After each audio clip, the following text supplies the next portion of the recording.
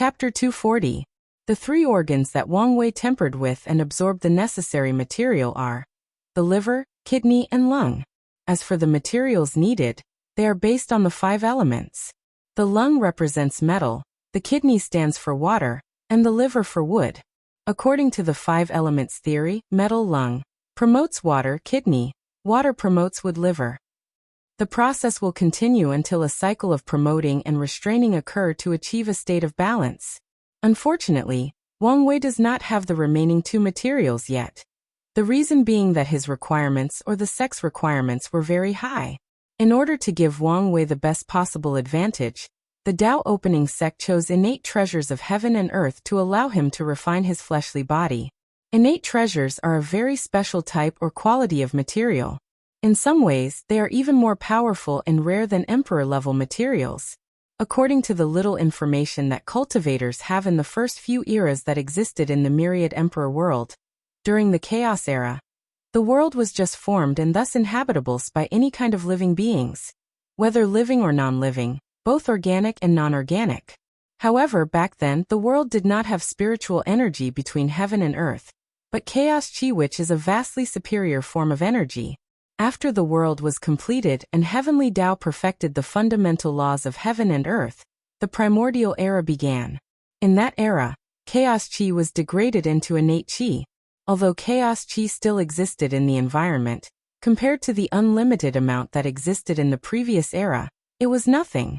Nevertheless, the life forms that started to appear in the primordial era still benefited from the baptizing of both chaos chi and innate chi. As a result of this, the majority of life born in that period were referred to as primordial gods or innate demons, and they were extremely powerful. Their fleshly bodies were extremely powerful, to the point of using stars as snacks and worlds as balls to play games with. They were born with extremely terrifying bloodlines, granting them unimaginable divine abilities. 2 things that cultivators of modern time know for sure about these beings. They were extremely large in size, and they were all born with a very high cultivation realm. The weakest of them had the strength of void-shattered realm, while the strongest of them reached the level of great emperors, and that was at birth. Many cultivators theorized that the cultivation system of these beings was extremely different from modern times, due to the fact that the majority of them were born so powerful. They did not need to breathe chi from heaven and earth. All they had to do was understand the laws of heaven and earth in order to reach a higher level of strength. Another speculation of modern cultivators is the fact that since these powerful beings were born with different levels of strength, their society was strictly hierarchical, even worse than modern time. The higher the strength one of these gods were born with, the higher their talents, status, and opportunity to grow and develop. A primordial god born with void shatter realm strength had absolutely no chance to ever surpass one born with saint realm strength, not to mention the higher ones. Of course, there are many things that still puzzled cultivators through this time regarding those eras.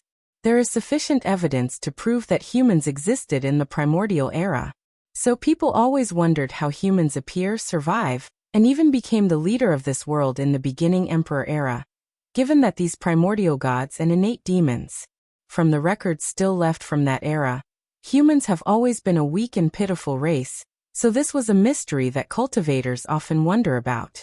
Many people theorized that humans were the descendants of primordial gods, while demons were the descendants of innate demons, given that these primordial gods looked exactly like them, and the innate demons also looked like the demon race. As for the rise of the human race, many people attributed it to the first great emperor of the myriad emperor world, the heaven-opening emperor. The truth of the matter is that many of the theories or conjectures of modern cultivators are correct, while a few were wrong. The truth of the matter is that these primordial gods and innate demons were indeed born extremely large, extremely powerful. Their society was indeed strictly hierarchical, as the oldest of them were usually the most powerful and have the highest status. One ability that these creatures had was the fact that they were all immortals. With the constant bathing in both chaos chi and innate chi, none of them had to worry about their lifespans, so they mostly focused on cultivating.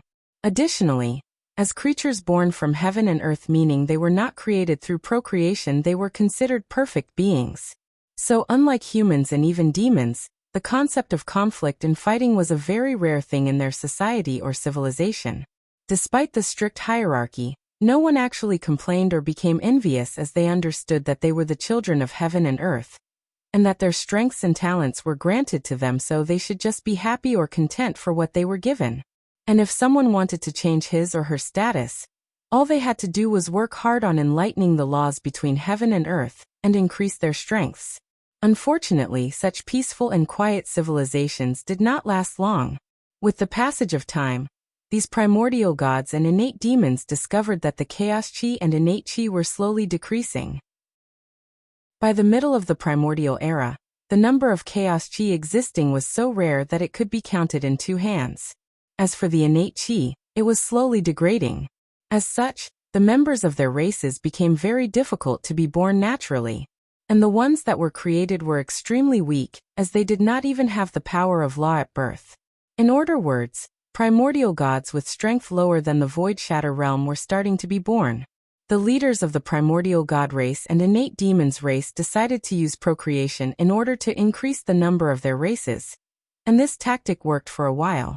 By strictly controlling who the members of their races can have as partners, or example, a primordial god born with supreme realm strength can only mate with someone of similar status or birth their races strived for a period of time. Unfortunately, this measure could not save these powerful races. Although their offspring were unimaginably powerful and gifted, it was still very difficult for them to reproduce due to their strength. The laws of heaven and earth do now allow powerful beings to mate as easily as weak ones. Otherwise, the balance of nature would be broken.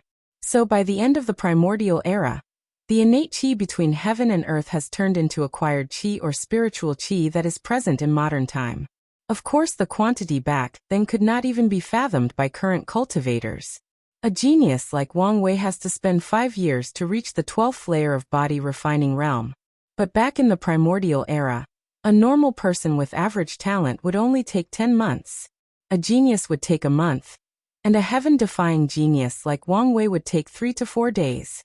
Nevertheless, spiritual chi was an abomination for these primordial gods and innate demons. Forget the fact that it could not give birth to their races. Now many of them discovered that they had to start worrying about lifespan.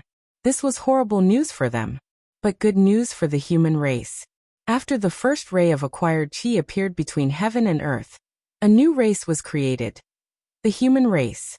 After these primordial races discovered humans, they marveled at how weak they were compared to them. They did have any form of cultivation. They were tiny and died after only 300 years. Even the aura leaked out of their weakest member could easily annihilate these humans. The majority of them left humans alone, while others decided to keep them as pets or study them, especially their rapid reproductive abilities. The human race's life back then was neither good nor bad. It was basically based on the personality of the races that took them. For the most part, life was good for most human tribes. Unfortunately, that did not last long. After calculating the secrets of heaven and earth, the leaders of the primordial gods and innate demons calculated the eventual destruction of their races, and the rise of the human race. They discovered that humans were the chosen race assigned by heavenly Tao to lead the myriad emperor world, even though it was not called such by then. Chapter 241. Obviously, the leaders of these powerful races would never allow such a tragedy to happen. So despite their peaceful nature, they decided to annihilate the human races and prevent their rise. Now, given that the human races survived and the primordial gods and innate demons are nowhere to be found in the myriad emperor world except for a few remains or the Blood Earth Forbidden Land, obviously they did not succeed in their endeavor. As for what truly occurred, that is something that Wang Wei will discover for himself one day in the distant future. Back to the present. The reason that innate treasures were mentioned was because they are treasures born from heaven and earth back in the primordial era through the baptizement of chaos chi and innate chi. Only a few of them remained in the world, and only a few of the very ancient sects that existed back in the ancient emperor era still have some of them available in their reserves. As for Wang Wei, he used the wood essence, which is an innate treasure that contains a tremendous amount of vitality to refine his liver. As a matter of fact, the vitality inside is enough to heal a great emperor on the verge of death. Additionally, this material will also help the next part that he is going to have to temper: his blood. He used a drop of karmic washing water to refine his kidney. According to records, this karmic washing water is said to have the ability to wash away a person's karma in vast quantities. However, this rumor has never been verified due to the scarcity of this material remaining throughout the world. Otherwise, this innate treasure would be seen by so many factions that it would be ridiculous. With it, they will not need the help of a great emperor in order to wash away their karmas. Their disciples will not have to seal themselves for countless generations to be eligible to fight for the next heaven will battle after one failure, or being born at the wrong time. These two innate materials were the only ones that the Tao opening sect had in their possession relating to the 5 elements. As for the third one that Wang Wei used, it was traded by the Great Zhou imperial dynasty in exchange for Ji Song to enter the pagoda trials. It was called the root metal qi, and as the name implies, this qi is considered by all cultivators as the source or origin of all metal, both normal and spiritual, in the myriad emperor world.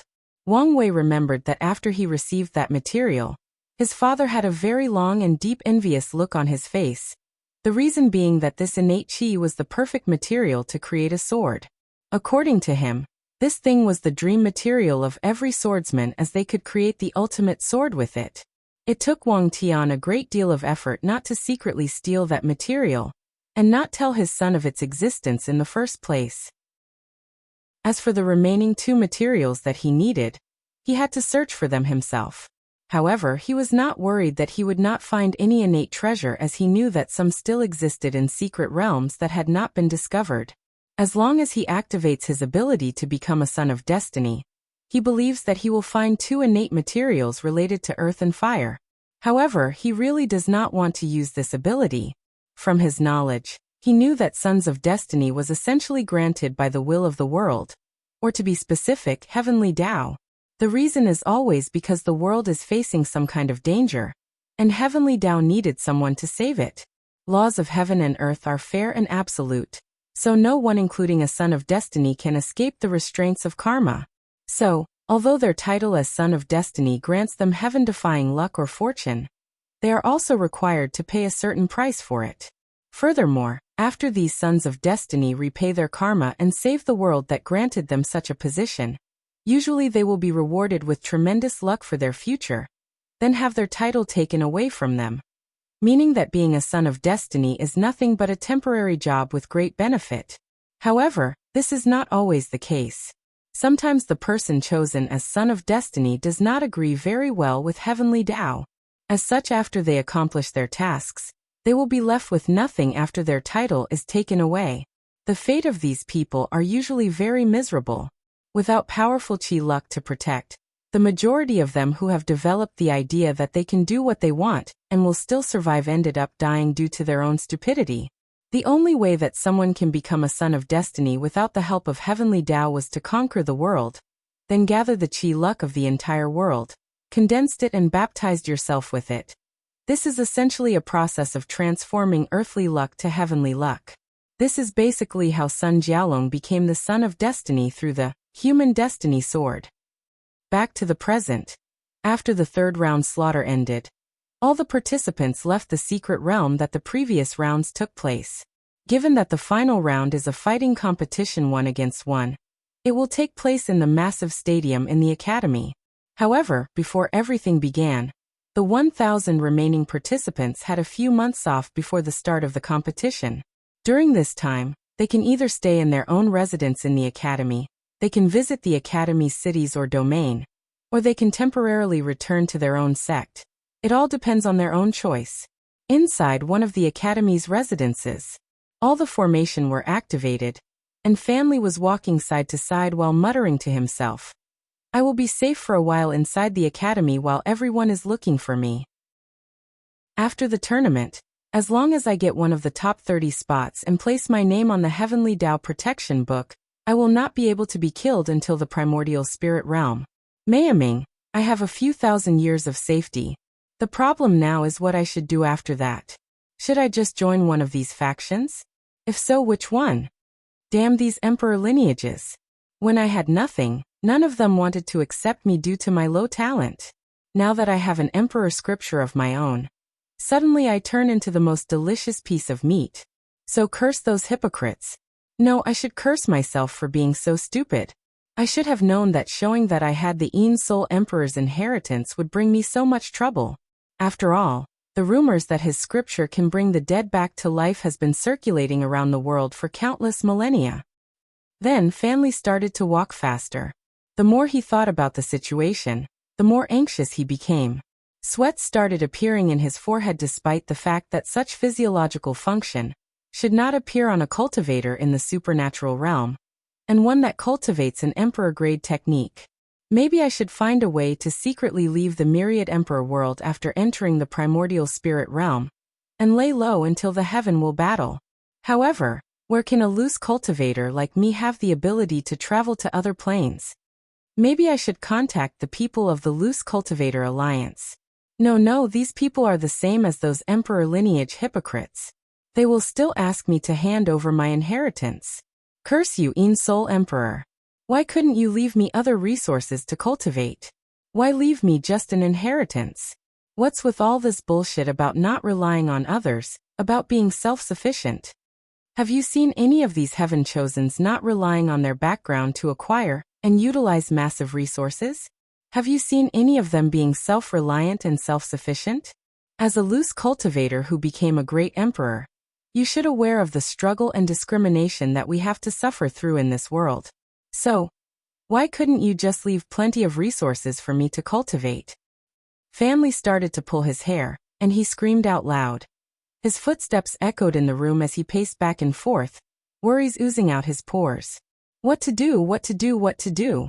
He muttered nonstop to himself as if some magical answer would appear to him. Well, it did.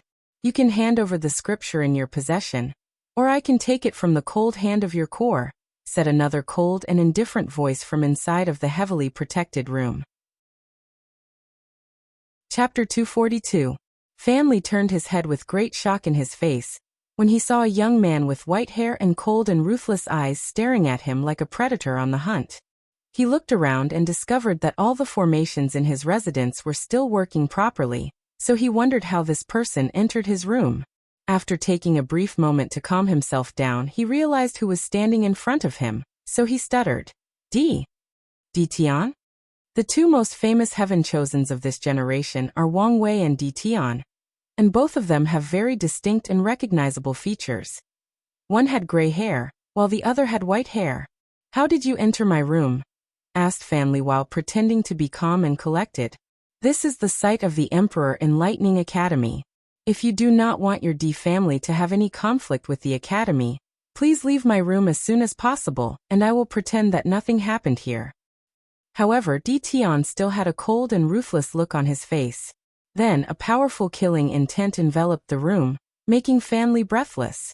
There is no need to use these low-level threats against me, nor is it useful for you to stall for time. I can also tell you no matter what happens inside this room, no one will be the wiser. So, either hand over the Een Soul scripture voluntarily and you may have a chance to survive, or suffer the consequences. Fanli's face became very ugly after hearing this, so he thought about the situation for a moment, then he made his decision. With a wave of his hand, a gigantic ghost appeared in front of him. The ghost had bronze skin, was more than 6 meters tall, and had ox for a head and very muscular human body. Then, Fanli fused with the ghost general that he summoned. However, this was not the end.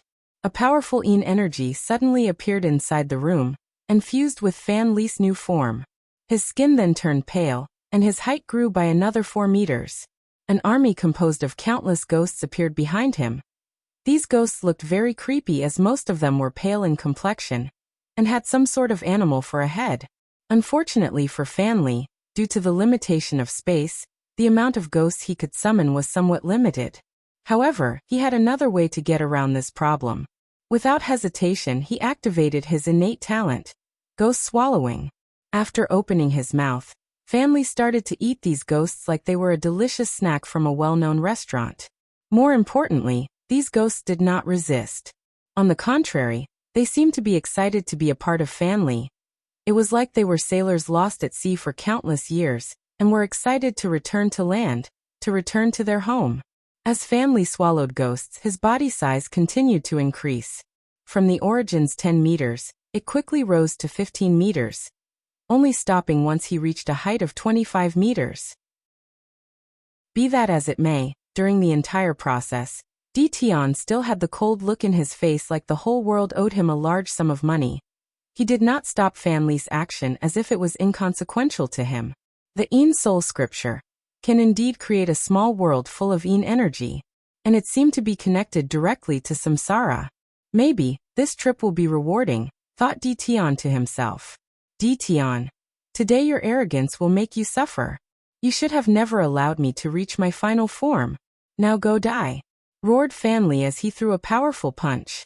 Boom. The entire room trembled, seeming as if it was about to be destroyed.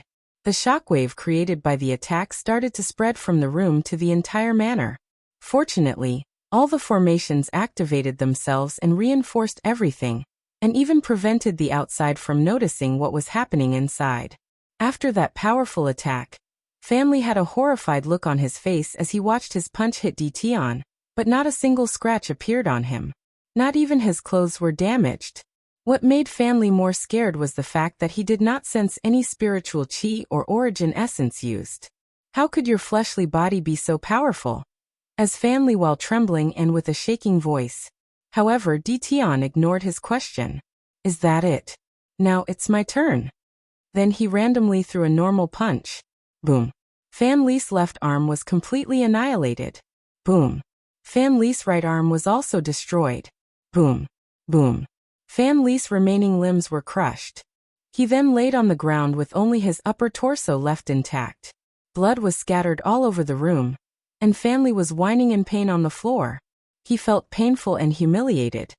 His opponent just used a few random punches and his most powerful form was completely annihilated. He did not expect that Tian's fleshly body was so powerful.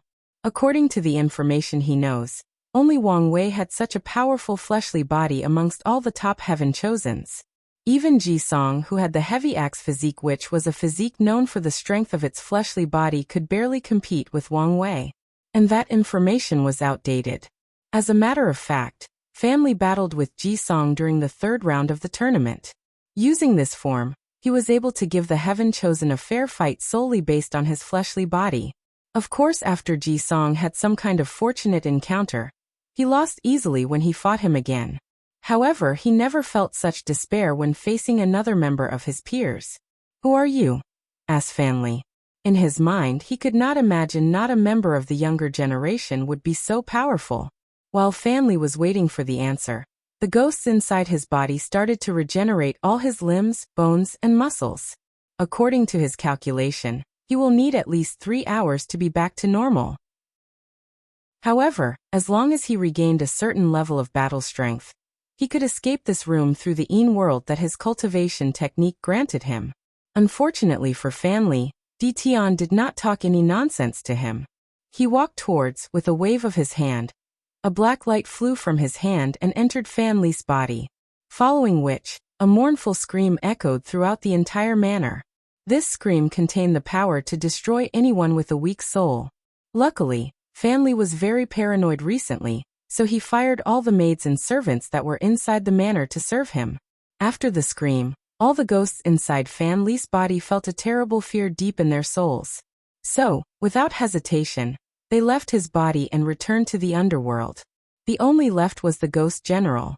Tian then placed his hand on top of Fan Li's head, grabbed his soul, and removed it from his body. His soul looked exactly like the ghost general. Without pause, Tian ripped the soul into two. However, it was not to destroy it, but to separate them. He then looked at the floating cloud on his left side, and the small ghost general on his right. With a fierce look, the ghost general disappeared, leaving Fan Li's soul to fend for himself. He then looked at Fan Li's soul remaining in his hand. He mobilized his terrifying divine sense and started searching Fan Li's memories. Although the latter tried to resist, his soul strength was nothing compared to Tian. To be honest, it was not even close to comparison. It was like comparing a flame on a candle to a quasar, the brightest thing in the universe. While to mortal scientists, after a few seconds of searching, Tian had a frown on his face as he discovered a powerful seal in Fan Li's memory regarding the knowledge about the Yin Soul Scripture. Furthermore, The level of the seal reached the great emperor level.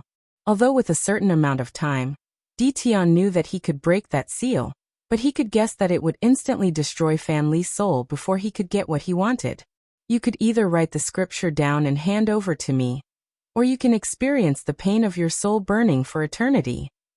After saying that, a strange silver-white flame appeared in his hand, right under Fan Li's soul. Soon afterward, a scream could be heard coming from the latter. Less than an hour afterwards, Ditian had a scripture in his hand and read it, while Fan Li's soul had returned to his body. However, without the ghosts to heal him, he was on the verge of dying. "I have given you what you want, please let me live," said Fan Li with a pleading look on his face. However, Ditian ignored him as he continued to read the scripture. At first he had a gleam of joy deep in his eyes, however as time passed, a deep frown suddenly appeared on his face. Then, a black and white light appeared from his hand, shattering the scripture into countless tiny pieces smaller than sand. "Damn, it's useless," cursed Ditian out loud. He then looked at Fan Li, his eyes turning deep black. Fan Li opened his mouth to say something, but his head suddenly exploded before he could say anything.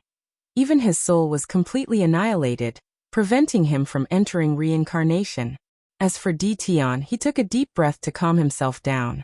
A half-arc pendant suddenly appeared in his hand, and he caressed it with the utmost affection while looking at it. "I should have known things would not be that simple. However, Ning'er, you do not need to worry. This time, I will be successful. We will finally be reunited. Plus." Chapter 243. After Ditian calmed himself down, he slowly walked out of Fan Li's residence while thinking to himself, although this in-soul scripture can truly bring the dead back to life from the cycle of samsara, it is no help to me to revive Ning'er, meaning, I still have to continue with my original plan. However, this scripture can help me greatly increase my 9 samsara fist, thus increase my strength and ensure that my plans go smoothly. After walking out of the residence, no one actually discovered him, so he walked in the direction of a hidden corner. There, someone with a hood was waiting for him. As soon as the hooded figure saw Ditian, he knelt on the floor before saying, "Sleeper code name, White Wolf has seen the Lord. It is an honor to be able to serve you again in this reincarnation." "White Wolf," said Ditian. "I remember you and your son have served as sleepers for many years. He was very talented, so how is he doing?" "My lord, unfortunately, he reached his limit in the last reincarnation, so his soul was annihilated. However, he was glad to serve you for so long." Ditian sighed. Then he said after a brief moment of pause, "I am afraid only a few of the original members still exist to this day. Well, I can't blame them. Even I am starting to reach my limit." "My lord, there is no need to say such ill-fated words. I believe that you will succeed in this generation. We all believe in you." "Okay, this is not the time to be sentimental," replied Ditian. "There will be no problem on the Emperor Enlightening Academy side, right? No worry, my lord. I have garnered the trust of Headmaster Baihan, and belong to the faction that absolutely supports him. Additionally, I have made sure that all clues lead to another teacher, so there will be no problem." "That's good. Now you can return to your position in the academy." The next day, a maid came to Fan Li's residence to give him his resources. Although he was recently very paranoid, Fan Li did not completely cut out access to the outside world. As an outer member of the academy and one as talented as him, he will receive a certain amount of resources to aid in his cultivation every week. After the maid arrived in front of his residence, she waited for him to open the formation and send the resources inside like usual, but nothing happened. After waiting for the entire day with no response, the maid left and reported the situation to the higher-ups of the academy. However, given the recent pressure on Fan Li due to so many people eyeing his inheritance, the academy figured that he might be hiding for a while, so they visited him personally to reassure him, and used the precious resources to lure him on their side. Nevertheless, there was no response. Thinking that Fan Li did not accept their solicitation, the academy did not say anything but kept sending one teacher to try to contact him daily. However, 3 weeks passed by and Fan Li never came out of his residence. It was then that the teacher in charge of the situation finally felt that something was wrong. It was one thing for family to reject their solicitation, but to just himself inside the room just like this without interacting with others, something must be wrong. If it was any other time, the teacher might have thought that he was deep in mediation and was cultivating, but the tournament was a few days away, but there was no news from him. So, on a whim, the teacher went to check Fan Li's soul lamp as he had won like many of the outer members of the academy. This was a symbolic act to show that the outer members were truly part of the academy despite the wanton discrimination they faced daily. After checking the soul lamp, the teacher discovered to his surprise and horror that Fan Li was dead. So he immediately went to report to Bai Han, who gave a secret order to forcefully open the formations in the residence. Unfortunately for him, Fan Li was secretly being watched by so many spy agencies that the academy's actions were instantly discovered. As such, news of Fan Li's death soon traveled throughout the entire myriad emperor world. Cultivators from different factions started to wonder how he died, who killed him, and more importantly, who had the Een Soul scripture in their hands now. Then all eyes were on the Emperor Enlightening Academy. Since Fan Li died inside one of their residences, under their protection, the greatest suspicions fell on them. After all, they are the only people capable of entering Fan Li's residence without anyone noticing. After coming to this conclusion, many other factions accused the Academy of playing foul by secretly killing Fan Li for his inheritance. In their statement, they argued that it was alright if Fan Li chose to join the Academy on his own accord, but secretly killing him to take the inheritance is a vile move condemned by all the other factions. As such, the Academy should give a proper explanation to the world. Dao opening Sec's residence in the Academy. Wang Wei, who had left his cultivation retreat to watch the final round of the tournament, was sitting inside a room with Li Jun, Yan Liling, and Wang Ju. After reading the information handed to him regarding Fan Li's fate, he said, "So someone got there before us?" "I am afraid that is correct, young master," replied Wang Ju. Wang Wei then frowned as he thought about the situation. According to his original plan, he was going to use the array virus to secretly enter Fan Li's residence and acquire the Een Soul scripture. He was very interested in this kind of powerful technique, especially with the ability to bring the dead back to life.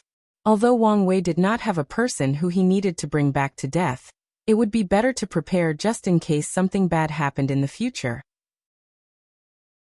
Not to mention the fact that even if he did not have any use for the scripture, his family might need it, especially his grandfather, Wang Chong. Although his grandfather never mentioned his grandmother, Wang Wei could tell that he sometimes missed her greatly.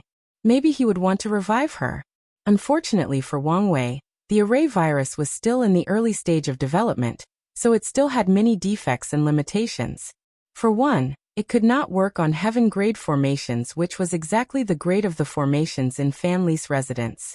Knowing the situation, Wang Wei planned to use the array virus to temporarily stop the formation for a brief moment, then taking the opportunity to enter. Unfortunately, before the virus was developed to the point of executing his plan, someone got inside before him.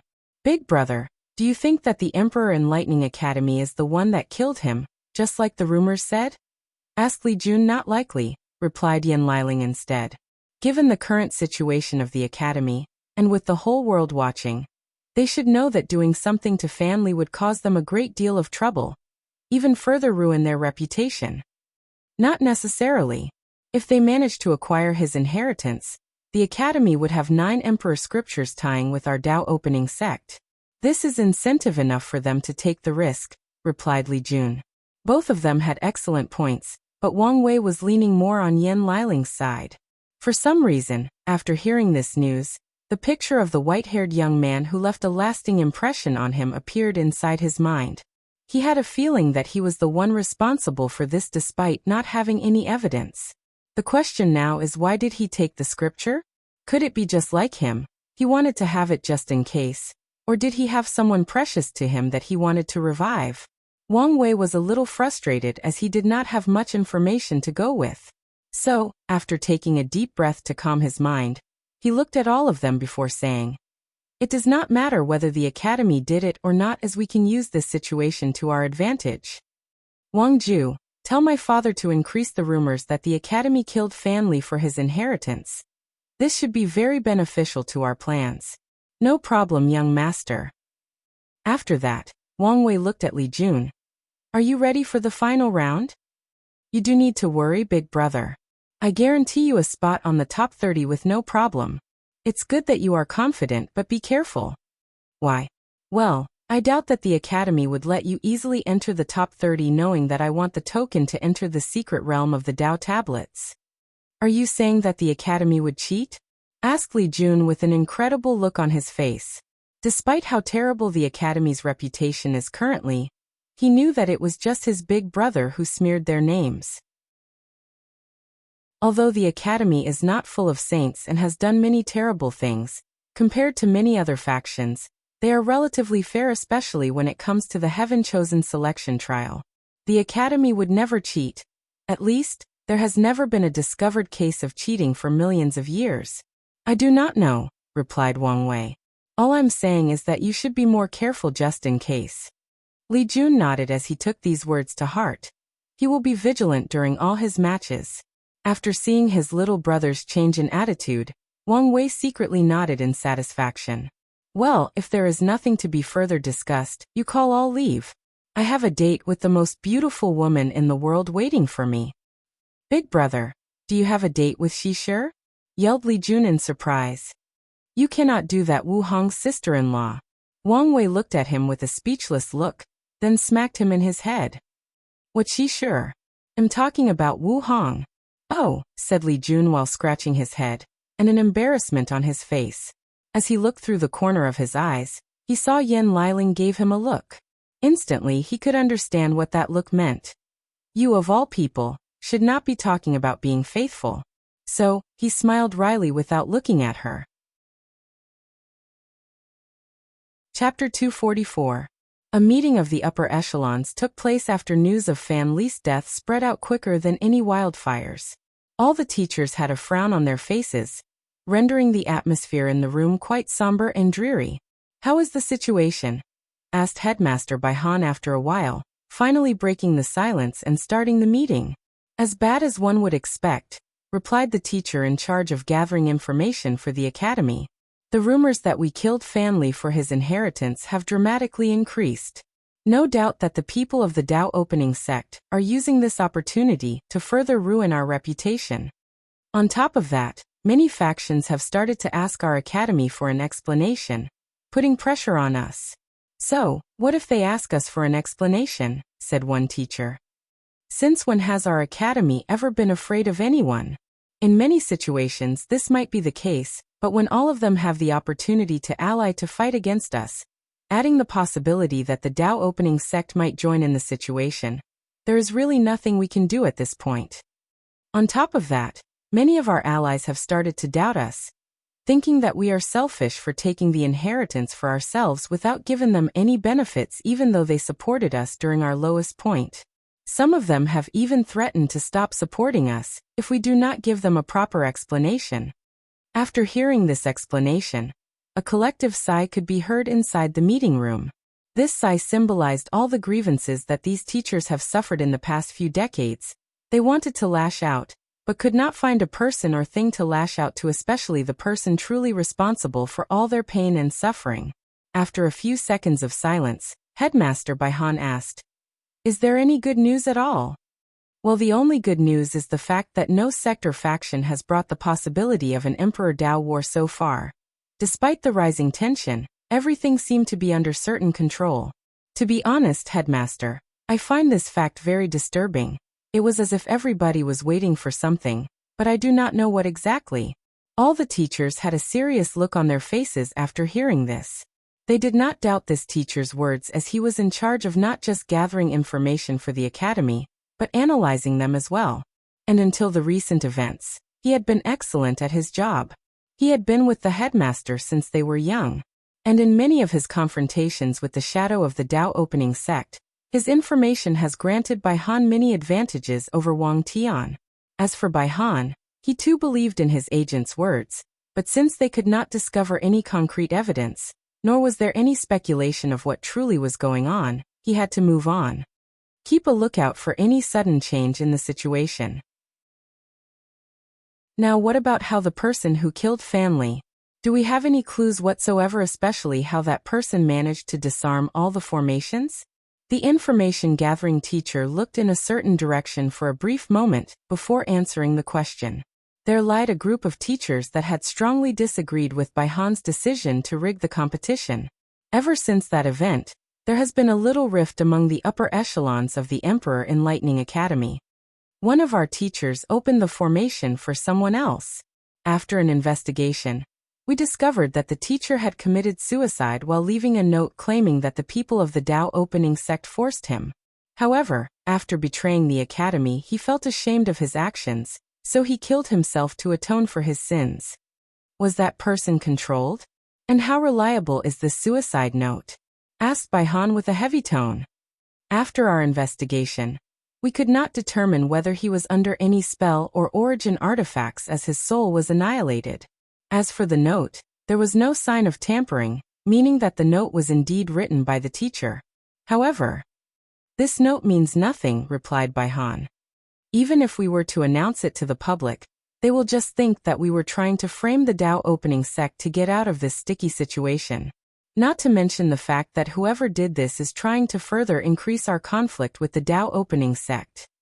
So, our academy lost a Saint Realm powerhouse. Our reputation was further tarnished, and the whole world appeared to be our enemy. Yet, we cannot do anything about it? Asked one teacher. The room was once again covered by a depressing silence. The fact that what that person said was true, and the fact that he stated such a fact as plainly and straightforward as possible made the entire situation even worse. What about divination? Could we divine the perpetrator?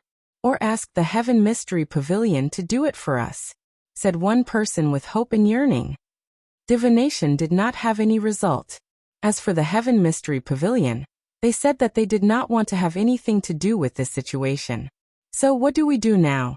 Asked one teacher with a weak and helpless voice. Unfortunately, no one answered him, not even Headmaster Baihan. However, this time, the silence did not last long as one of the teachers in the faction that was opposing Baihan slowly said, I think that there is plenty of room and time to salvage the situation.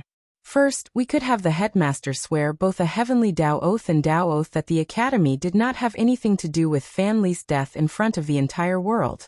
Second, we can pay certain remuneration to all our allies for the support they have given us during these stressful times. This act should greatly appease them and strengthen our alliance. Finally, we can talk to Sacred Sun Wang Wei and the people of the Dao opening sect. We can agree to allow him to enter the secret realm of the 3,000 Dao tablets. We can even negotiate to give him as much time as the champion of the tournament. The room became silent again. This time the teachers were thinking about the feasibility of this plan. The positive and negative of doing such a thing. This plan is feasible. Although our Emperor Enlightening Academy would lose a lot of resources and a little bit of face, it will not affect us too much. Plus, if Lin Fan manages to prove the Dao, who would care about the little loss of face? So I think the best solution is to go through this rough time as quickly as possible, then later on, we can repay 100-fold all the humiliation we suffered. 1,000-fold would be better. I agree. Me too. The majority of people agreed with this plan. To be precise, the majority of people in the opposite faction agreed with this plan, especially since one of their own came up with it. So after coming with a preliminary decision, they all looked at Headmaster Baihan for his final decision. After all, he is the one who has the final say. I agree with your first 2 points, but Wang Wei cannot get access to the Dao tablets. Headmaster, this is not the time to be stubborn, yelled one teacher. Please place your personal feeling aside for the benefit of the academy. This is not about my personal feeling, replied Baihan. It's just too late. The plan for Li Jun has already been set in motion. Ji Song has already got his hands on the demon god bone. So, it is too late to stop our actions. The people of the opposing factions looked at the stubborn Baihan. Then they looked at the people who supported him no matter what, hoping that someone with enough reason would try to persuade him. But it was useless as no one spoke. As a matter of fact, many people felt as indignant as Baihan. After going through so much effort, after sacrificing so much, they did not want to stop their actions. They can agree for the academy to bow its head to the world, but not to a member of the younger generation no matter how talented he was. Maybe at first, these people supported Bai Han because they had faith in their leader, or the fact that they were used to always supporting him. However, the recent events have changed their minds. Subconsciously, many people in Bai Han's faction blamed Wang Wei for all that has happened to them and the academy. Hence, the reason that they were adamant about stopping. After realizing the situation, the opposing faction sighed melancholy, but they did not say anything. So the academy's plan for the current situation was established. After the meeting, all the teachers went their separate ways. However, another secret meeting took place somewhere in the academy. This time it was all the true monarchs who were meeting. "Have you guys noticed?" asked one of the true monarchs communicating through divine sense. "Yes, Bai Han and his supporters are enveloped by Chi of Calamity," replied one of the true monarch. "So should we intervene?" Chapter 245. We can tell him about it, but I doubt it will make any difference. After all, Chi of Calamity has the ability to influence a cultivator's mind, replied one of the Supreme Realm true monarchs. We can place a seal to prevent other people from seeing it. After all, we do not want other factions to use this fact to their advantage. Plus, if Bai Han and his group can quickly awaken from this disaster, then their state of mind should sublimate. At that time, reaching the Supreme Realm will become easier. That's a good method. With this path of Supreme slowly opening up, this is the perfect time. So all the true monarchs decided on the next step of action. However, one person, Qiu Jinlin Fan's Dao Protector said, "None of that truly matters as long as this Chi of Calamity does not force Bai Han to start an Emperor Dao war on a whim. What I really care about is the reason for such a thing to happen. Isn't it obvious? Heavenly Dao used the Chi of Calamity to clout Bai Han's mind, thus making him act irrationally, thus ensuring that he remains Wang Wei's enemy despite the fact that bowing his head would be the wisest and best choice in this situation," said one of the true monarch. "That's correct. If this was the normal Bai Han, he would never act in such a way. Another person. I know all of this," replied Qiu Jin. "The issue is why Heavenly Dao did this? Have you guys noticed that in this generation, the amount of time that Heavenly Dao intervened is quite high, especially the secret schemes? All of us here have lived for a very long time, but in our generation, I doubt that Heavenly Dao intervened even once except for granted merits. Even then, it did not really show up, but the mechanism that is responsible for granting the merit merely activated itself once the requirements were met. But in this generation, Heavenly Dao showed many times. And most of the time, it involved that sacred son Wang Wei. What I want to know is why. As Supreme Realm powerhouses, they are beings closest to the Dao, so they can feel that Heavenly Dao does not really like Wang Wei. As a matter of fact, even the true monarchs of the Dao opening sect have also started to notice something wrong, but they have not completely figured out the reason yet. Maybe it has to do with the fact he brought divine punishment thunder a few years ago. Or maybe because of his soul. That thing is not natural. Maybe things are not that simple, said one of the true monarchs. Maybe we should go over the secret archives of the academy and see if we can discover something. Agree. After everyone came to a decision, the meeting came to an end. However, one person still had something else to say. According to this situation, we might have to intervene in the control of the academy. The conversation became silent. After a while, someone said, "According to our previous agreement, we would not intervene in the academy's management unless necessary. Otherwise, a power imbalance could be created, leading to infighting. Now, things have not reached such a level yet." All the other true monarchs nodded in acknowledgement. The truth of the matter is that this generation was a strange one. According to precedent, all the previous headmasters, great teachers, and elder teachers were supposed to be in the Supreme Realm. As for the position of Supreme Elder or Supreme Teacher, this was a position or title reserved to the Dao ancestors and immortal venerables of the academy. Unfortunately, the path of Supreme was cut off in the last generation, making it impossible for the younger generations to reach similar height in cultivation level as the older generation. Nevertheless, the older generation were old and weary, And in order for any factions to improve and move forwards, they needed the younger generation to take charge. After noticing that there was no way to actually become true monarch, the older generation realized that if they keep holding the power of their factions without passing it on, an imbalance of power might occur, and the younger generation might become resentful. This was not conducive for the future development of their factions. So all of them came to the same decision. They will take a supporting role while giving all the power of their factions to the young generation. Hence the reason that Saint Realm true persons like Wang Tian and Bai Han are in charge of their own factions despite their lack of cultivation. As for the older generation like Wang Chang and Qiu Jin, they decided to only interfere when absolutely necessary. Inside a plain and simple residence with few decorations, Bai Han had just returned to his residence when he received a notice from true monarch Qiu Jin to come see him. Albeit a little surprised and confused by the sudden visit, he still prepared tea to properly welcome the true monarch. Although Bai Han used to be a true monarch as well, since he was not currently, he still had to give the necessary respect. What? Am enveloped by Chi of Calamity? Yelled Bai Han with great surprise. Then instantly he started using a secret technique. Immediately, he noticed a red hue hovering around his head, making his face very ugly. As for Qiu Jin, he was a little surprised at Bai Han's technique. It must be a very powerful one to be able to notice the Chi of Calamity in the Saint Realm, especially since it allows Bai Han to see his own Chi of Calamity. The odd thing about Chi of Calamity is that other powerful people can see it on other people, but it is extremely difficult to notice it on themselves, making it very difficult to deal with. What are you going to do now? Asked Qiu Jin calmly. Bai Han's face became ugly after hearing this. He started to think about his next step of action. A part of him told him to stop his action against Wang Wei, as he is just being used as heavenly Dao's pawn. Another part of him is telling him that he has come so far, and he is so close to succeed, so there is no need to stop. As for the Chi of Calamity, it just brought the deep desire inside his heart, and had little effect on him. Sweat started to fall down from Bai Han's forehead, drenching his clothes wet.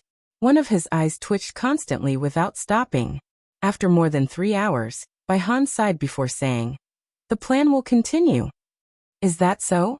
replied Qiu Jin calmly without any surprise in his face, as he knew that this was the horror of Chi of Calamity. Even if someone knew that their mind was being influenced, they could not do anything about it. It takes a lot of effort and a very powerful state of mind to get rid of the influence of the Chi of Calamity, and sometimes this was not even enough. "So be it," replied Qiu Jin.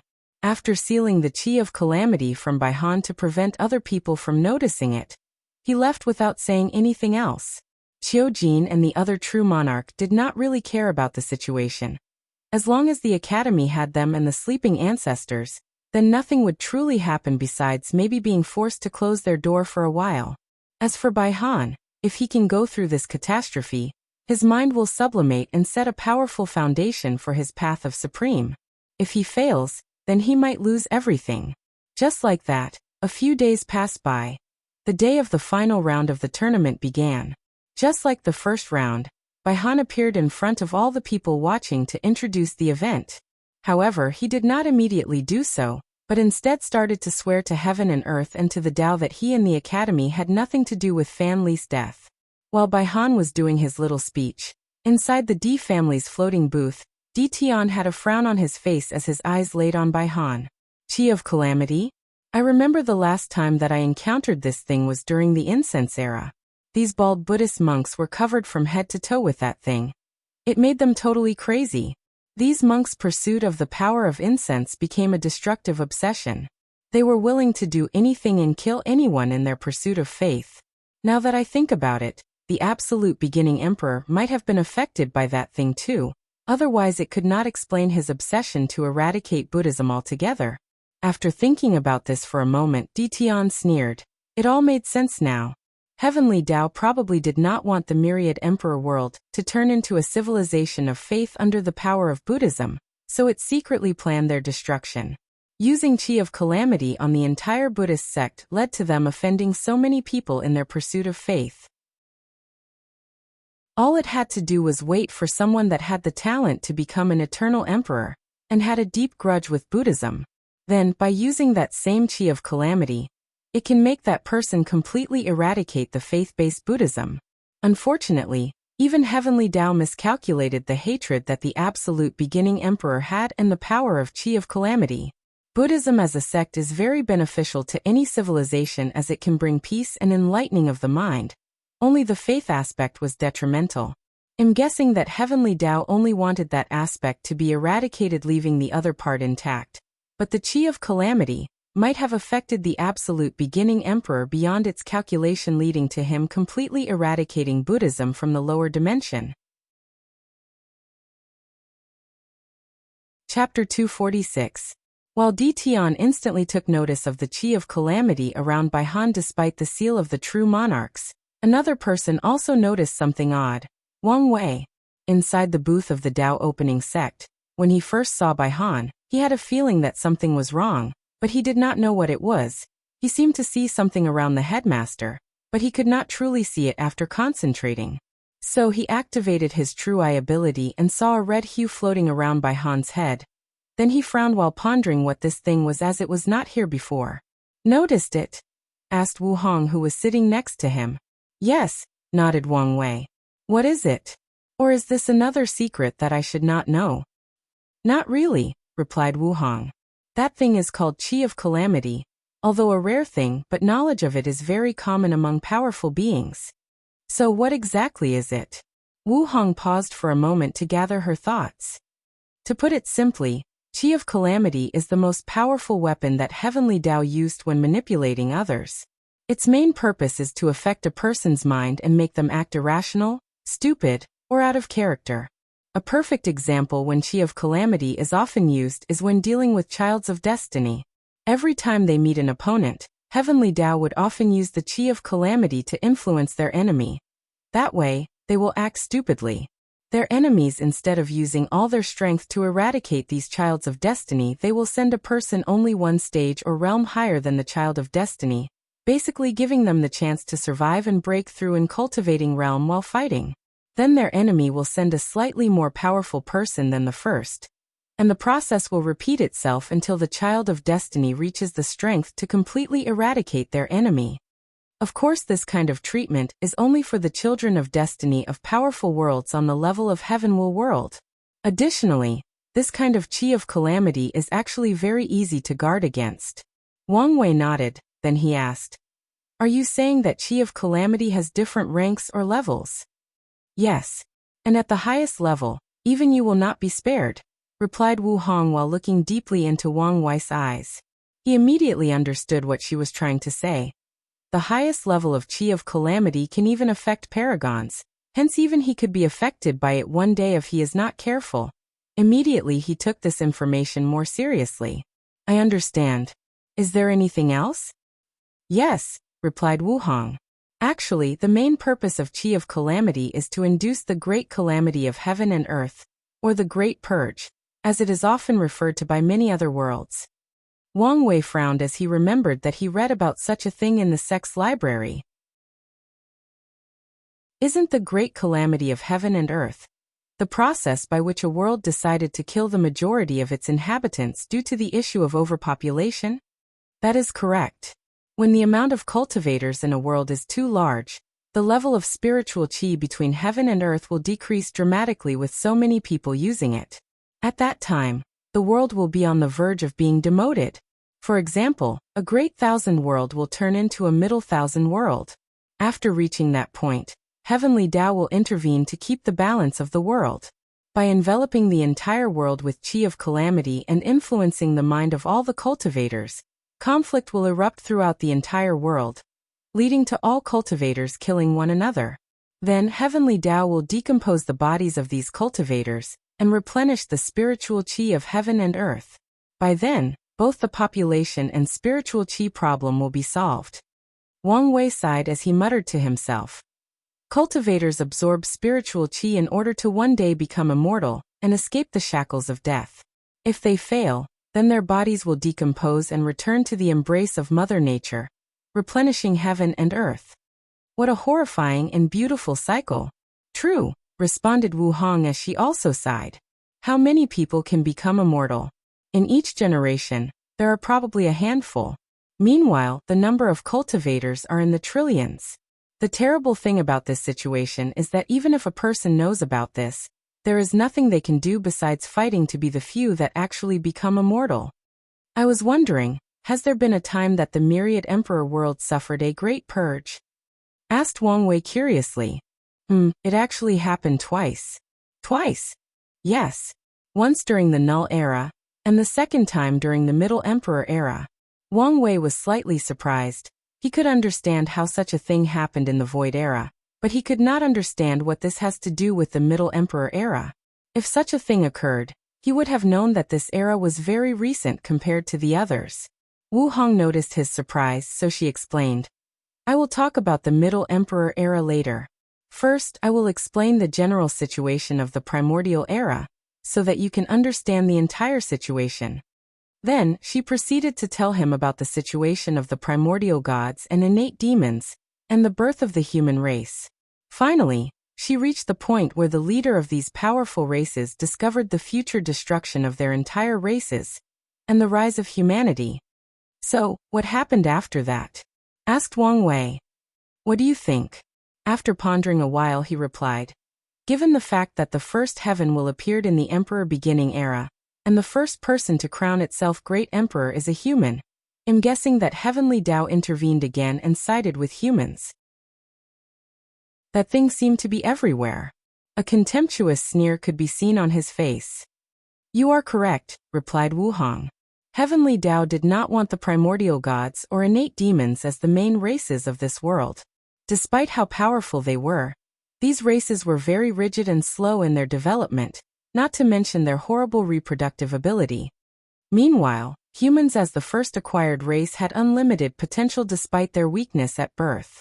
With their rapid reproductive ability and an unnatural talent for comprehending the laws of heaven and earth, humans were the perfect race to lead the myriad emperor world, who was called innate demon god world back then. So, Heavenly Tao secretly helped the race from facing extinction at the hands of the powerful primordial gods and innate demons. It created a child of destiny that would lead the human race from their demise. Are you talking about the first great emperor of this world?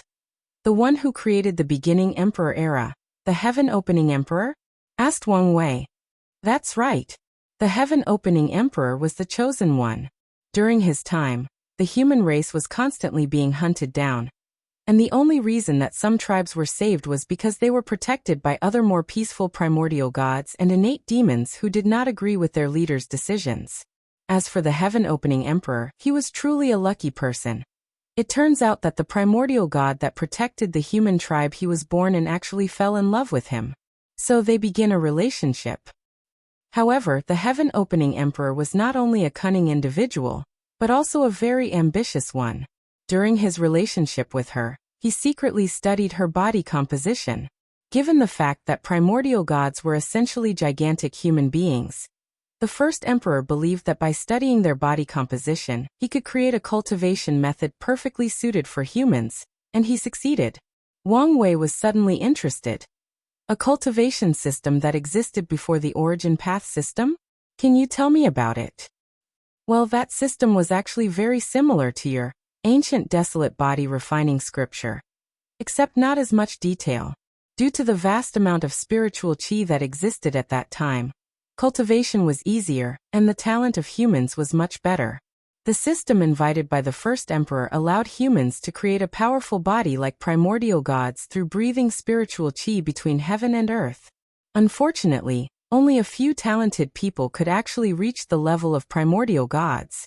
Wu Han paused for a moment before saying, If you are interested, I can give you a copy of the cultivation system that existed back then. However, if I were you, I would wait until you cultivate the ancient desolate scripture to the highest level, then use these techniques as reference to further perfect it, and even make it more powerful. Wang Wei nodded as he accepted her advice, then he asked, What happened after the first emperor created this new cultivation system? Chapter 247. Of course, the first emperor secretly spread it to the human tribes in an attempt for the human race to rise against their oppressors, replied Wu Hong. Unfortunately for him, The vast difference between the human race and primordial races was simply too great. Wang Wei nodded before saying with a sneer, "I can guess what happened next. Heavenly Tao interfered again, didn't?" "That's correct." Wang Wei snorted. This thing seemed to be everywhere. Wu Hong just gave a side look before continuing. Knowing that the future of the world lied with the human race, Heavenly Tao then created the first heaven will, and basically granted it to the first emperor. That way, the heaven-opening emperor not only became the first great emperor of this world, but also the first eternal emperor. Wang Wei was not surprised that the first emperor was an eternal emperor, and this was not because he was the first person to become a great emperor. After hearing the term eternal emperor, he did some research on these individuals, especially the most recent of them, the Heaven Devourer Emperor. One thing that he noticed was that eternal emperors seem to have some ability of being omnipresent. For example, although all the cultivators in the world tried to erase the Heaven Devourer Emperor from the historical records, everyone still knows that he is a great emperor. As long as a cultivator reached a certain level of cultivation, it seemed that they would instantly know that this great emperor existed. It was like he was unforgettable, or that his existence was forever ingrained in the annals of history, for eternity. The same thing can be said about the heaven-opening emperor. Every cultivator in the world knows that he was the first great emperor in the world, and started the era of emperor in this world without anyone even telling them. Another example of this phenomena that Wang Wei noticed was regarding dragons and phoenixes. Every time he reads any records regarding these creatures, he will instinctively know that they were innate creatures that once lived in the primordial era. After reining in his thoughts, Wang Wei then asked, "What happened next?" "I'm guessing that being an eternal emperor, the heaven-opening emperor led the human race from the oppression of the other races?" Wu Hong paused for a moment, then she said, "Unfortunately, you are wrong. Even being an eternal emperor could not save the human race, at least on its own. The leaders of the primordial races were not in any way inferior to an eternal emperor. Not to mention the patriarch of the dragon race, Qilin race, white tiger race, and the matriarch of the phoenix, which were the leaders of the innate demon race, were also on part with an eternal race." Wang Wei was a little surprised. It seems that my previous notion of eternal emperors being invincible among other great emperors and beings on that level might be wrong. So what happened next? Obviously the human race survived somehow, so how did it happen? Well, after the first emperor proved the Tao, Heavenly Tao kept lowering heaven will after a certain period of time, thus creating many great emperors for the human race. "Wait, you mean?" asked Wang Wei with an incredible look on his face. "That's correct. The beginning emperor era was an age where many great emperors walked the world at the same time," replied Wu Hong calmly. After taking a few seconds to process this news, he asked, "None of them, you know?" Then he motioned his head upward. Back then, the concept of ascension was not very prevailing due to the fact that the spiritual qi between heaven and earth was very abundant, thus allowing these great emperors to cultivate with a peace of mind. Additionally, the human race needed their support and help, so only a few of them actually left. Wang Wei sighed as he imagined what it would be like to live in a world where so many great emperors walked the world and competed with another. Well, maybe in the future, he still has the chance. Then a question suddenly appeared in his mind. What about Tao ancestors and immortal venerables? Did these existences exist back then? Yes, replied. The realm of Tao ancestor was created based on the existence of plain Lord, while immortal venerables are nothing but a sublimation of a cultivator's internal qi or energy into a higher form. Plain Lord? If I remember correctly, these should be individuals born in great thousand worlds who actually swallowed the heavenly Tao of their worlds and became the sole controller. Are they related to Tao ancestors? However, the information I read about them was very vague, thought Wang Wei to himself. Back then, the great emperors created these methods after traveling to other world communities in order to create emperor-level strength for the human race without the heaven will. To be exact, they just copied these systems from other worlds, modified it a little and gave it their own name. Continued Wu Hong without stopping. Wang Wei nodded, however. He knew that things were not that simple. According to historical records, his ancestor Emperor Qiyuan is credited with creating both the path of Tao Ancestor and the path of immortality. However, according to Wu Hong, these paths seem to have long existed before then. So, there must be either something shady about this, or some great secret. Nevertheless, Wang Wei did not ask. He was already receiving too much information in just a few minutes, so there was no need to acquire more. Furthermore, he still would like to discover some of these secrets on his own. For example, according to Wu Hong, there may have been world communities born before this one, meaning that there were heaven will world born or created way before the myriad emperor world, and even developed civilization way before them. Although Wang Wei did not know how ancient his own world or community was compared to the others, he still wanted to find out, especially given his future plans after becoming a great emperor. This kind of information might be useful. All of these thoughts appeared less than a millisecond from his mind, so he continued his conversation. Why didn't any of the primordial gods or innate demons also acquire a heaven will and become a great emperor? That's because heavenly Tao played a little trick on the heaven will, replied Wu Hong. Of course it did. Ignoring his remark, Wu Hong continued. It added a condition to the heaven will. Only acquired life forms could use it, thus prevented both the primordial gods and innate demons who were innate life forms from being able to use it, even if they acquired one. However, none of these two races gave up, especially the innate demons race. So, they came together to create an acquired race. By constantly degrading their own bloodlines, they were able to create what we now know as the demon race. This explains how the demon race's cultivation system involves slowly purifying their own bloodline, thought Wang Wei. The innate demon race's plan was to use the demon race to compete for the heaven will, thus lowering the overall strength of their races. At first, their plan succeeded as many demon races actually became great emperors. However, under the machination of the human race great emperors, the demon race eventually betrayed their own creators, then joined the human race side. Wang Wei nodded, not surprised by that outcome. Then came the Null Era.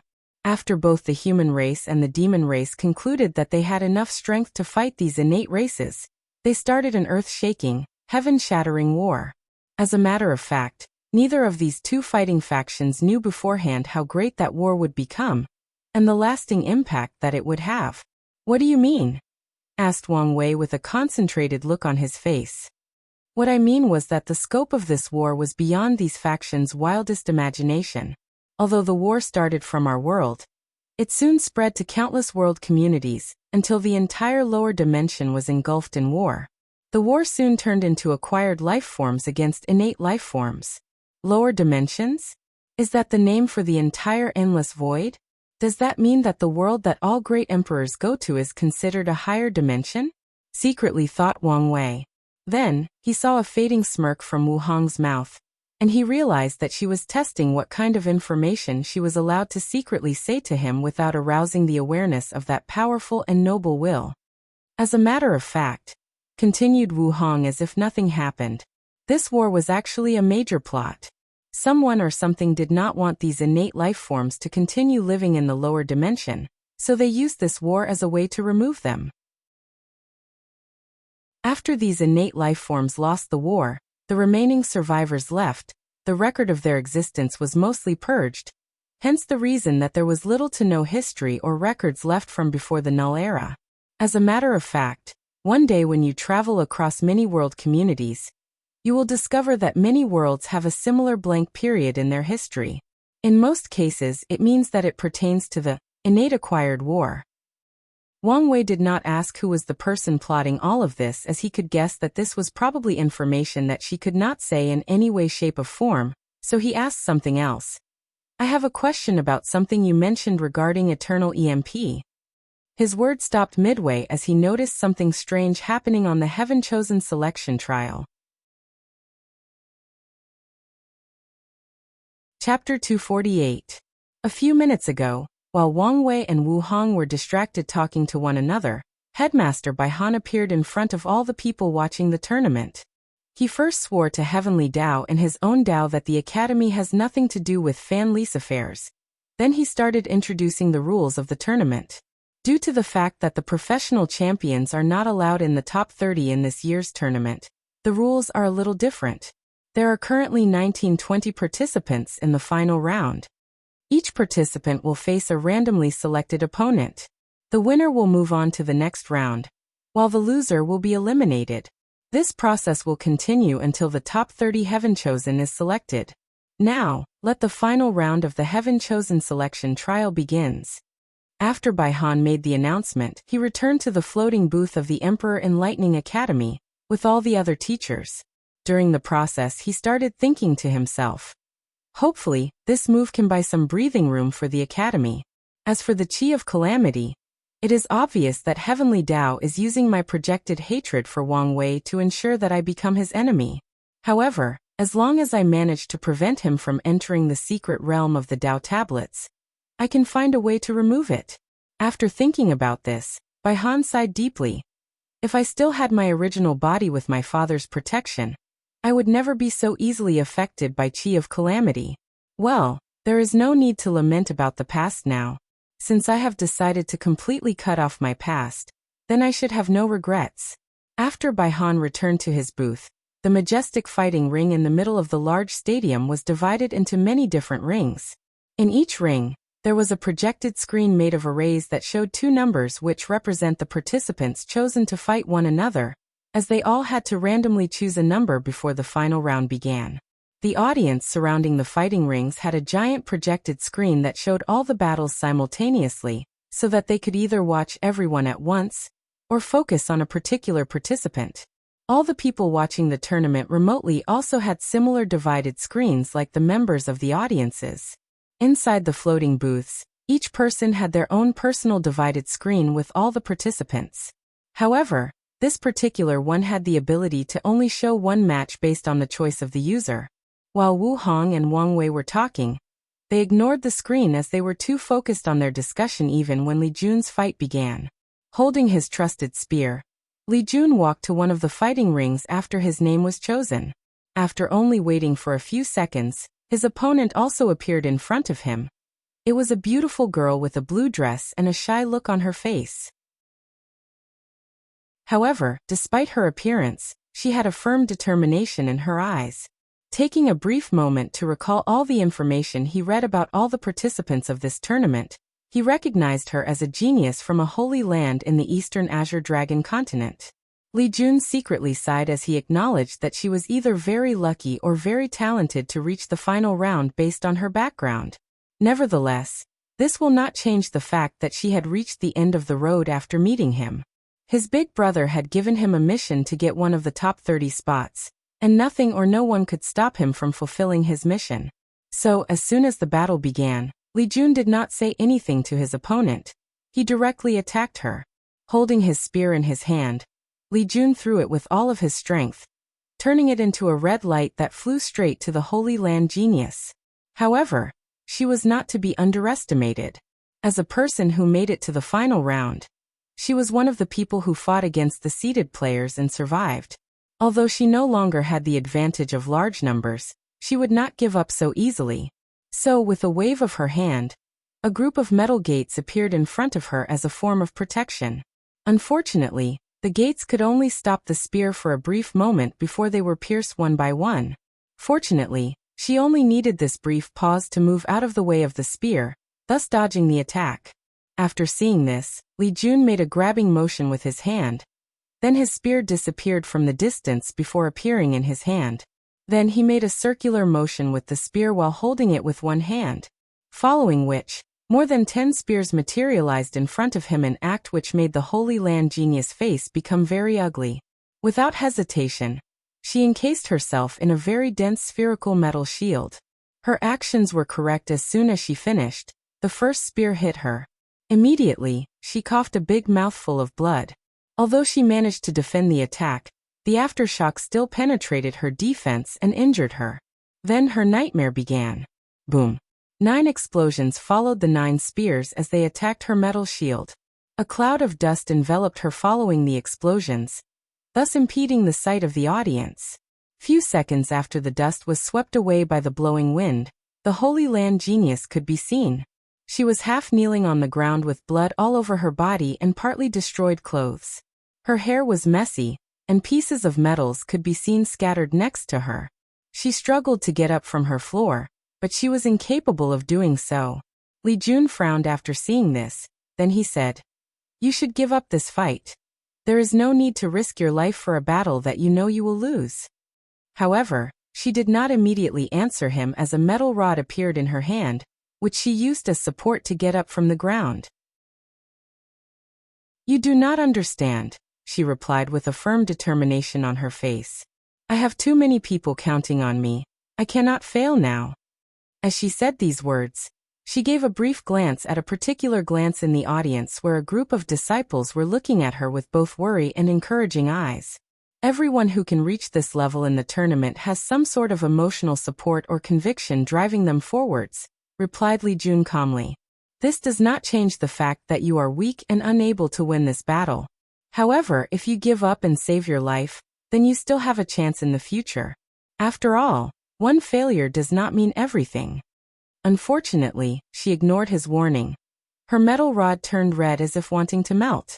However, the metal still remained in the shape of a rod, just giving up a powerful heat. After seeing this, Li Jun sighed but did not say anything more. He moved his body, and to the Holy Land genius' horror, Li Jun instantly appeared in front of her. Before she could even react, a spear pierced her heart and completely annihilated it. She vomited a big mouthful of blood that landed all over Li Jun's spear. She had an incredible look on face for a moment. Then she fell on her back, blood splattered all over the arena. Until the end, she could not understand how she lost so easily. Her last thoughts before dying were, "Is the difference between ordinary geniuses and these heaven-chosen so vast? I am not willing. I am not willing." As for Li Jun, he just looked at her for a brief moment before leaving the fighting ring. He had already given his opponent the chance to retreat intact. Since she was willing to fight for her conviction, then she was also willing to die for it. The path of cultivation has never been a peaceful one, let alone for the heaven-chosens treading on the path of emperor.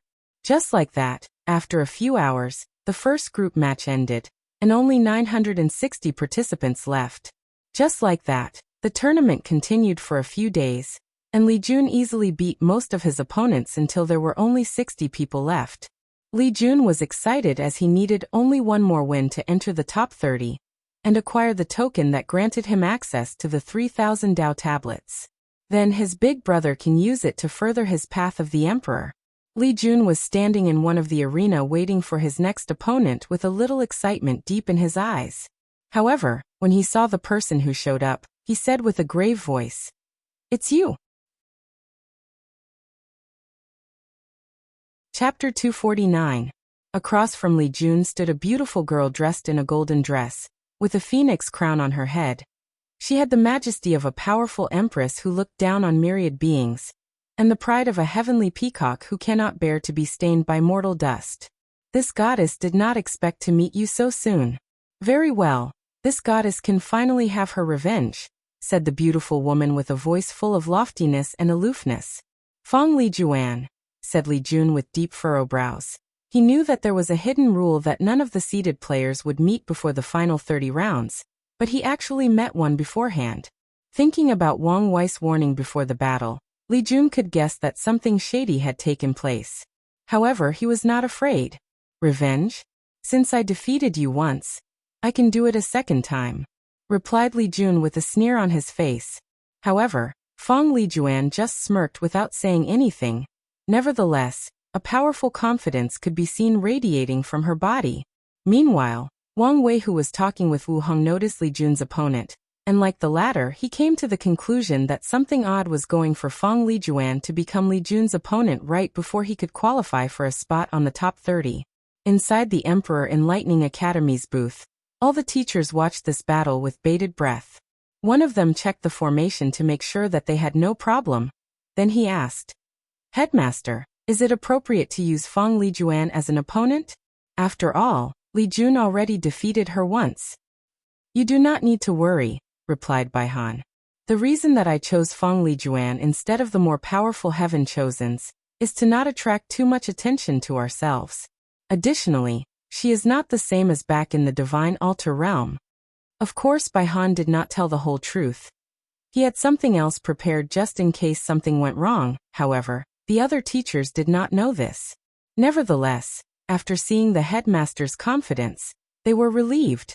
After all, they've spent so much on this tournament, even risking destroying the Academy's million of years of reputation, well, to be precise, the reputation of fairness that they still hold to this day. Back to the fighting arena, both Li Jun and Fong Lijuan prepared for their rematch. Without hesitation or pausing, Li Jun went on the offensive. Spears started to appear around him. Unlike his battle with the Holy Land genius, there were not only 10 spears, but hundreds, thousands even. With unmatched speed, they rushed towards Fong Lijuan, wishing to completely annihilate her. The sound of the air breaking could be heard as these thousands of spears broke the speed of sound. A powerful explosion kilometers in diameter occurred at their landing spots. Fortunately, powerful arrays manifested in the arena to contain the battle, else the audience would be affected. Despite the fact that his attack seemed to have worked, Li Jun was not happy as he could tell that something was wrong. Everything was too easy. So he immediately used his divine sense to locate Fong Lijuan's location, but he did not find anything. Suddenly, Li Jun felt a killing intent right next to him, so he immediately ducked to the side. Unfortunately, he was too late and a crystal pierced straight into his body. Turning his head, he saw Fong Lijuan was calmly standing next to him, and he did not even notice how she got there. Before he got time to think or act, he felt another killing intent and dodged again, but his right leg was still stabbed. Knowing that the situation was dire for him, Li Jun mobilized all the strength of his divine sense to try to sense his opponent's attack, and for a brief moment he was successful. By pinpointing the killing intent, he was able to deduce the location and timing of the attack. Meanwhile, Fong Lijuan frowned after noticing this. Using the killing intent to determine my next attack? What if the killing intent also becomes invisible? Then, a crystal spear penetrated Li Jun's lungs, and he discovered that he could no longer anticipate his opponent's move. So without hesitation, he activated his innate talent. Countless runes or origin patterns appeared all over his body like tattoos. Then a large army made of soldiers in red armors appeared in front of him. Without saying anything, they form a formation that encases Li Jun into a dome made of soldiers. With a wave of his hand, he summoned another group of soldiers. However, as soon as these one appeared, they turned into a river of blood that was swallowed by Li Jun, healing all his injuries. As for Fong Lijuan, she was calm during the whole situation, not even bothering to stop Li Jun's action. With a random wave of her hand, countless of the summoned soldiers suddenly had their throats cut, blood spewing all over the arena as they died without even knowing the cause. Li Jun's face became ugly after seeing this. His growing innate talent allowed him to summon soldiers to fight for him, but the number was not unlimited. As a matter of fact, it requires souls as sacrifice. Luckily for him, his talent allowed him to use the soul of the fallen soldiers in the location he was. For example, he could use the souls of all the people who died in the location of the Emperor Enlightening Academy throughout all of history. Unfortunately for him, his cultivation level did not allow him to control so many souls. In the Dao opening sex booth, Wang Wei and Wu Hong were watching the battle. "Have you noticed?" she asked. Wang Wei nodded as he responded. "I cannot believe that she can have such a level of fortunate encounter during the Qi luck trial." He paused for a brief moment before continuing. "Damn that Long Out Yen. If I knew he had something like that, I would have personally hunted him down." "Who's Long Out Yen?" asked Wu Hong in confusion. "A very lucky son of destiny. Well, I guess given his terrible ending he is not so lucky after all." Wu Hong nodded, but did not ask any further question. She did not care for such a little and insignificant character. Meanwhile, in the battle, Li Jun's condition was not so good. A lot of his soldiers were lying dead on the floor, and his body was full of injuries. His summoning could not keep up with Fong Lijuan's mysterious attack. Additionally, he was still trying to discover what method she used. Only by constantly swallowing the blood of his fallen soldiers that he was able to keep this battle going on. Suddenly, an idea came to Li Jun's mind. He looked at Fong Lijuan before saying, You have possession of one of the 12 ancestral talismans. It should be the invisible talisman. Oh, this goddess is surprised that you figured it out so quickly. You are correct. This goddess was fortunate enough to acquire one of the 12 ancestral talismans. Li Jun secretly sighed on how lucky she was. The only reason he could figure it out so quickly was because he too was interested in these talismans, especially the war talisman, so he did his research. According to his knowledge, the 12 ancestral talismans were created by the talisman ancestor back in the ancient emperor era. Although the talisman ancestor or Fuyuan emperor was not the most powerful amongst the other ancestors' formation, pill, etc., he had the greatest impact. After proving the Tao, the talisman ancestor created 12 extremely powerful talismans that were essentially a prototype of an entire Tao, scattered them throughout the world in hopes that destined people can find them and complete them, turning them from prototypes into perfect Taos. Throughout the history of the myriad emperor world, anyone who acquired one of the ancestral talismans and managed to unleash their true powers had a great impact on the world, with many even becoming great emperors themselves. By this current era, only a few of the talismans were still not found, including the invisible talisman in Feng Lijuan's hand, and the war talisman that Li Jun was after. The invisible talisman was famous because of the words that the talisman ancestor said after creating it. According to her, the highest level of this talisman can allow a cultivator to reach a state of being unknown to death, nor known to life. All these thoughts only took less than a millisecond to flash across Li Jun's mind. Then he asked, "Even if you acquire the invisible talisman, you should not be this powerful." Feng Lijuan smiled coldly as she answered, "That's because this goddess managed to comprehend the Tao in the talisman, absorb it into my bloodline to break the shackles of the ancestors. Now, with this goddess having her own Tao, it is possible for me to bear the heaven will. Additionally, this goddess is perfectly aware of the fact that you are trying to stall for time, but it will not change anything." Chapter 250.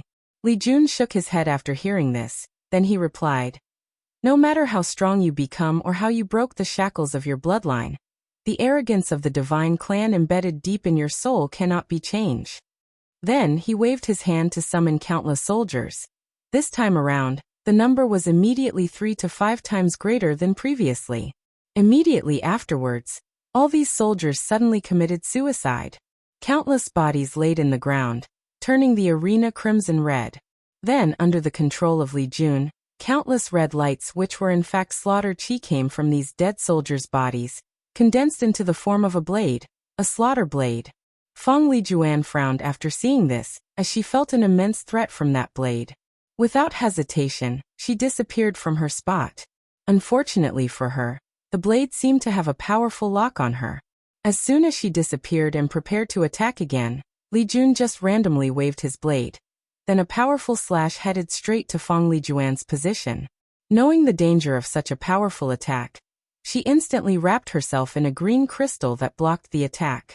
The odd thing was that she was still invisible to most people in the audience, including Li Jun himself. All he did was wave his slaughter blade, and the attack will head directly to Feng Lijuan's direction. Boom, boom, boom. Countless explosions occurred in the arena as Li Jun kept waving his blade. Knowing that the situation could not go on like this, Feng Lijuan used her divine sense to try to discover what this blade was using to track her whereabouts.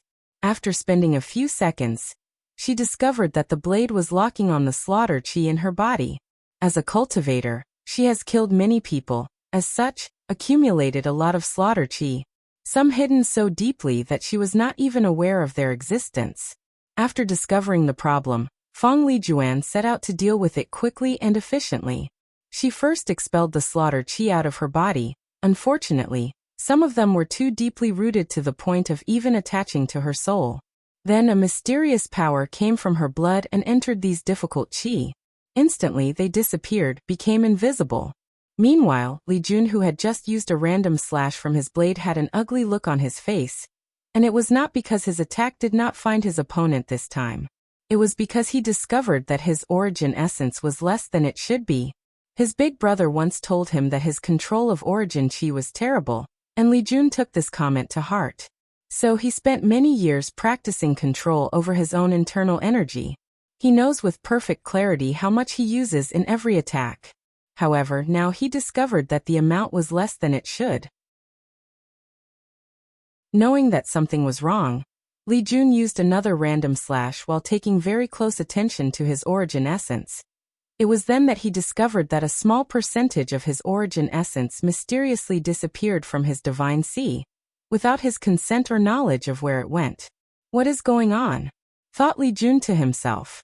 Unfortunately for him, he did not have a lot of time to ponder the answer to this question. Without the blade's ability to locate her, Feng Lijuan once again went on the offensive. With a wave of her hand, countless clear crystals appeared around Li Jun. Then they started to gather energy like an energy cannon from a sci-fi movie. Then, with absolute speed, they rushed towards Li Jun. The latter, who still could not see these crystals, felt the threat of death rapidly approaching him. So he instantly enveloped himself with a blood-red shield or dome. Unfortunately for him, this move did little to help except for increasing the rate at which he lost his origin essence. Meanwhile, in the D family's floating booth, Di Tian looked at the battle with a calm look on his face, then he muttered with a sneer on his face. I cannot believe that the academy has resulted in using such a method. This Baihan is nothing like his father. Anyway, his actions are beneficial to me, so why should I complain? Inside the Dao opening sect's floating booth, Wang Wei looked at the battle with a frown on his face. Instinctively, he felt that something was wrong, but he could not wrap his head around what it was. So he immediately activated his true vision ability, so he instantly noticed that Li Jun's origin essence was diminishing at an alarming rate. But he could not find the reason. What's going on? He muttered to himself. The absorbing origin formation, replied Wu Hong. It's a quasi-emperor grade formation that can drain the origin essence of a supreme realm true monarch. It was very popular in the last era as a way to imprison people. After hearing this, he concentrated his ocular power, but he did not find anything. Where? He asked. Deep under the fighting arena, replied Wu Hong. Wang Wei then focused his eyes there, but he still could not see anything. So he closed his eyes, mobilized the power of his souls to fuel the strength of his true vision. Finally, he discovered a very complex formation. The amount of runes in that array even made him dizzy just by looking at it. Wang Wei's first thought was to reveal the academy's cheating, but he soon gave up that idea. Even he needed the power of his soul to notice the existence of that formation, let alone others. Since it is a quasi-emperor tier, there is no guarantee that a true monarch may be able to discover its existence. And even if they did, he could guess that the academy has a backup plan for this formation to completely disappear before someone reveals its existence. Nevertheless, he still used his divine sense to warn his Dao protector. Unfortunately for him, a few minutes later, Yanqin said to him, I'm sorry, young master, I could not discover anything. Wang Wei's brain rapidly operated in order to find a solution. Maybe I could use the array virus to try to remotely control it? No, that won't work. The array virus cannot even work on a heaven-grade formation, let alone a quasi-emperor one. Then he looked at Wu Hong. Can't you do anything? Unfortunately, no, replied Wu Hong as she shook her head. This formation is actually linked to the 8 Emperor tier formation of the Academy. As long as anyone tries to interfere with it in any way possible, it will self-destruct and erase any evidence of its existence. He sighed after hearing this. It seems that I can only count on Li Jun to turn the odds in this battle. Meanwhile, Li Jun's body was battered with wounds all over his body. His legs and hands were pierced by the lasers shooting from Feng Lijuan's crystal gun. Many of his internal organs were also pierced. In general, he was in a pretty terrible shape. The only reason that he was not dead yet was due to the fact that he kept on summoning more soldiers, then sacrificed their blood and life energy to heal himself. Unfortunately, both the amount of summon and his body was slowly reaching their limits. Despite all of this, there was no look of despair in his eyes. On the contrary, his determination to win this battle did not waver in the slightest. He was desperately trying to discover the location. Suddenly, Li Jun mobilized all the strength of his body and instantly appeared in a certain location. He was so fast that few people could actually catch his movement. Without hesitation, he stabbed his slaughter blade in the direction that he appeared in. Weirdly, blood started falling from the empty air. Then Fong Lijuan's body materialized with a saber right through her heart. She coughed on a mouthful of blood that fell on Li Jun, then she asked, "How did you discover me?" "I located you through the blood floating through your veins. I should have expected that someone who cultivated the Tao of slaughter would have some powers related to the blood," replied Fong Lijuan calmly. A calmness that ringed alarming bells on Li Jun's mind. With the same calmness, Fong Lijuan removed the blade from her body, then a crystal heart appeared in the place where she was stabbed. Li Jun could actually see that a new heart was slowly being cultivated inside the crystal heart. Following which, all of Fong Lijuan's muscles and skins that were pierced rapidly healed, even her dress returned to a normal state. She looked at Li Jun, smiled coldly before saying, "Now, let the real battle commence. Of course, that is if you can still keep up." Li Jun's heart skipped a beat after hearing this. With his current shape, he was incapable of any intense fight. Not to mention that his origin essence was almost bottom out. "Do I have to use my taboo innate talent?" secretly thought Li Jun to himself. Chapter 251. After using healing crystals to heal all her injuries, Fong Lijuan used the power of the invisible talisman to disappear again. This time, however, it was not just as simple as her body becoming invisible. Her blood, skin, muscles, organs, bones, divine sea, aura, and even her souls became invisible. She was completely gone, and Li Jun could not track her existence at all. The majority of people in the audience could not track her whereabouts, including a few saints. Even Wang Wei himself could not see her with his bare eyes, and had to use his true vision to see her. Of course, if these saints released their domains, they would be able to discover. However, given that Fong Lijuan was just in the supernatural realm, and only had possession of the invisible talisman for a few decades, this accomplishment was astonishing. After becoming invisible, Fong Lijuan did not attack Li Jun immediately but said, "Many people believe that the invisible talisman can only allow this goddess to become invisible, but it can also affect my enemy. Now, God of War Li Jun," pronouncing the phrase God of War with the utmost disdain, "let's see how you react when all your senses including taste, smell, sight, touch, sound, and divine sense become invisible." Her voice echoed throughout the fighting arena, seeming to be coming everywhere and nowhere at the same time. Immediately afterward, Li Jun knelt on the floor while grunting painfully. He discovered that his vision became black. He could not smell the surrounding environment. His mouth had a bland aftertaste that was impossible to get rid of.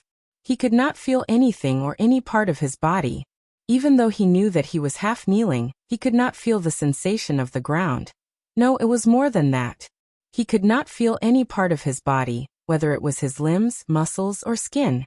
It was like he was an empty form of consciousness without a physical body. He tried to sense his soul in his sea of consciousness or used his divine sense, but he could not feel the existence of any of these things as well. For Li Jun, being in this state was like torture.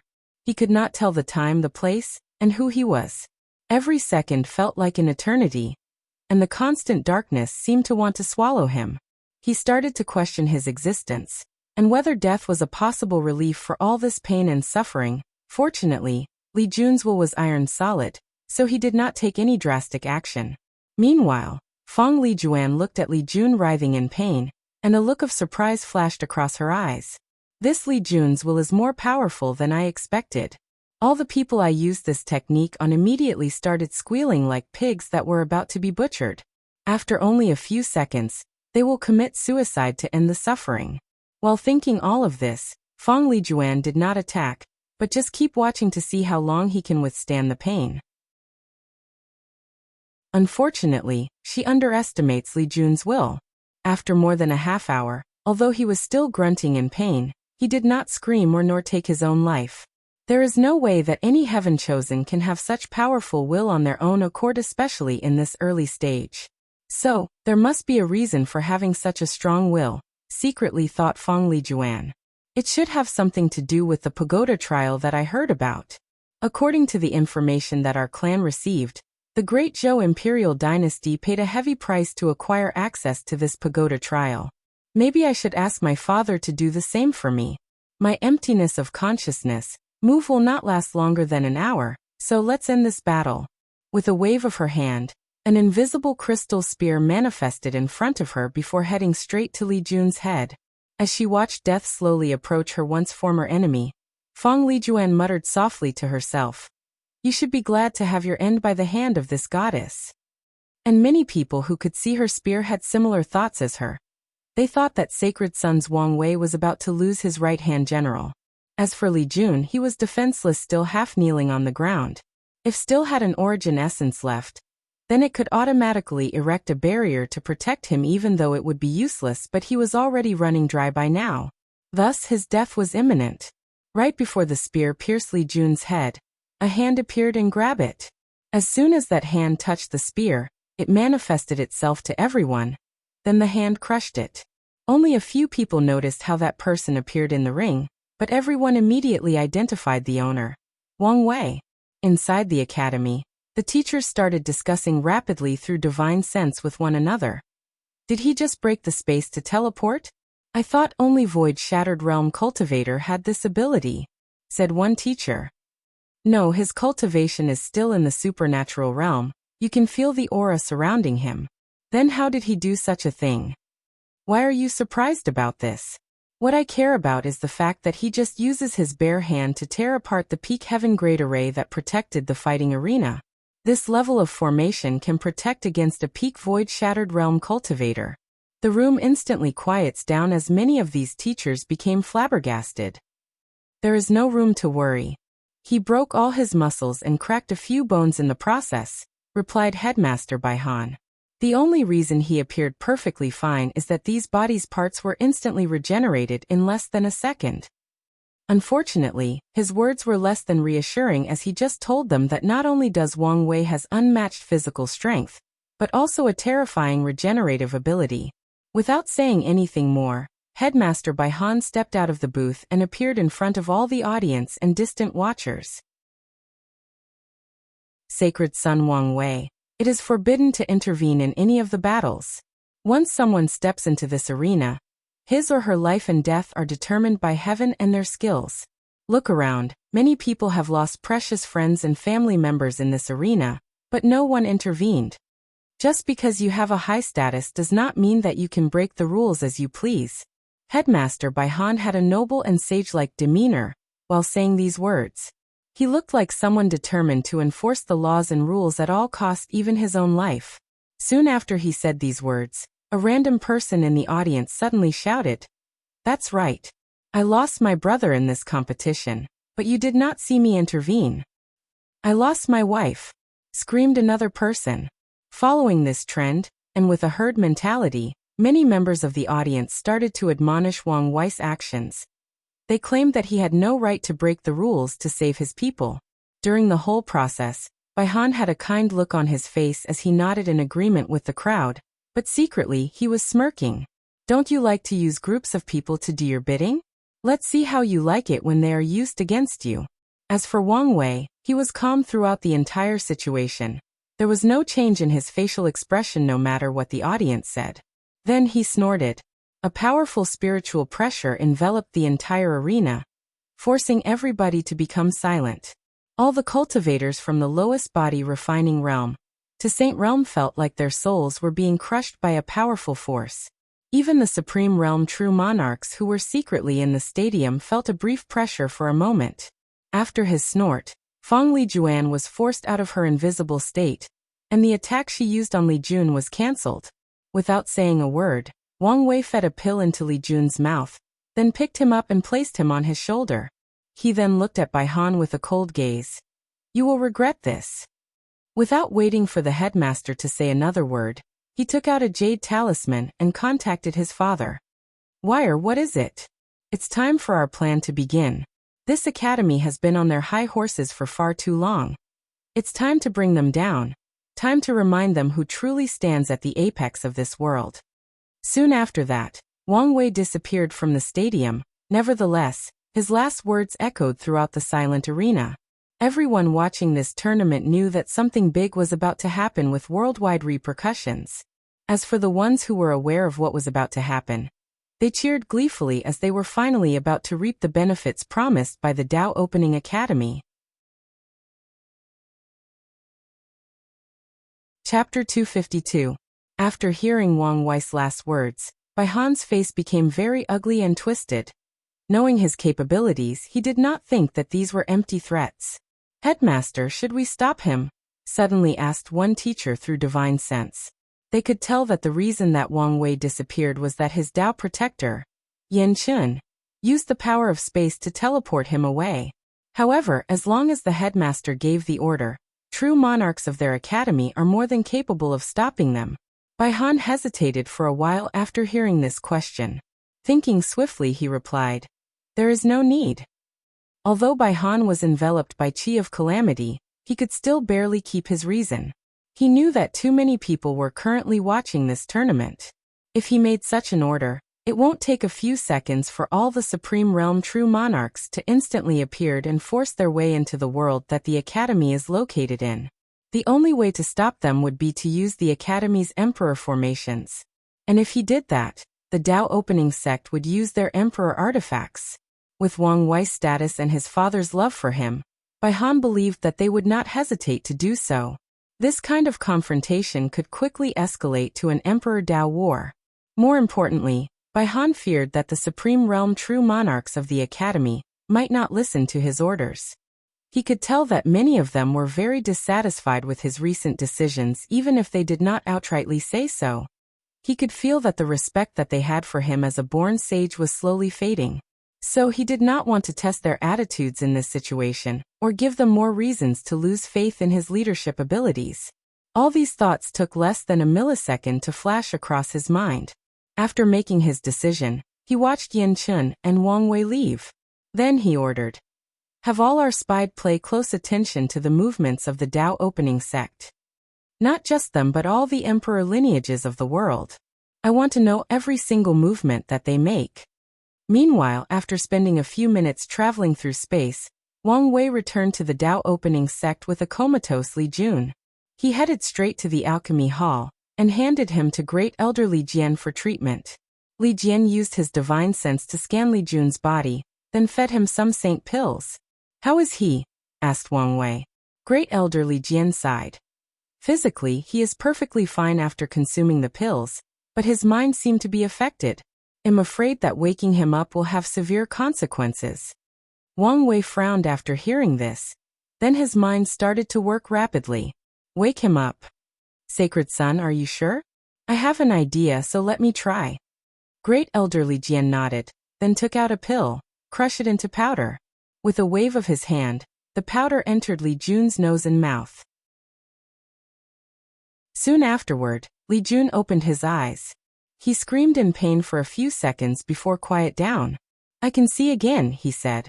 "Wait, why wouldn't I be able to see?" He looked around for a moment before noticing great elder Li Jian and Wang Wei. "Who are you people? And what have you done to me?" He tried to get up, but his body could not move. After struggling for a while, he stopped. "Wait, where am I? No, more importantly, who am I? Do you people know me? Do you know my name?" Both great elder Li Jian and Wang Wei frowned as they realized that the situation was more grave than anticipated. Wang Wei walked over to Li Jun, looked him deeply in the eyes. "I need you to follow my words exactly as I say." Li Jun immediately quieted down after hearing this. For some reason, he felt like he could trust this strange person. His instinct told him that if he listened to that person, then everything might be all right. So he nodded his head. "Your name is Li Jun, and you cultivate the Tao of slaughter. The ultimate purpose of slaughter is to bring death to all things. And death is nothing but the end of the consciousness, absolute darkness devoid of everything, devoid of all senses. Now close your eyes and meditate on the meaning of my words." After hearing the term devoid of all senses, an intense fear appeared in Li Jun's mind. However, he forcefully controlled it by listening to Wang Wei's voice. After seeing Li Jun closing his eyes, Wang Wei took out a golden orb from his space ring. This was the merit he received during his Qi luck trial. Without hesitation, he placed it inside Li Jun's forehead. He looked at the peaceful face of Li Jun. Then he muttered, "This is all I can do for you for now. With this merit, it should be very easy to enter a state of enlightenment. So, whether you can heal and even grow from this experience all depends on yourself." After that, he left the alchemy hall heading to Tianwei Peak to meet with his father. "Father, is everything ready?" "Yes. And all the other people have been notified." "In that case, let's begin." Wang Wei went to take a shower, light up in Kent, meditate for a few minutes, then change into a ceremonial garment. Although he does not care for these formalities, this was required given the situation. Following this, he flew into a specific unoccupied mountain. There, all the high levels of the sect were waiting in front of an ancient altar. Even the supreme true monarchs were secretly present. Wang Wei walked to the altar, cupped his hand and said, "Heavenly Tao above, I have seen the woes of mortals in this world. Cultivators have the ability to escape the shackles of the earth, have a long lifespan, can destroy mountains and move rivers, can conquer life and death, can travel through the endless void, and can pass their inheritance for eternity. Despite all of this, mortals spend all of their lives living on little food. Most of them could not recognize words, write their names, or have any form of inheritance. They are ignorant. But I want to change all of this. Here, today, I have created the concept school to teach basic knowledge to all living mortals in this plane. I want to expand their minds, expel ignorance, enlighten them so that our civilization can thrive and prosper. Please acknowledge it." After Wang Wei said these words, a gigantic eye appeared in the sky, alarming everyone. The eye looked directly in Wang Wei's position. Then his words were broadcasted to the entire myriad emperor world. All cultivators, and more importantly, all mortals heard these words with shock on their faces. Then many people started crying, laughing, and roaring in excitement. All trillions upon trillions of mortals in this world had excited smiles on their faces. Well, most of them. In this world, nobles in the mortal world use knowledge to keep the peasants under control. And cultivators also use knowledge to keep these nobles under control. But now this strict hierarchy was slowly being broken. Meanwhile, after Wang Wei's declaration, many of the emperor factions who were invited to participate in this plan also have a ceremony of their own. Then they all said the same thing. "Please allow it." This phrase echoed throughout the entire world. Heavenly Tao then looked at the elated look of the mortals, calculated the benefit of such a thing. Then it said, "Allow." Following this, a massive golden light appeared in the sky. It was golden merit. Then, it was split into different portions with 20% landed on the hand of Wang Wei and the Tao opening sect. The remaining was divided into the different emperor lineages based on the previously agreed amount. Another smaller purple orb also manifested and landed on Wang Wei's hand. As the creator of this plan, he was especially rewarded. However, things did not end there. A giant multiple-colored dragon appeared in the sky. Then, under a mysterious force, a third of its body was cut apart. The faces of the people of the Emperor Enlightening Academy became ugly after seeing this, as this was their academy's Chi-Luck dragon. Afterward, it did not take them long to figure out what was going on.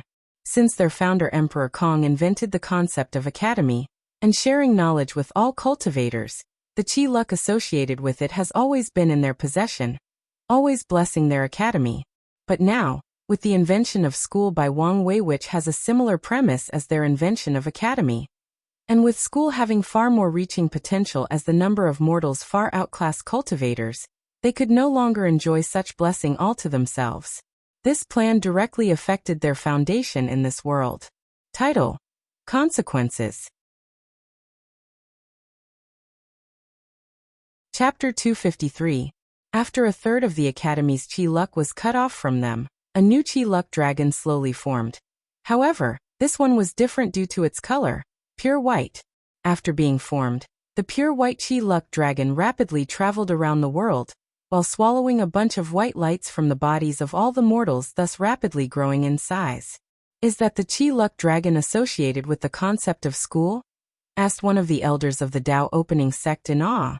No one answered them as they were too busy marveling at the sight they were witnessing. Suddenly, one of the elders said, I'm guessing that the only time our sect created such an achievement was when our ancestor first created the origin path system. All the people realized that this was indeed true. One person immediately bowed to Wang Wei, who was still standing in front of the altar.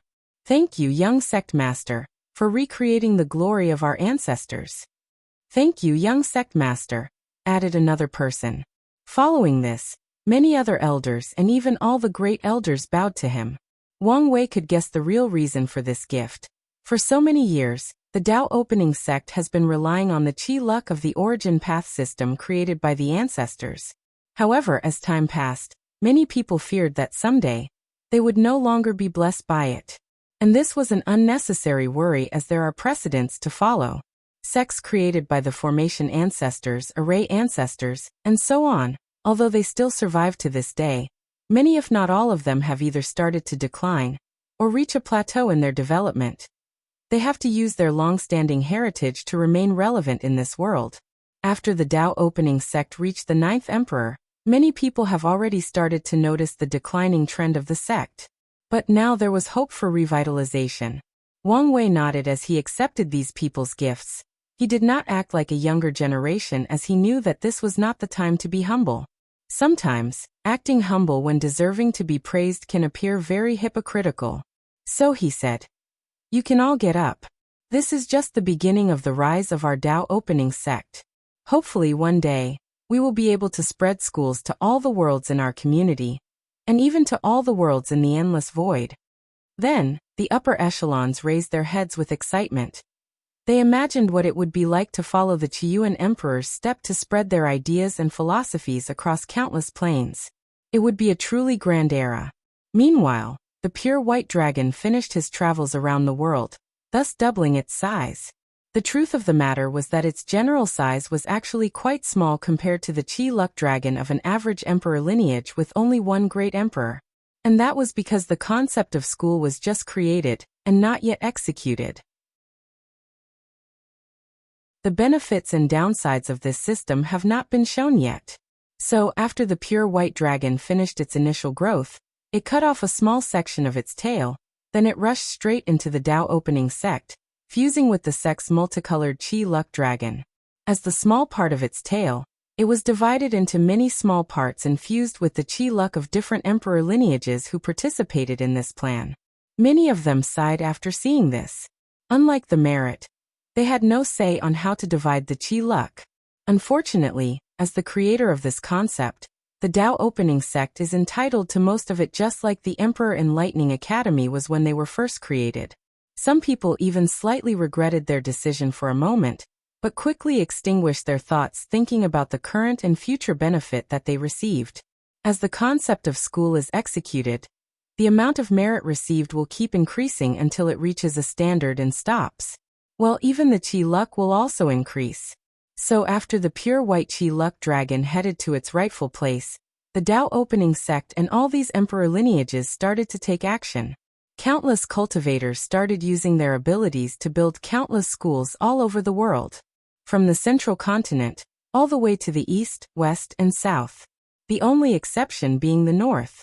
After these schools were created, they started recruiting mortals on a large scale. As for the teachers of these mortals? Well, Wang Wei wanted to train many people before the plan was executed, but these factions wanted to do it themselves. The reason being that it was easier for them to gather more merit, and also because it was another way for them to garner positive karma. With positive karma, the heavenly tribulations of these teachers were dramatically reduced. So, the role of teachers became a valuable commodity among the disciples of these sections. Meanwhile, on top of Ceremonial Mountain, Wang Wei watched all of this happening in the sect's domains through his divine sense, while also knowing that similar things were also happening in most domains of the myriad emperor world. Then he sneered. All these cultivators are so blinded by the benefit of merit that they failed to see the larger plans at large. Wang Wei never liked how the civilization of this world was a mixture of very advanced and backward. One side cultivator could do so many heaven-defying things like travel through space and time, while the other mortals could barely eat daily. So he planned to change that. Unfortunately, this world has been like this for billions of years, so how can they easily change? Using force is one way, and Wang Wei knew that once he became a great emperor, he would have the strength to do so, but that would only be counterproductive. He could foresee that as soon as he left this world, things would go back to the way they were. And the conservative nature of these cultivators might make them even become more reserved. So he planned to take it slow and show these people the benefits of an advanced civilization. According to Wang Wei, there are two absolute ways to convince someone to change. One is to guide them into thinking it was their own idea in the first place, or two, showing them the benefits of doing so. So he organized a collaboration with all these emperor lineages to accomplish his plans. Of course, these people do not yet know the benefit of mortals as they are too focused on acquiring merit and good karma. Furthermore, Wang Wei still has many plans ahead. His ideal goal is to turn the myriad emperor world just like the warring kingdom world that his Qi luck trial took place. However, he also knows that the complex nature of this world is far from what a small thousand world can compare to, so he was not in a hurry. He still had plenty of time. With the school system, all the mortals in the world will no longer be illiterate and have a basic understanding of the world. After a few generations, they can build on the basic knowledge that they were granted and lay a solid foundation for the future.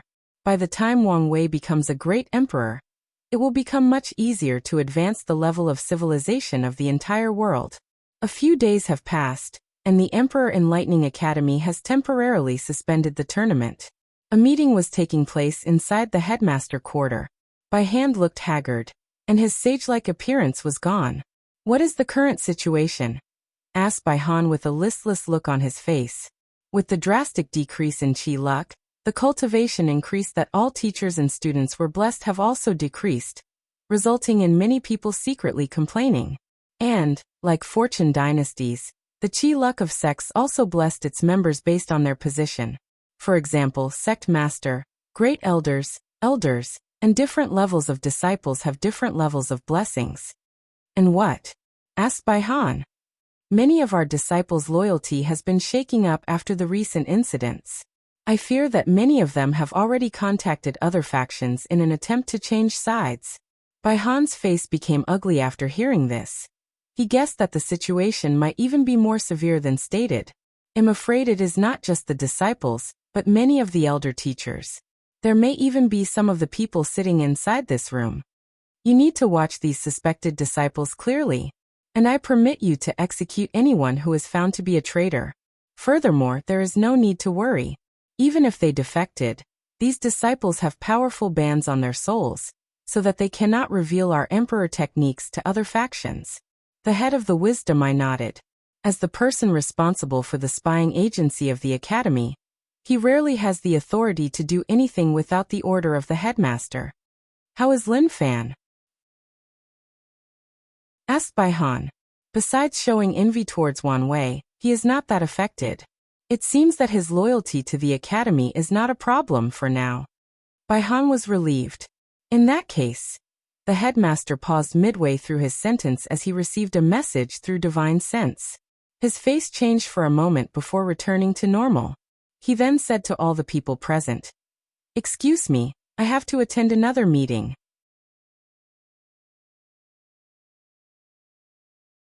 Chapter 254. Bai Han walked to another building of the academy, while wondering why the supreme teachers summoned him. Usually, when they have something to say or report to him, they would come in person. But this time, they summoned him. Thus he knew that something was wrong. After entering the meeting room, Bai Han's heart skipped a beat because he saw all the active true monarchs of the academy in the same room. And this time there was not the usual respect that they had for him. After a quick analysis of the structure of the room, Bai Han could guess the reason for this meeting. "Bai Han, do you know your crimes?" directly asked one of the true monarchs. "I do not know," replied Bai Han. "Even now you are still trying to absolve yourself of your crimes? The majority of our sect's Qi luck is gone, the loyalty of many of our disciples is wavering, and more importantly, we lost the spirit of the epoch. You of all people should understand what this means to our academy." Of course, Bai Han knew what it meant for the academy to lose the spirit of the epoch. With it, their academy was guaranteed to cultivate a ninth emperor soon, and later to balance out the power of the Tao opening sect. But now nothing was certain. They might cultivate one on their own effort, or they might spend billions of years without any success. Nothing was set in stone anymore. Bai Han took a deep breath before answering. All of this is Wang Wei's fault. If you did not antagonize him, do you think would reach such a state? Rebutted another true monarch. Bai Han looked at the person who spoke and recognized him. He belonged to a group of the older generations who advocate using their powerful cultivation level to take power or control of the academy. Bai Han never liked him and was constantly butting head with him. There is no need to say something so naive, replied the headmaster. Even without my actions, Wang Wei would never allow our academy to continue growing and reach the level of threatening the Tao opening sect. My actions can best be described as expediting the time he takes action against us. The previous supreme teacher who spoke snorted coldly. Even if what you said is true, the situation would never escalate so quickly. If you had accepted his offer to see the Tao tablets, our academy would have received a lot of benefits. I only did that to prevent him from growing too powerful. This only shows that you do not have as much of an accepting mind as him and his confidence. Didn't he allow Jisong to gain access to the pagoda trial fully knowing that it would help train his opponent? You could have accepted his offer, but limit the amount of time he could spend there to reduce the advantages that he would receive. Bai Han did not say anything after hearing this. As for the other true monarchs, they secretly sighed but did not say anything. However, that elder did not stop talking. Not to mention that you almost ruined the academy's reputation by the little stunt you pulled on both Li Jun and Ji Song. Bai Han took a deep breath to calm himself down, then he asked, "Did you call me here to berate me?" "No, we did not." This time it was another true monarch that spoke. "We called you here to announce that effective immediately, you are hereby removed from your position as the headmaster." Although Bai Han expected this outcome when he was summoned to this meeting, he was still angry and worried after hearing the official decision. So he hurriedly said, "You cannot do this." "Oh, why is that?" asked a true monarch with a sneer on his face. Bai Hai paused for a moment, his mind rapidly moving. Then he gritted his teeth before saying, "Because I am the son of Emperor Kong. My father and mother built this academy, and am its rightful heir." The room instantly became quiet, however. Bai Han did not see any look of surprise on these people's faces. So a bad premonition overcame him. "We were already aware of this fact," responded one of the true monarch. "What? How come?" "After you were born, a will of the founder manifested itself and told us about your existence. He even warned us not to let you go too far. And if necessary, we should deprive you of your status and position." Bai Han's face became ugly after hearing this. That damn old man. Has he calculated everything? Has he been watching me make a clown of myself? Damn him. He then looked at all these true monarchs. "Is that the reason you all respected me so much?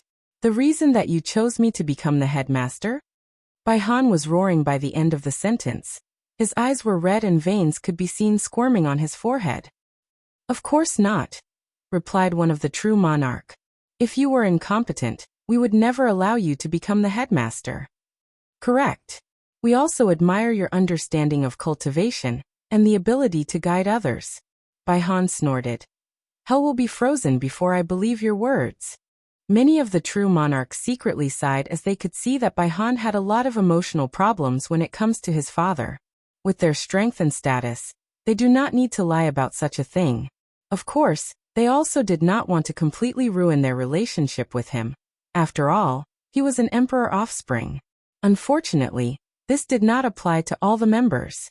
The one who wanted to take power snorted coldly before saying, "Do not act as if you ever relied on yourself to accomplish anything. Do you think that it was your effort that granted you such a deep understanding of cultivation? I can imagine how many years you have spent listening to the founder preach the Tao, listening to his understanding of cultivation." Bai Han clenched his hand until they turned red, while also glaring at that true monarch with bloodshot eyes. "Fate is unfair, but it was favorable to you. It granted you wealth, status, and power at birth. Instead of being grateful for these things, You've forsaken them for heaven knows what reason. But what has that decision gotten you? You were suppressed by Wang Tian in the last generation, and in this one, you were played like a fool by his son. You do not know me and the things that I have been through, so don't act as if you do, replied Bai Han. The true monarch wanted to say something, but another person said, Enough. There is no need to further ruin our relationship. What the Academy needs now is to unite to deal with the situation, not play a blame game. All the other people nodded. As for Bai Han, he gave one last look at these people before saying, You will regret this. Then he left the meeting hall without looking back. We should probably send someone to monitor him, lest he does something drastic and affecting our academy. That's a good idea. Now let's talk about how to deal with the situation. There is nothing we can do at the moment about our academy's loss of chi luck. Not necessarily. Oh, do you have an idea? Yes. We can try to conquer a few other worlds to supplement our loss of chi luck. That's a good idea, but there is a lot of problem with this method. We have to spend a lot of time to discover these worlds, send people to conquer them, and link the gathered chi luck with our academy. Logistically speaking, it is not worth it.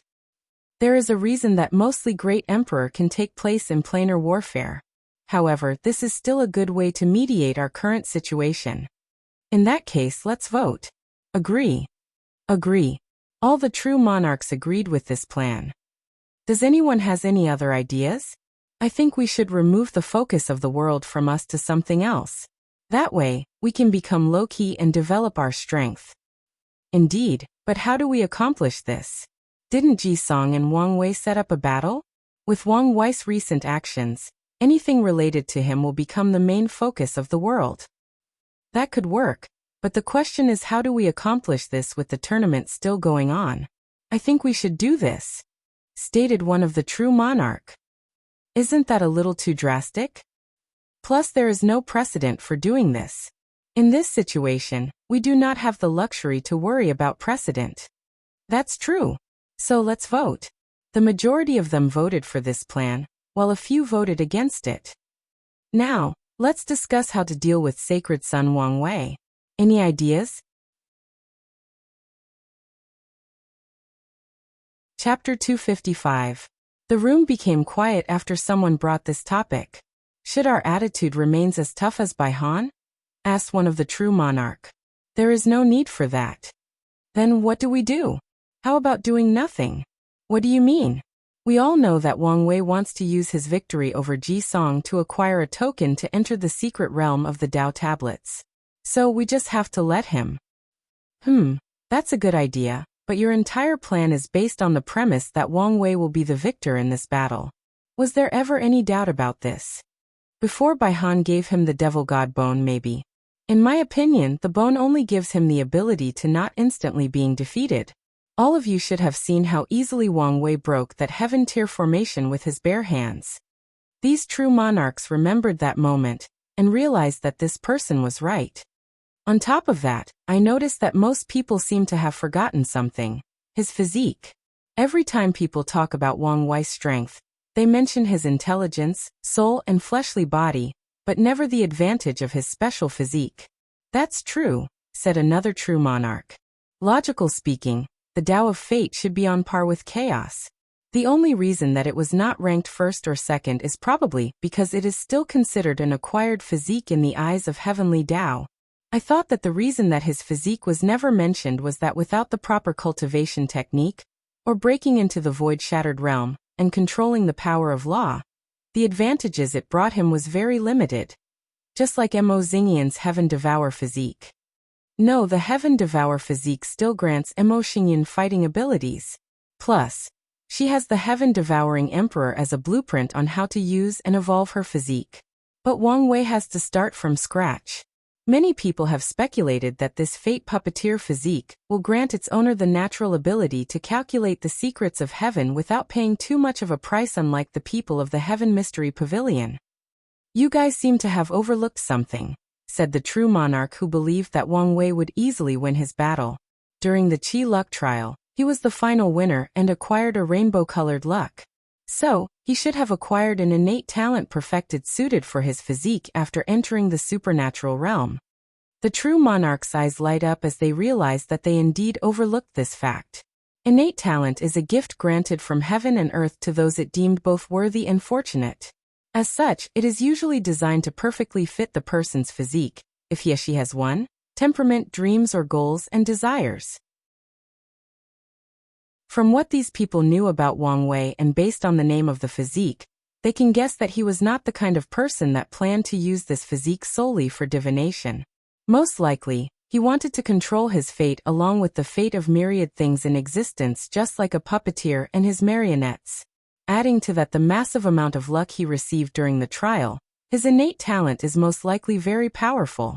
As for Ji Song's innate talent, although they could guess that it was also very powerful, it does not change the fact that he only had a purple gold level of Qi luck after leaving the trial. I think this is a good way to end this matter without further antagonize the Dao opening sect. However, we will most likely lose that devil god bone. Not necessarily. If our plans for Lin Fan works, then just like Bai Han said, all he has to do is get it back from Wang Wei. That's true. In that case, let's vote on the matter. I agree. I agree. All the true monarchs agreed on this proposition. Finally, let's decide on the next headmaster of the academy, and when to announce it to the world. I still think that we should not let these people control the power of the academy. We already decided on this. As the remnant of the last generation, we should not intervene too much on the government of the academy. Otherwise, the contradictions you just had with Bai Han will happen with all the current upper echelon members of his generation. This will then lead to instability in the academy. All I'm hearing is excuses. Alright, let's decide on the next headmaster. If you have someone to nominate, do so now. Inside a large and luxurious residence decorated with star-like black color, a young man was sitting inside a room with many beautiful women with him. There were at least 30 of them. However, based on the sitting arrangement, it is easy to distinguish the status of these women on this handsome young man's face, as there were 2 of them who were sitting at the very front. One of them was playing the zither, while the other had food in front of her to feed him. Unfortunately, this young man seemed very distracted, thus was not in the mood for material sustenance. Suddenly, the young man woke up from his daze, and immediately took out a talisman from his space ring. Then his face changed as he yelled. What? How could this be? Husband, what happened? Asked the beautiful lady with the food in front of her. The handsome young man who was in fact Lin Fan said with gritted teeth. The academy has decided to cancel the remaining rounds of the tournament. The beautiful woman with the food was in fact Mu Chunhua, the saintess of the heavy water sect. She was brought over from the lower realm along with Lin Fan's family. Then, what will happen to the participants? Since the top 30 have already been chosen, then they can still place their names on the Heavenly Dao Protection Book and enter the secret realm of the Dao Tablets. On top of that, since there is no official ranking, then the time that all the people can spend there will be the same. Mu Chunhua frowned. Husband, I do not understand.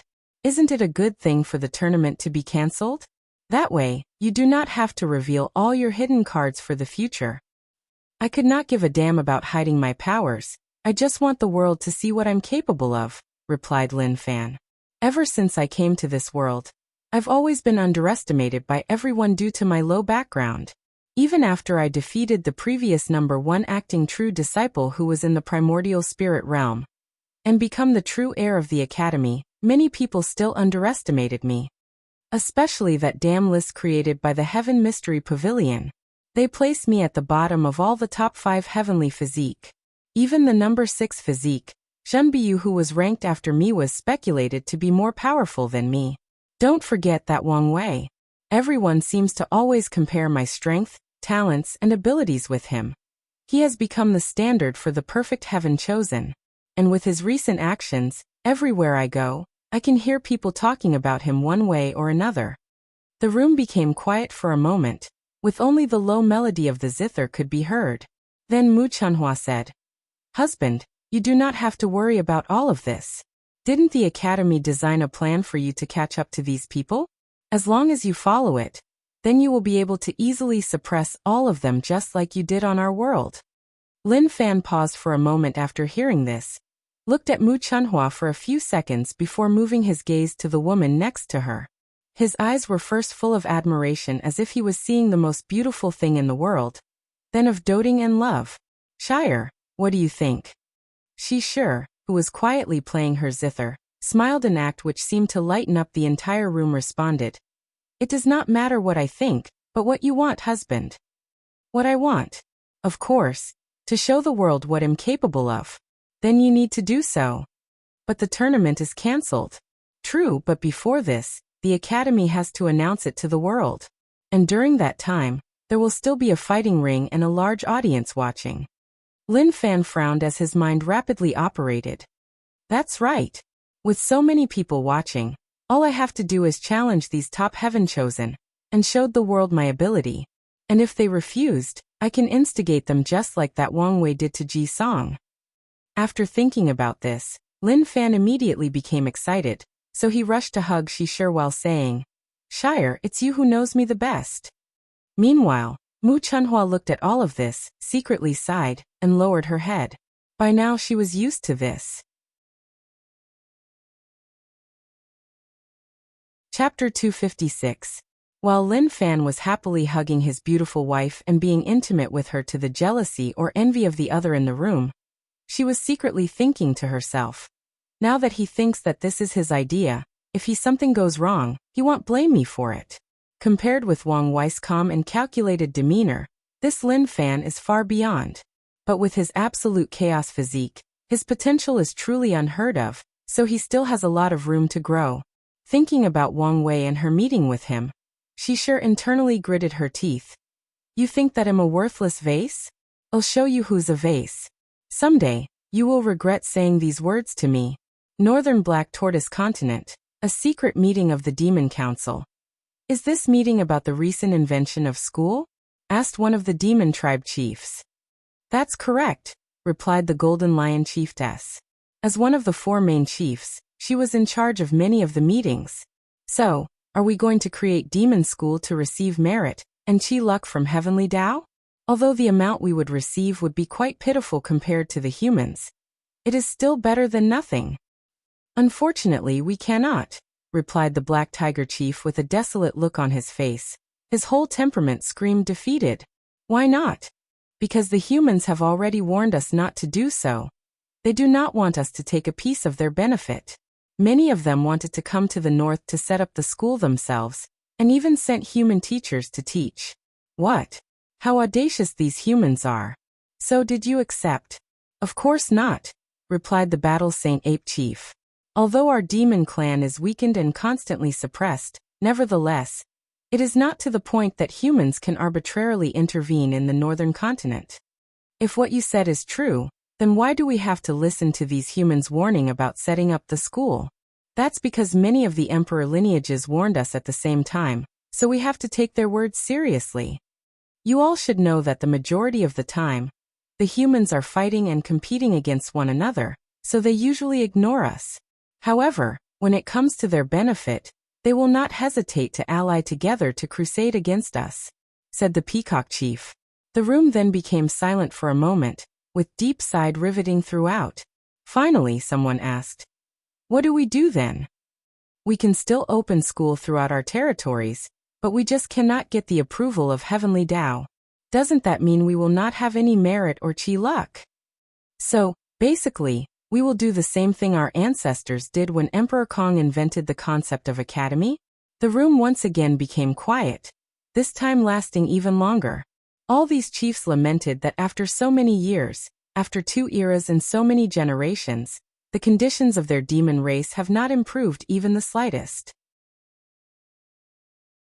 There is something that I'm wondering, asked one of the chiefs. What's the point of creating this school?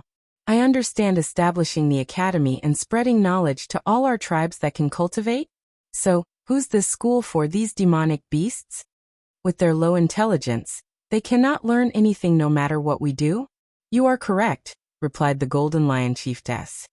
However, our demon school will not teach these beasts how to read and write like the humans, but we will preach the Tao to them to increase their odds of opening their wisdom and become demons."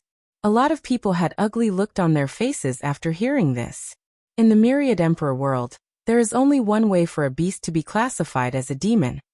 After being baptized by spiritual chi for many years, or after having a fortunate encounter, an ordinary animal will open their wisdom and activate its bloodline powers, and instinctively can absorb spiritual chi from heaven and earth to further evolve.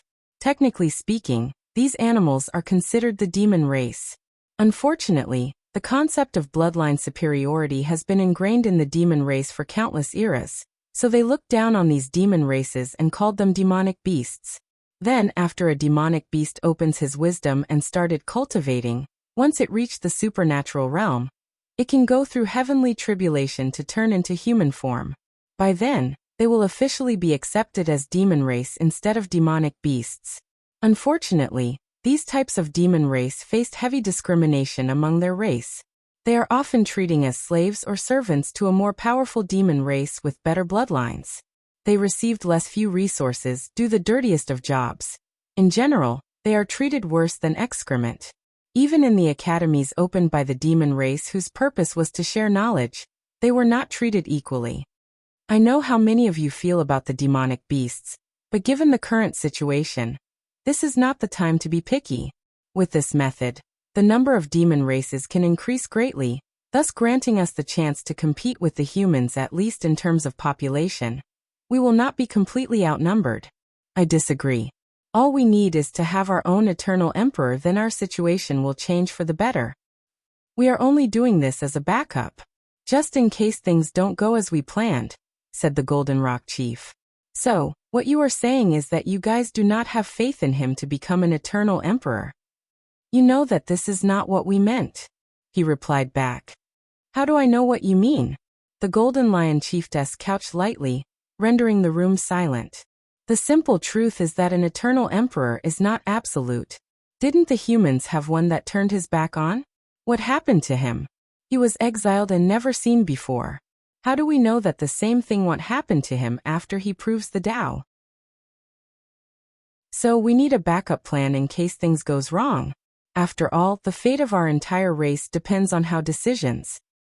Although these demon chiefs knew that her words were reasonable, unfortunately, their entire culture and civilization were built on the concept of bloodline supremacy. Wanting them to change their views on these demonic beasts so easily was not that simple. While these chiefs were still hesitating on their choices, a suddenly melodious voice rang throughout heaven and earth. The voice was beautiful and contained a mysterious power that could charm everyone and everything between heaven and earth. Heavenly Tao above, the demon race is weak and savage, causing countless calamities across the world and gaining negative karma. This is all because they do not know better. So, I would like to open the demon school to preach to them and open their wisdom. Guide them to live in harmony with humans for the better of our world. After these words echoed throughout the world, Heavenly Tao did not appear this time. But countless golden merits still manifested from the sky and headed for that voice. However, this time, the merit was not divided. Following this, a pure white chi luck dragon also appeared, cut a very small part of luck from the Emperor Enlightening Academy, before heading in the same direction as his predecessor. Damn it! Screamed the four main chiefs at the same time. Meanwhile, a few of the demon chiefs also had ugly looks on their faces. Isn't that the voice of Su Xiang, the matriarch of the Fox Demon tribe? You mean the traitor? What is going? Can someone explain? The people of the Tao opening sect used the traitor Su Xiang to create the demon school.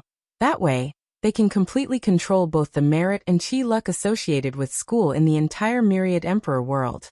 Didn't you see that the new Chi Luck Dragon also fused with their sect's Chi Luck Dragon? And all the merits fell on their hands, replied the Peacock Chiefess with gritted teeth. The faces of these chiefs became ugly after hearing this. Although they could not do so because the humans warned them, it does not mean that they wanted other people to do it as well, especially their enemy, the human race. In that case, we should not create our own school in our territories. Otherwise, all the merits and chi luck of our actions will go to the Tao opening sect, while we get absolutely nothing, said one of the chiefs. On the contrary, we must do it, and as soon as possible, said the Golden Lion Chiefess. Why? Because with this move, the human race can dramatically increase the number of demon race in their territory. Isn't that a good thing for us? Stupid. These demon races will be either brainwashed or forcefully controlled to serve the human race. They will not recognize us and even attack us. I can see a few generations from now, the northern black continent is full of these demon races that treat humans as their master. Then these new demons race can start fighting with us in order to replace us, leading to a massive war. With the support of the human race, they might win the war and completely replace us. That way, the human race can completely control the myriad emperor world without even losing much. Whoever came up with this plan is truly a terrifying person.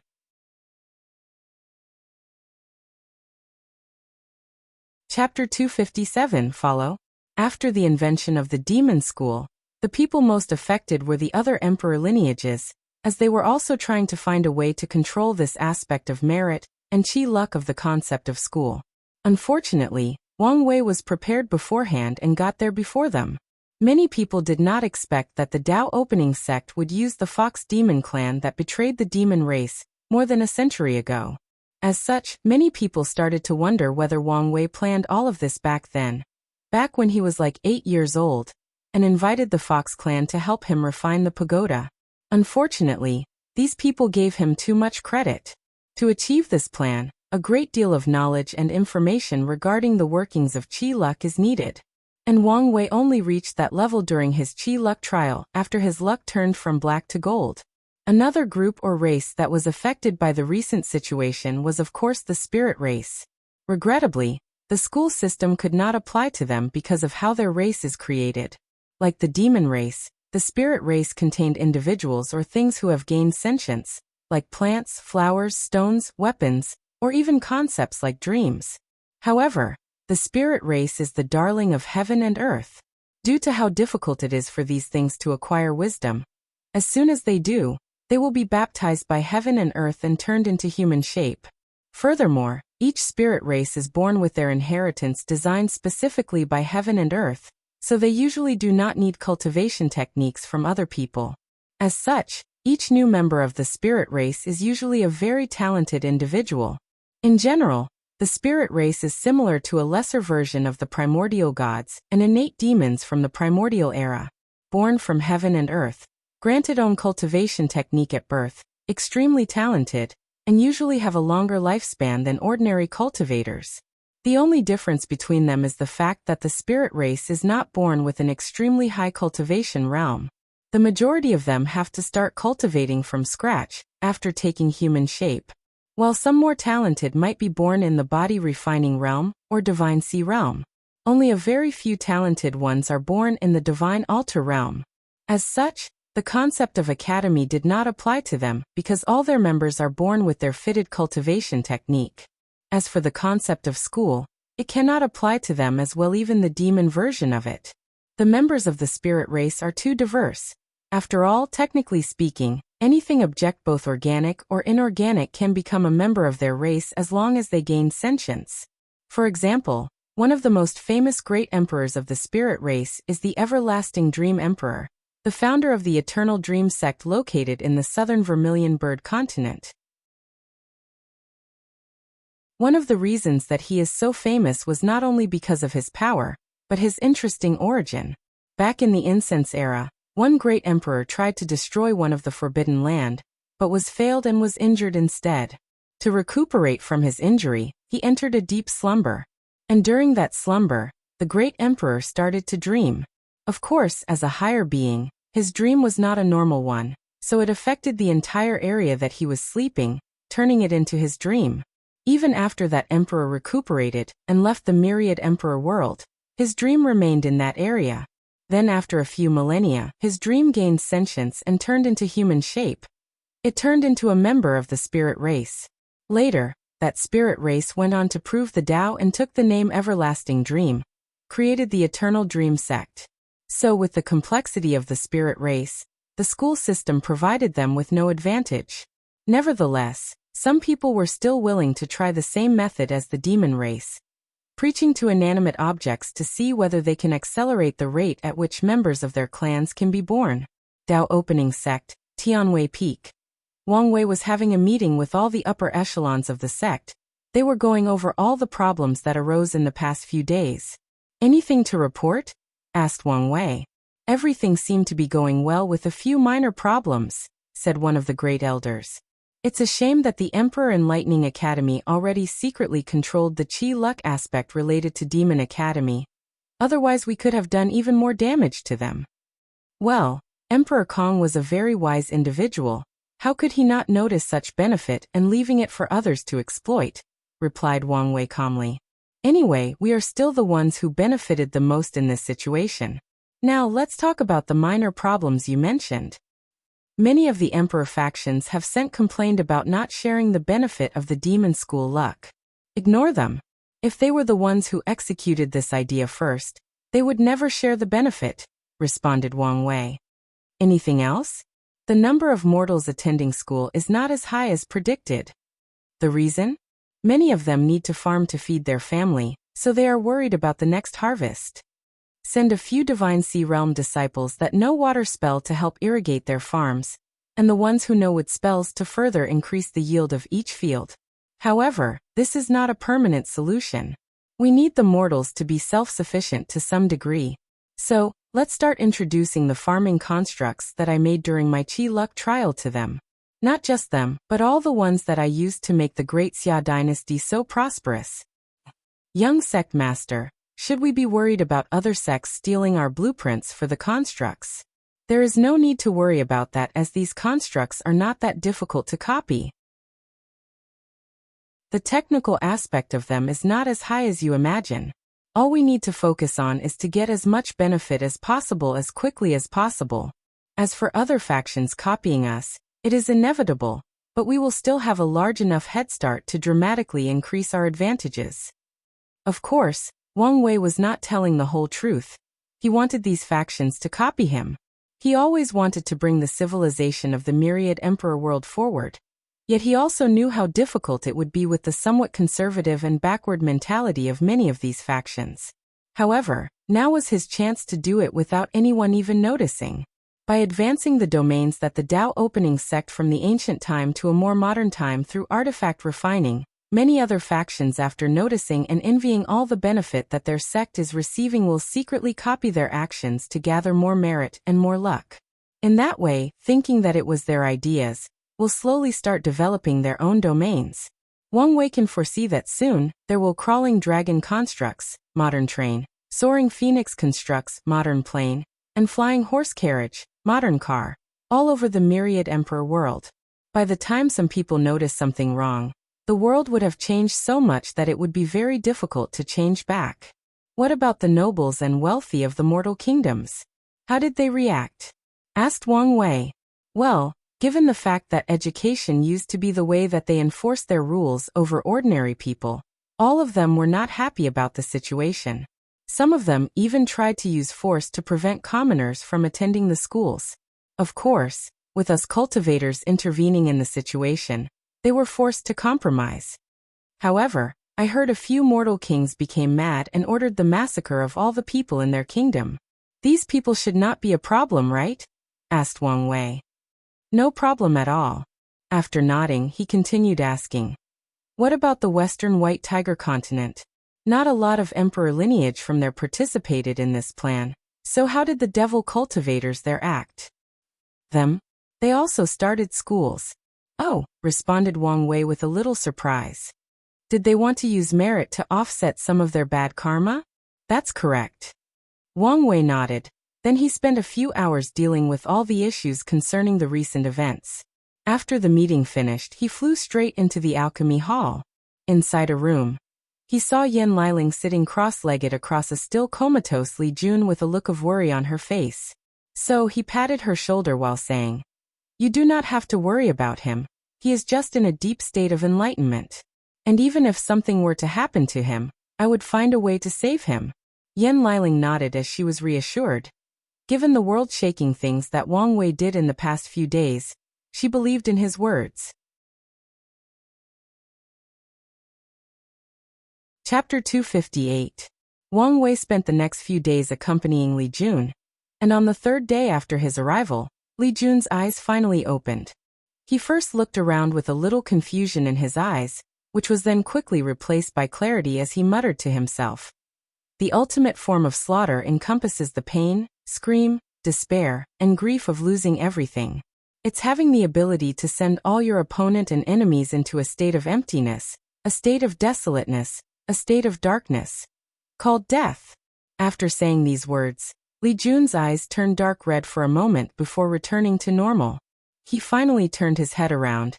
"Linger, is that you?"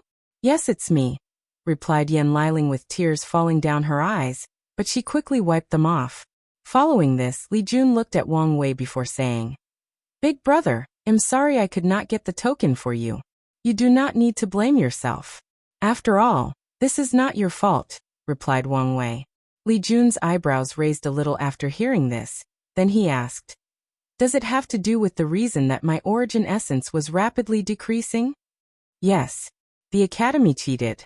They used a secret formation to absorb your origin essence, giving Feng Lijuan the advantage." "Is that so?" replied Li Jun. However, these words did not comfort him. He knew perfectly well that even without the Academy's interferences, his chances of winning against her were very slim. Meanwhile, after guessing Li Jun's current mood, Wang Wei patted his shoulder as he said, "You should be aware that one failure does not mean anything, so cheer up. Additionally, didn't you gain something from this experience? How about we test your newfound ability?"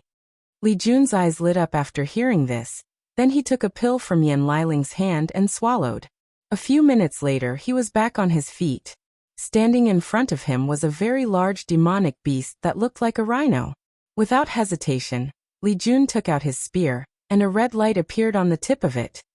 This red light was in fact slaughter chi. Under Li Jun's control, the red light suddenly turned into a dark gray color. With a wave of his spear, the gray color light rushed into the body of this demonic beast.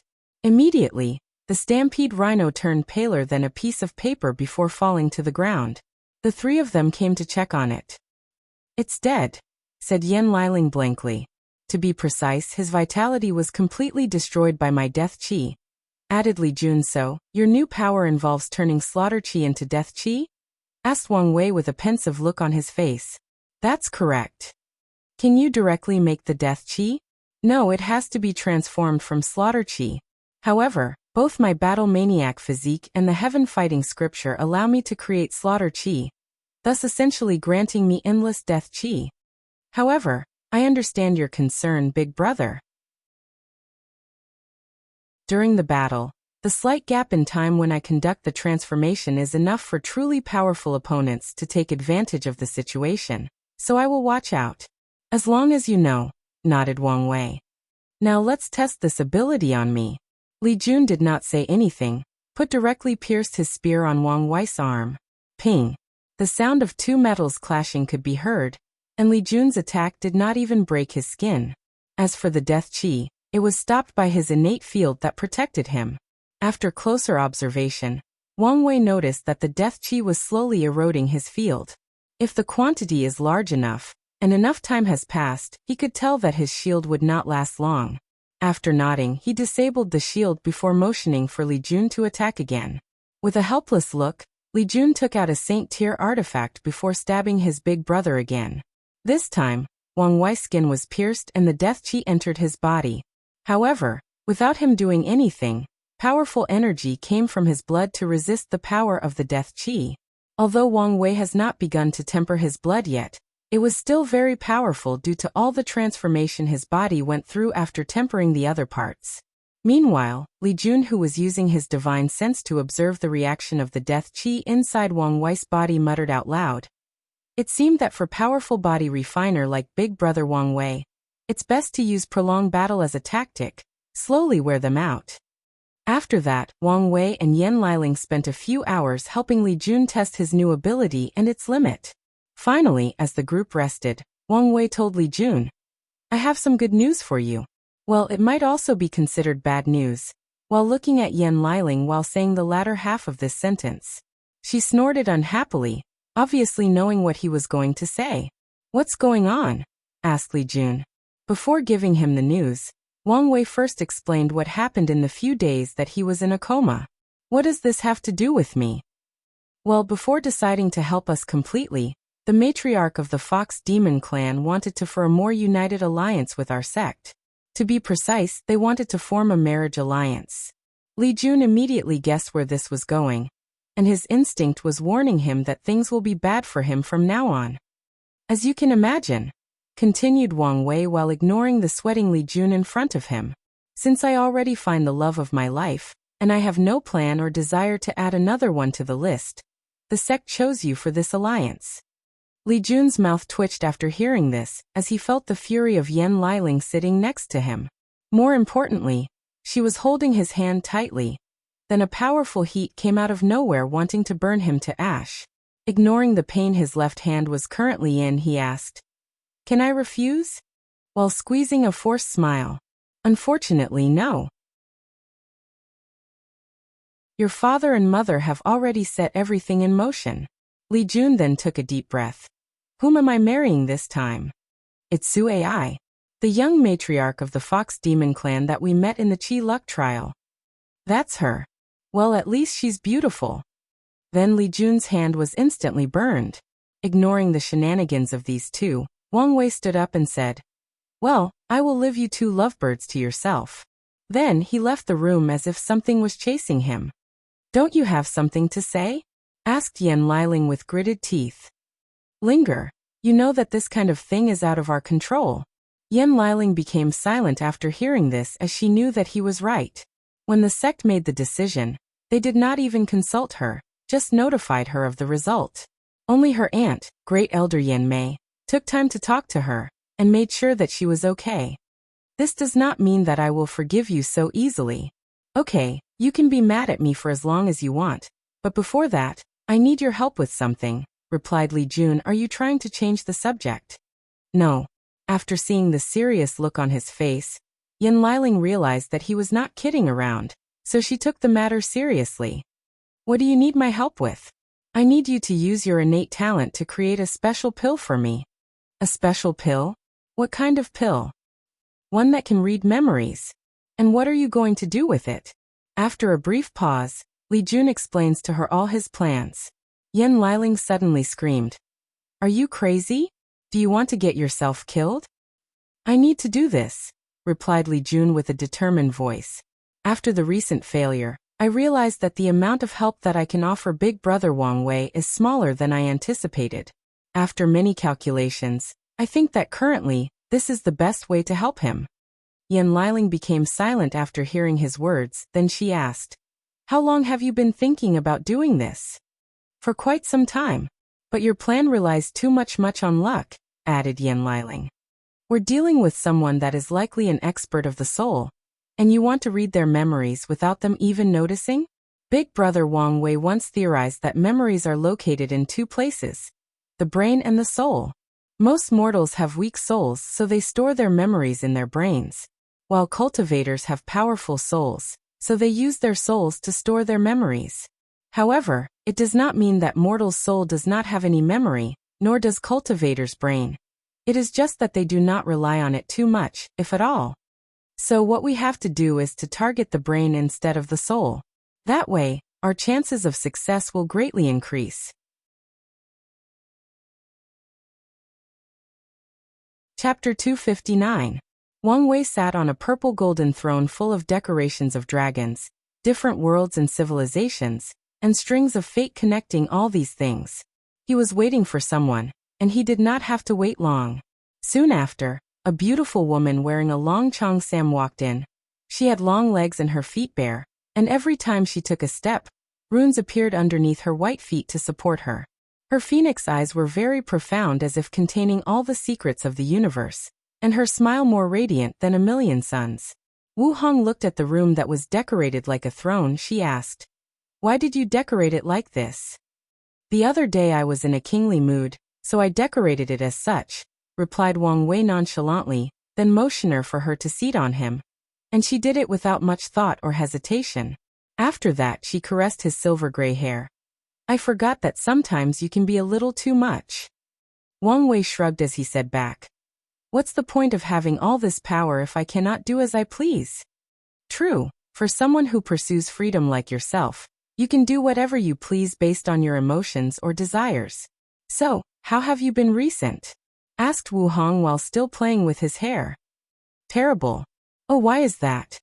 Because I've missed you very dearly, replied Wang Wei with a serious look on his face. Is that so? In that case, let me make it up to you. She lowered her head and kissed him, very passionately.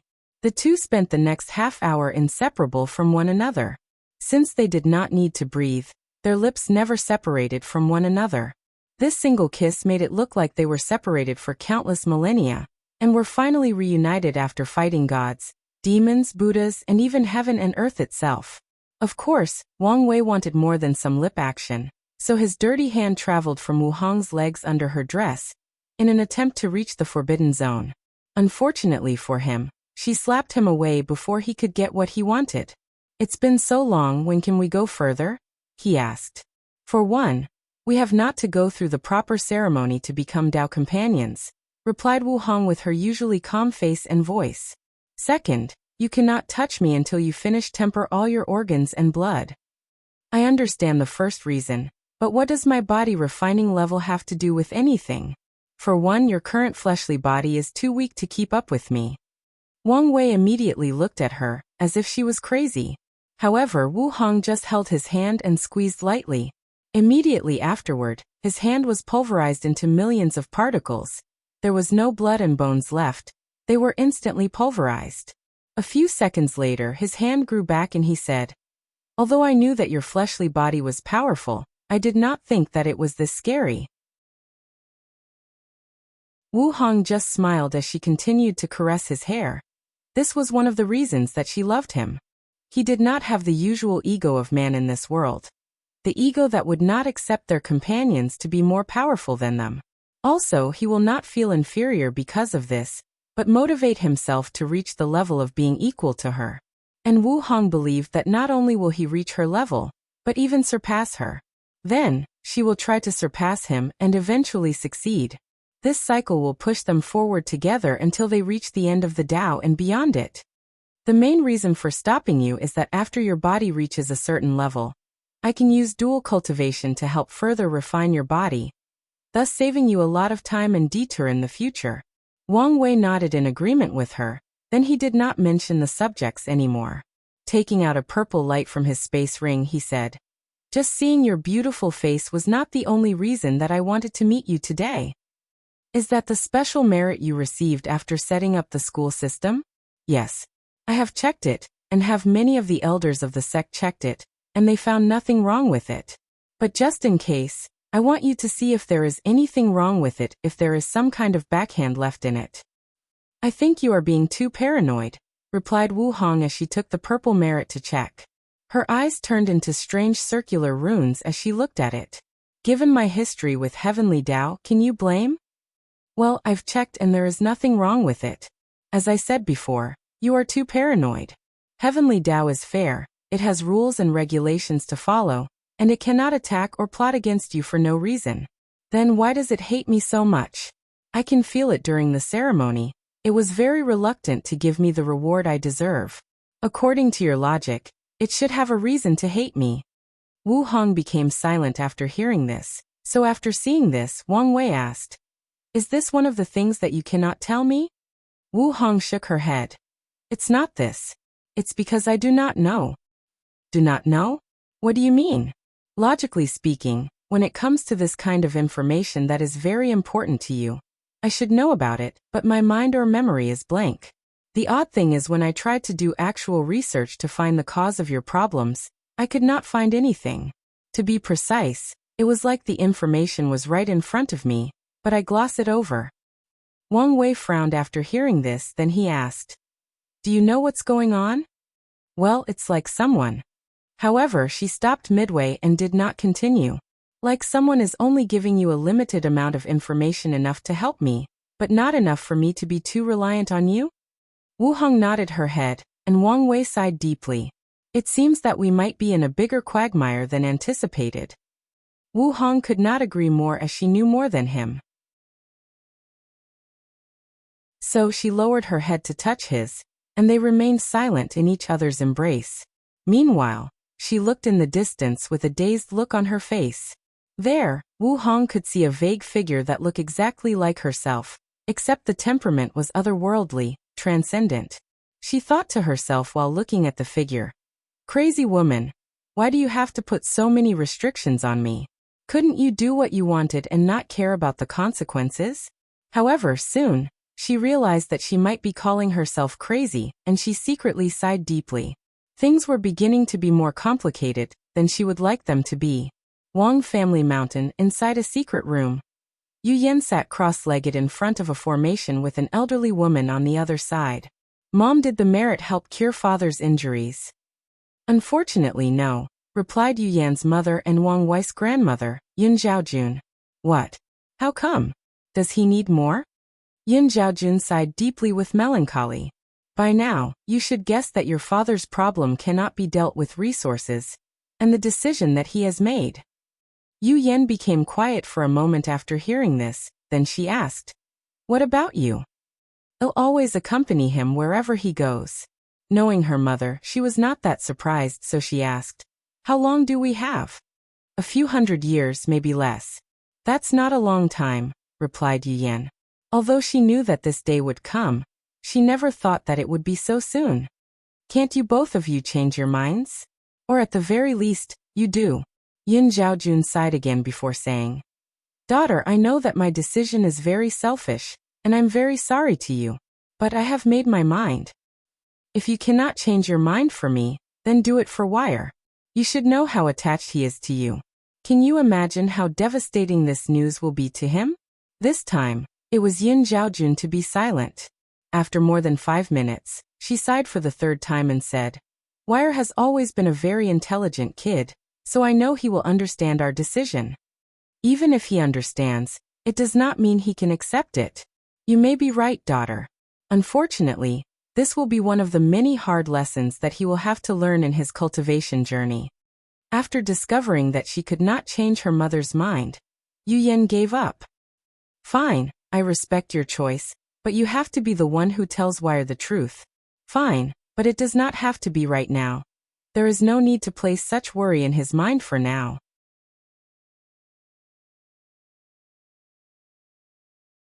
Chapter 260. Tao Opening Sect, Tribulation Mountain. One of the elders of the sect was standing on the mountain holding a golden light in his hand. He could feel many eyes watching his actions, but he paid them no mind.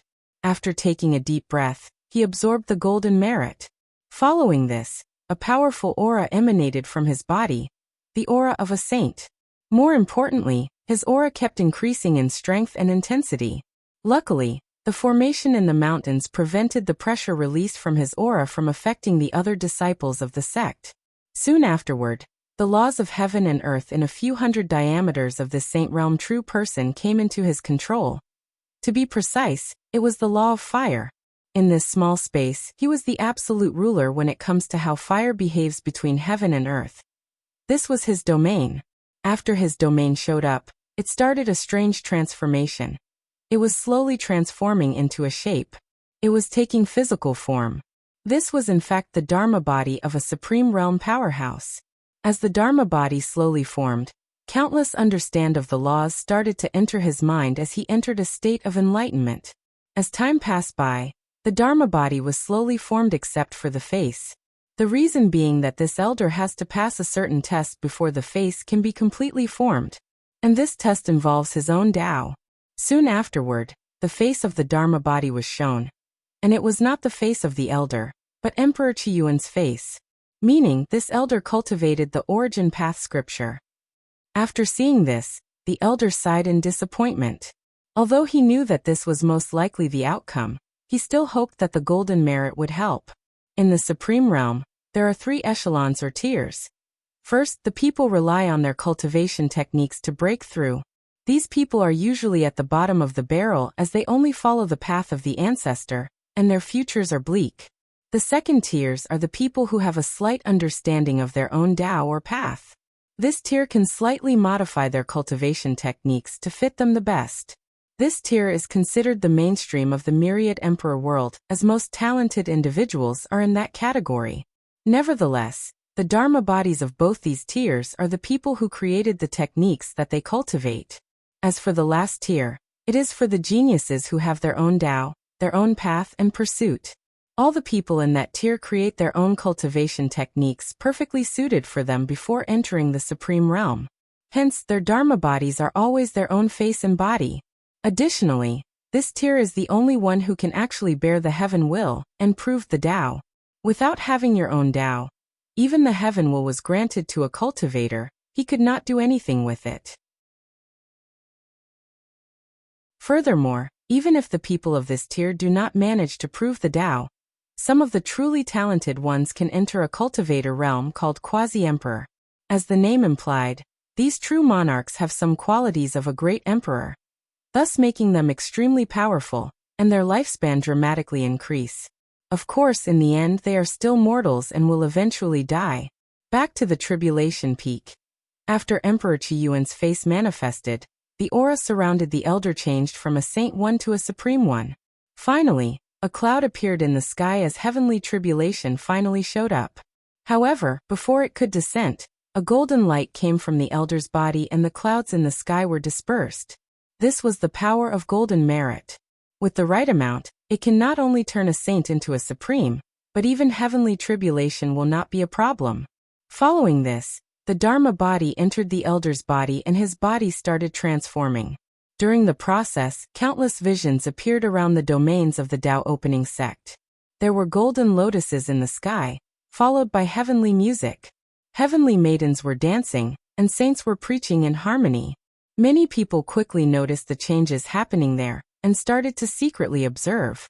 The visions lasted for a few hours until the new Supreme Elder woke up from his transformation. He sighed with a very hidden melancholy. He waved his hand, and the laws of fire manifested in front of him. Although the power was more powerful than before, he could tell that it was different. It has the power of origin in it. The new Supreme Elder knew that the reason for that was because he entered the first tier of Supreme Realm. Hence, affected by the origin path scripture, his laws were fundamentally changed. One would think that since the Tao of origin is more powerful than the 5 elements he previously cultivated, shouldn't he be happy for such a change? The answer is no. Since the Tao does not belong to him, of course, he could not control even 1/10 of its true power. The new Supreme Elder did not stay depressed for long as he already knew that this was the best outcome for him. His talent was very low, and it was due to a fortunate encounter that he managed to enter the Saint Realm in the first place. And the only reason that he could enter the Supreme Realm was that the sect wanted to do a dangerous experiment, so he volunteered without hesitation. So it did not matter that he was the lowest tier of Supreme Realm, as long as he was one. Tianwei Peak, all the great elders, and elders who held positions of power in the sect watched the breakthrough through a formation. Using merit can indeed allow us to forcefully break through the Supreme Realm, even though the path of Supreme is technically still cut off. However, the person receives no merits for being the first to so. After all, he did not do it on his own, of course. Heavenly Tao will not reward him. None of that matters, said Great Elder Yen Mei. What truly matters is whether this method can forcefully open the path of Supreme, and allow us to break through with our own abilities. After hearing this, all these saints started to calculate the secrets of heaven. Unfortunately, the answer that they received was negative. It was still not possible for any of them to become true monarchs unless they used merit. So our plan failed. Not necessarily, suddenly said Sect Master Wang Tian. I just received news that from my father that although the path of Supreme is still cut off, the time for it to open has dramatically decreased. In other words, as long as the number of people who forcefully become true monarchs increase, the faster that true path of Supreme can be open? Asked Yen Mei. That's correct. In that case, all we have to do is wait. Seeing that we made the first move, the other emperor lineages should hurry to follow. That's true, replied Wang Tian. However, beforehand, let's decide who among us want to use merit to make their breakthrough. However, no one in that room wanted to do so. As the upper echelons of the Tao opening sect, All of them are the cream on top when it comes to talent. As such, none of them believed for a moment that they will need help to become supremes. Using merit is a shortcut method, and people who use this method have very weak foundations. So it is never okay to use merit directly break through any cultivation realm. The best use of it is to assist cultivators in enlightening in the Tao. Seeing that no one actually wanted to use the easy way out, Wang Tian secretly nodded in satisfaction. Then he said, "In that case, after I distribute the merit, you guys can save it for when the true path of Supreme is open. As for the rest, other saints can use contribution points to redeem and make their breakthrough." Soon after this meeting ended, the world dramatically changed. Many emperor lineages with enough merit started having saints breaking through the supreme realms. As for the ones that did not have enough merit, they either banded together through alliance, fought one another, or focused their attention on the schools and educating mortals to gather more merits. So in the next few months, many visions could be seen all over the sky in the myriad emperor world. Things only returned to calm after everybody remembered the heaven-chosen selection trial. Thus placed their gazes towards the Emperor Enlightening Academy. Finally, the academy which was trying to remain low-key finally had to address the situation and give a proper explanation to all the participants and the sects behind them. Thus, like the grand opening of the tournament, a live broadcast took place.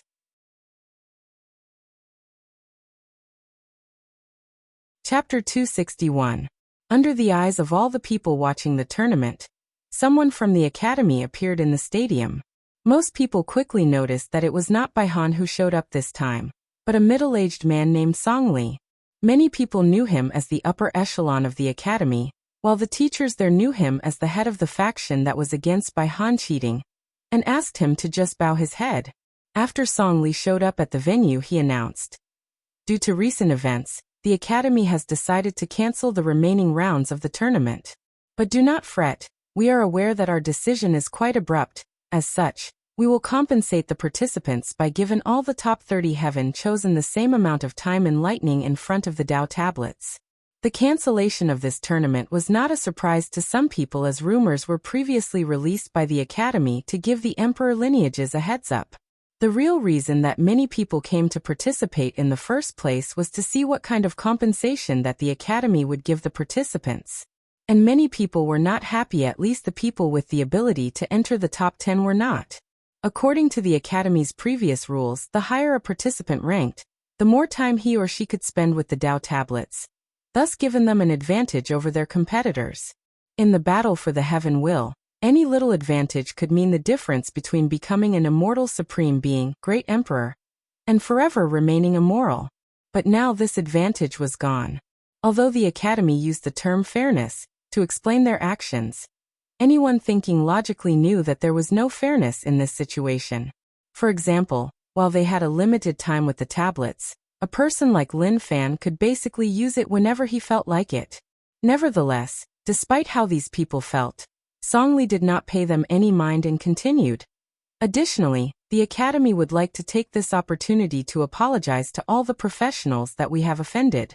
In our attempt to remedy the situation, we have also reserved 4 additional spots for the tablets, just like previous tournaments. Please choose the 4 individuals that will gain access to this opportunity. Many of the people watching this broadcast and sneered after hearing this. The cunning ones instantly understood that this Song Li wanted the people who allied against the academy to fight between themselves when deciding which professionals to gain this opportunity. And hopefully, during the process, break this loose alliance headed by the Tao opening sect based solely on benefit. What's beautiful about this simple plan is the fact even if someone is aware of it, there is nothing that they could do about it, as this is an open plot. Cultivators will never give up any benefit. After this short event, many people knew not to underestimate this new headmaster, as he is a cunning fox. "Now that everything is settled," said Song Li, "let's begin the ceremony to place these heaven-chosen's name on the Heavenly Tao Protection Book." "Hold on, headmaster," suddenly ringed a voice throughout the stadium. Song Li turned his head to see who spoke, and to his surprise, it was the true disciple of his own academy, Lin Fan. "Young headmaster, this is not the time. If you have something to say, you do so after the ceremony is over," said Song Li with a frown on his face. I'm sorry, headmaster, but this is the exact time to speak. Song Li could guess what Lin Fan wanted to say next, but he did not stop it. So what do you want to say? Many of us here came to this trial to garner fame, glory, and recognition. Personally, I do not think it's fair to those people to stop this tournament just like that. The Academy has already decided to stop the tournament. It's fine if it's stopped, replied Lin Fan calmly with a smile on his face. But this is not reason enough to stop any battles from happening. After all, I'm sure many people of the audience would love to see a clash between this generation's top heaven chosen. A brief pause followed Lin Fan's words, then a member of the audience yelled, That's true, I would love to see such battles. Me too. Me as well. Fight! Fight! Fight! Soon enough, the entire stadium was full of chanting, invigorating the previously dull and desolate atmosphere. As for Lin Fan, he had a slight smirk on his face as he enjoyed being in the spotlight. He imagined the trillion of people watching this broadcast, and him being the center of attention. He was glad that he followed this plan. Meanwhile, Song Li looked at the satisfied look on Lin Fan's face, sighed deeply before saying, So young headmaster, what do you propose we do? Since Lin Fan was their future headmaster, and he wanted to do something, the Academy would support him. As for the later consequences of his actions, the Academy is still able to protect their own heaven chosen. Lin Fan's smile became even more prominent. Then he said, Personally, I think that we should start big. For example, I challenge you. He then pointed at someone. All the gazes of the world looked in the direction he was pointed, and it turns out that he was pointing to the number 3 heavenly physique, Su Wai, who was standing in the middle of the stadium with all the other heaven chosen. Although a little surprised by the sudden challenge, her facial reaction did not change much, nor did she display any form of emotion. She giggled with a sweet and melodious voice. Young Master Lin Fan, are you trying to bully this poor and helpless woman? Why don't you challenge any of the other men?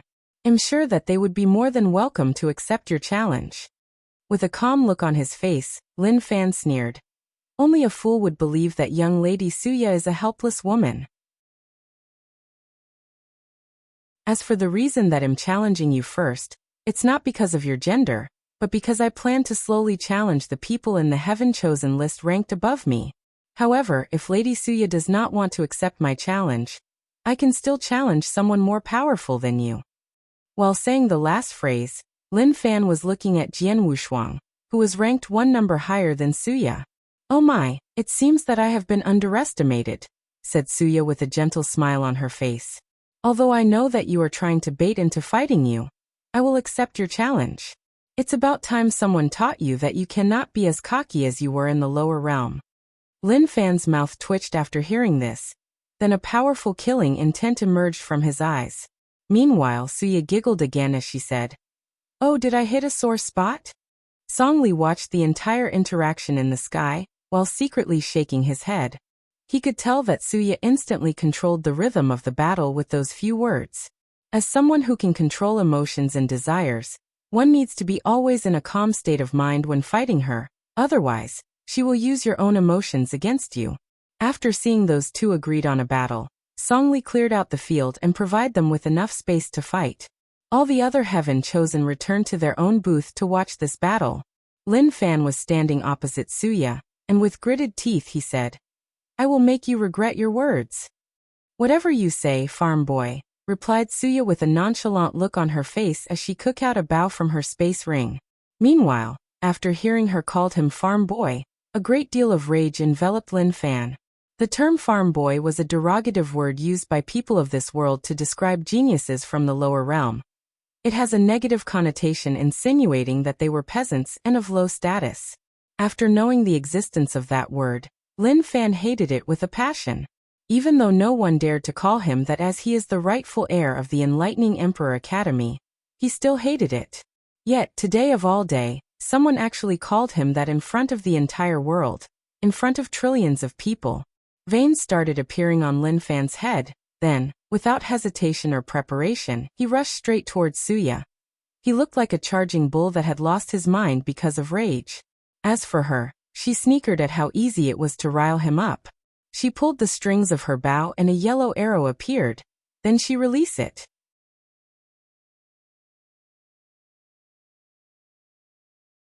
Chapter 262. After Suya released the yellow arrow, it turned into countless arrows before reaching its destination. It was like a barrage of thousand if nor more archers shooting at once. Nevertheless, Lin Fan just sneered after seeing this attack. Once the arrows hit, they bounced off his skin while making sounds of two metals clashing. His absolute chaos physique granted a very powerful fleshly body as well, so he continued his rush towards his opponent. Unfortunately for him, midway through, he suddenly vomited a big mouthful of blood. He was injured. With a confused look on his face, Lin Fan could not discover where the injuries came from. And Suya was not about to give him time to think or process the entire situation. Soon, more arrows came from the sky, wanting to turn Lin Fan into a hedgehog. He did not want to be careless this time, so he used his origin essence to erect a barrier around himself. Thus, all the arrows bounced off his shield. Yet he still spewed out another big mouthful of blood. This time though, Lin Fan discovered the origin of his injuries. It was his liver. Somehow, Suya's attack could directly bypass his outer layer protection and directly attack his internal organs. Despite knowing this, another problem aroused. How did she do it? While these thoughts quickly rushed through Lin Fan's head, another barrage of arrows came toward him. This time though, he opted to use his speed to evade. Although he was constrained by the small size of the arena, he was still fast enough to evade all these arrows. Unfortunately, Lin Fan still discovered that he was injured even without any contact with his opponent. Oh my, looked at the number 1 absolute chaos physique running away in battles, with confusion written all over his face. What's going on? Said Suya with a smirk in her voice. Meanwhile, after hearing this, a sudden fear emerged in Lin Fan's mind. Fear of the unknown, fear of the possibility of losing. As soon as those emotions appeared in his mind, he coughed a large amount of blood again. However, he quickly noticed that this time around, it was his kidney that was injured. A few common sayings quickly appeared in his mind. Anger hurts the liver, fear hurts the liver. Adding to that Suya's physique that involves controlling emotions and desires, and the fact that she made him angry at the beginning of the match, Lin Fan quickly figured out how her attacks work. So Lin Fan controlled his soul inside his sea of consciousness to enter a state of peace, a state of indifference to worldly matters and desires, a state similar to the Taoist sect's ultimate state of inactiveness, Taishuang indifference. After seeing Lin Fan's current situation, Suya sneered as she thought to herself, "Figure it out so quickly? Unfortunately for you, your state of mind is nothing compared to these Taoist masters that has spent their entire life cultivating their minds." After entering this pseudo-quiet state, Suya's attacks were rendered ineffective. Even if the arrows directly hit Lin Fan, they could not bypass his defense. So with newfound confidence, he went on the offensive. He first took out a sword. As a person who has the absolute chaos physique, Lin Fan is innately gifted with everything. Whatever he wants to learn, he can. With this physique, he can easily become a jack of all trade. After all, chaos is the embodiment of everything that was and ever will be. It is the origin of Daos. It can be everything or nothing at all. So it was very easy for Lin Fan to learn the way of the sword, and became accomplished in it even if he was not a pure swordsman. With a wave of his sword, a powerful purple thunder rushed straight towards Suya. What's more, this thunder was also wrapped in flame. Without hesitation, Suya evaded that attack. She did not want to go toe-to-toe with such a powerful attack. And her instinct was correct. Boom. A massive explosion occurred on the spot that the thunder flame attacked hit the stadium, leading to the entire arena shaking uncontrollably.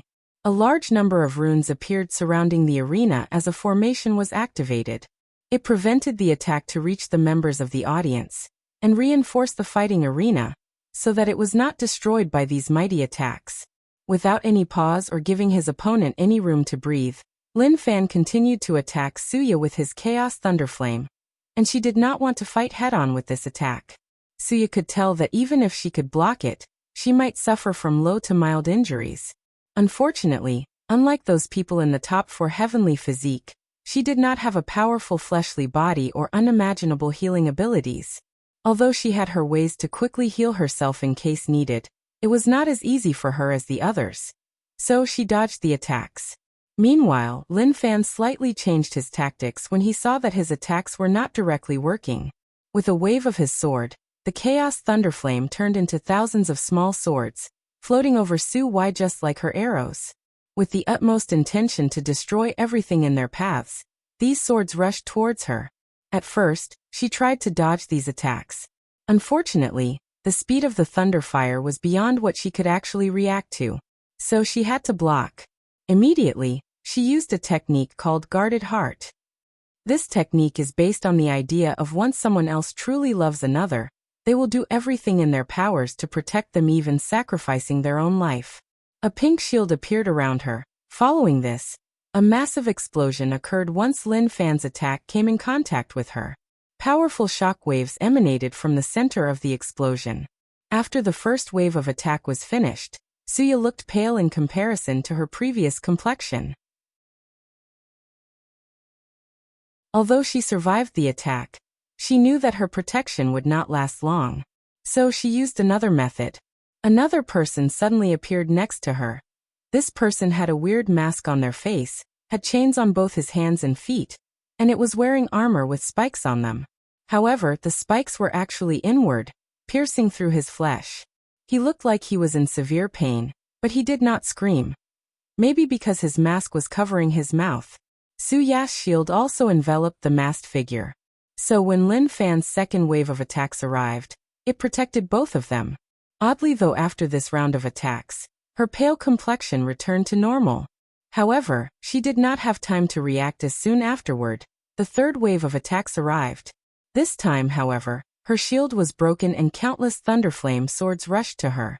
A massive explosion similar to a nuclear weapon occurred, and many people thought that Su Yi might have lost this fight. However, they were wrong. Once the explosion site was cleared, Su Yi appeared perfectly fine, without a scratch on her. Of course, the same could not be said to the masked figure next to her. It was completely disfigured with burnt all over its body. For the people who could use their divine sense to watch what happened, they knew that Su Yi actually transferred all her injuries to the masked figure. Moreover, this figure seemed to enjoy suffering from pain, and some people could even feel that its aura increase a little after suffering from that attack. Nevertheless, Lin Fan did not care as he continued his attacks. This time, however, it was not just sword that the thunder flame turned into, but different animals like dragons and phoenixes. As he continued to attack, Su Yi started to defend herself and evade her at the same time. Meanwhile, during the entire process, Lin Fan had a smile on his face. He enjoyed watching his opponent squirm under his attacks, especially after she said these words to him. But he also knew that this was a battle and he should quickly finish his opponent. So with a smirk on his face, his next attack turned into a gigantic thunderflame sword. "This is what you get for looking down on me," said Lin Fan with a smile on his face.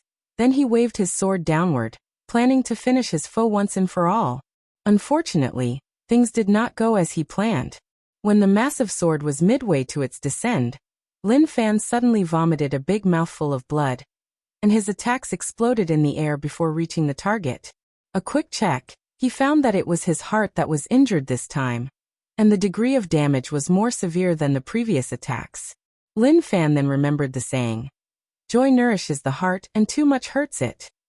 He raised his head, only to see a cunning smirk on Su Yi's face, and he knew that he was played.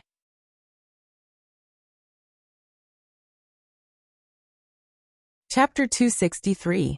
Lin Fan knew that his injuries this time were truly severe. After all, it was his heart that was attacked. However, he was not that worried. Not because of how powerful his fleshly body is, but because of the string of chaos chi that the academy gave him, which was located inside his heart. And he was right. Soon after, a mysterious power came from his heart and healed it.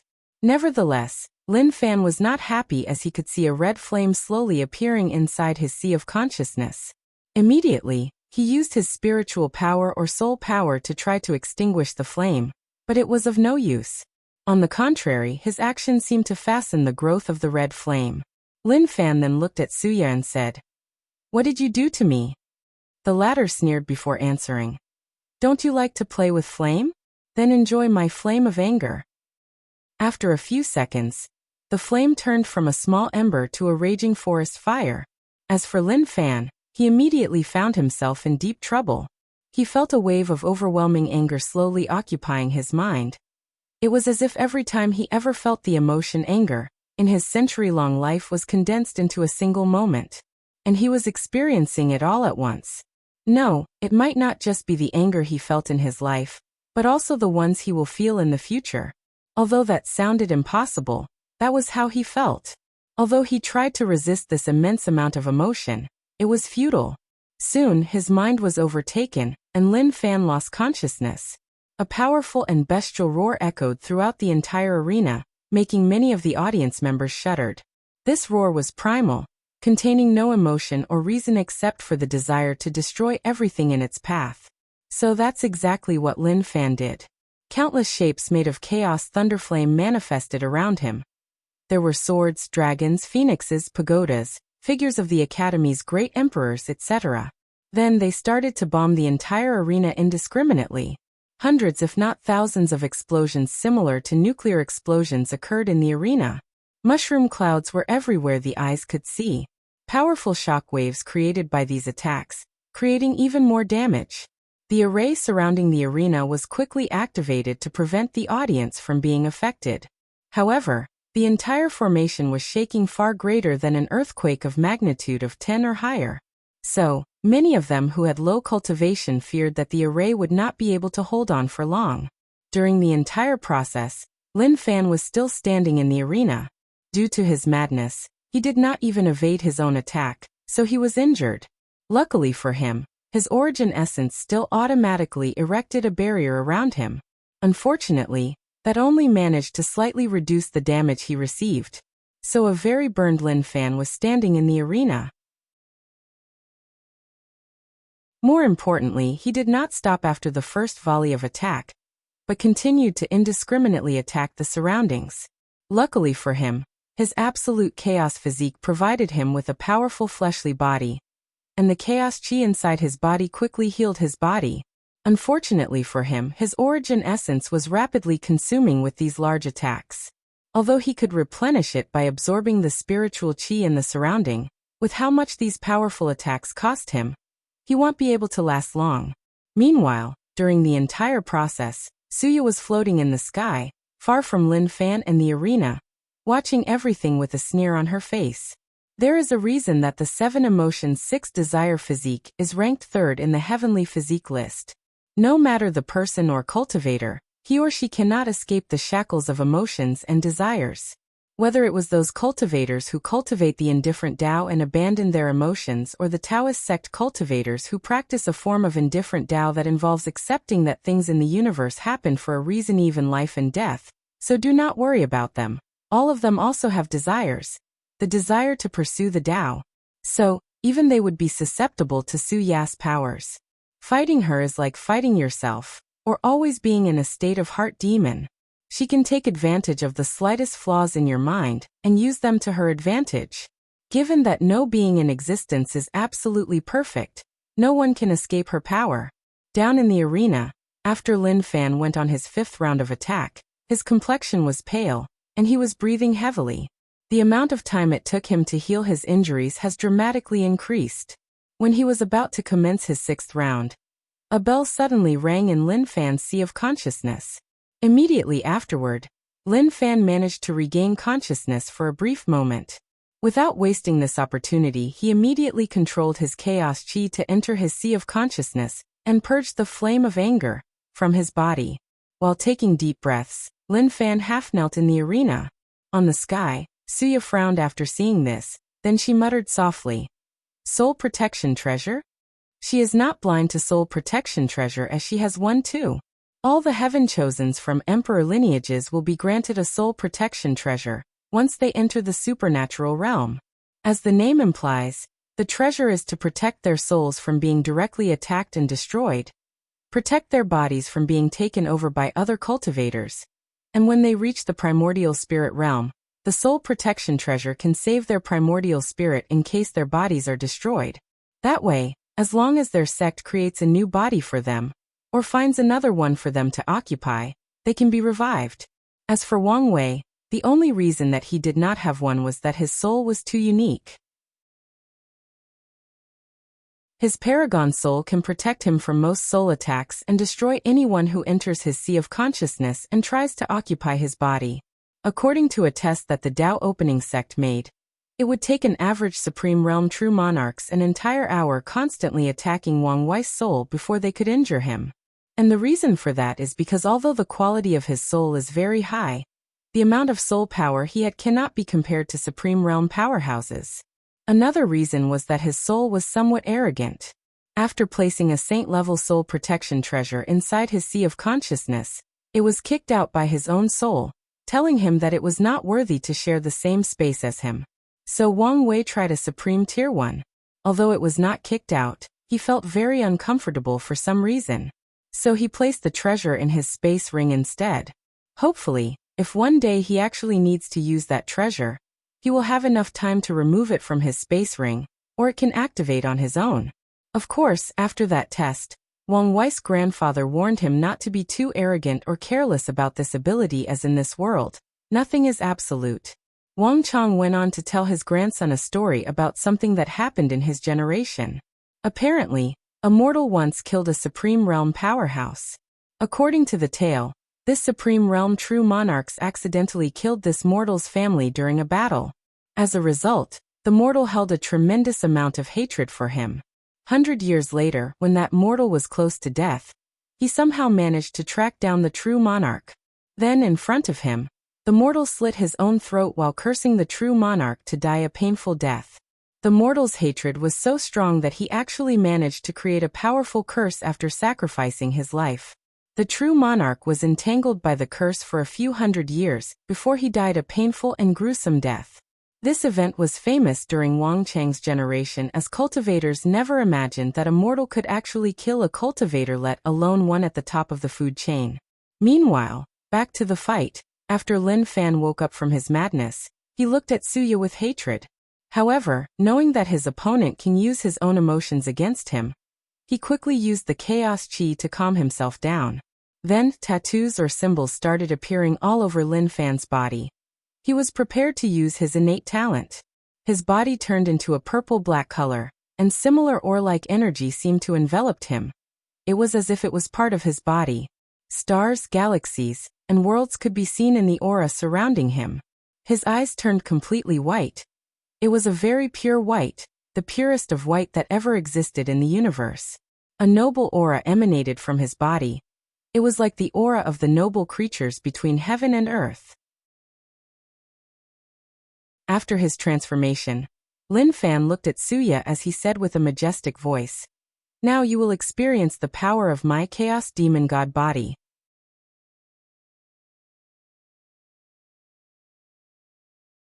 Chapter 264. After activating his innate talent, Lin Fan's transformation gave power beyond his wildest imagination. He gripped his first, creating a small explosion. Nodding in satisfaction with his fleshly body, Lin Fan rushed toward Suya, leaving cracks on the arena where he stepped. Without hesitation, Suya waved her hand and the previous masked individual that she summoned appeared in front of her, and he was right in time to receive a powerful punch from Lin Fan. Crack! The masked man's ribs were broken into many pieces, and he was sent flying away. The shockwave of that punch still hit Suya, making her vomit a big mouthful of blood. Without pause or hesitation, he rushed towards his enemy to quickly finish her. However, what he hit this time again was the masked man. Somehow, Suya managed to instantly exchange positions with him. This time, Lin Fan hit this man's head, and his cranium was shattered. However, the masked individual did not scream in pain but instead groaned with pleasure. Enraged by this reaction, Lin Fan started a non-stop barrage of attacks on him. His fists moved so fast that multiple shadows could be seen. A powerful shockwave occurred with each attack, and the entire arena trembled. After more than 30 seconds without stopping, the masked man fell to the ground in front of Lin Fan.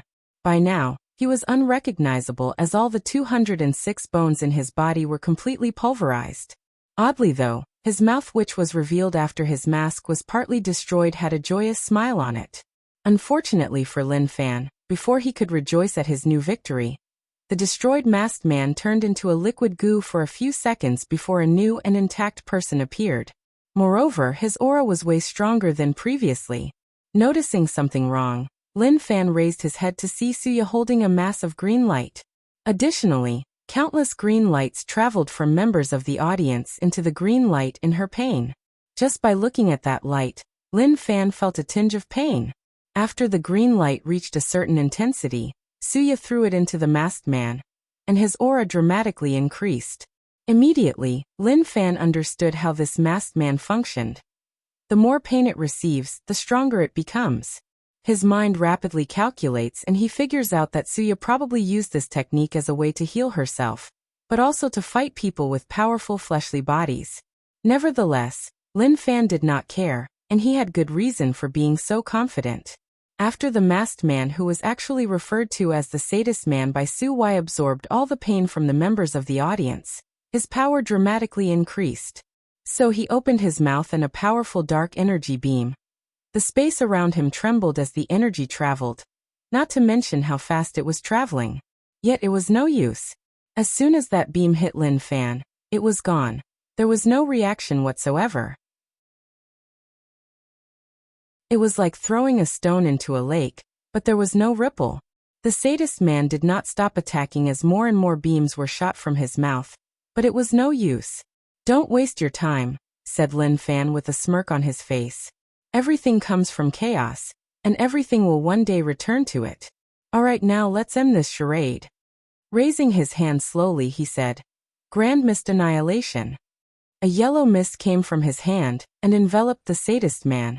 And then he was gone.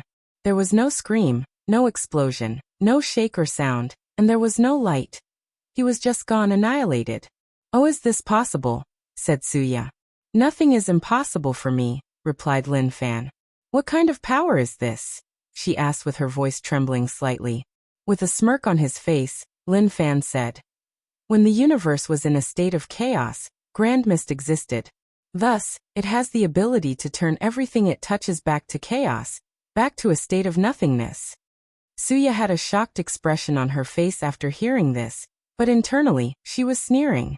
This Lin Fan has made too many rookie mistakes during this battle. He was easily influenced by my words, he underestimated his opponent, he became too cocky too quickly, he did not seem to have any research or knowledge of my abilities before the match. And now, he is even explaining his own ability to his opponent. Well, I guess this should be the result of him growing in the lower realm, and never actually having a real challenge in his life. All the geniuses that he fought there were probably easily suppressed by him. Adding to the fact that he was bullied by his family before his physique awakening, he probably developed this showy personality. "It does not matter how powerful your innate talent is," said Suya with a weak voice. "I will not lose so easily."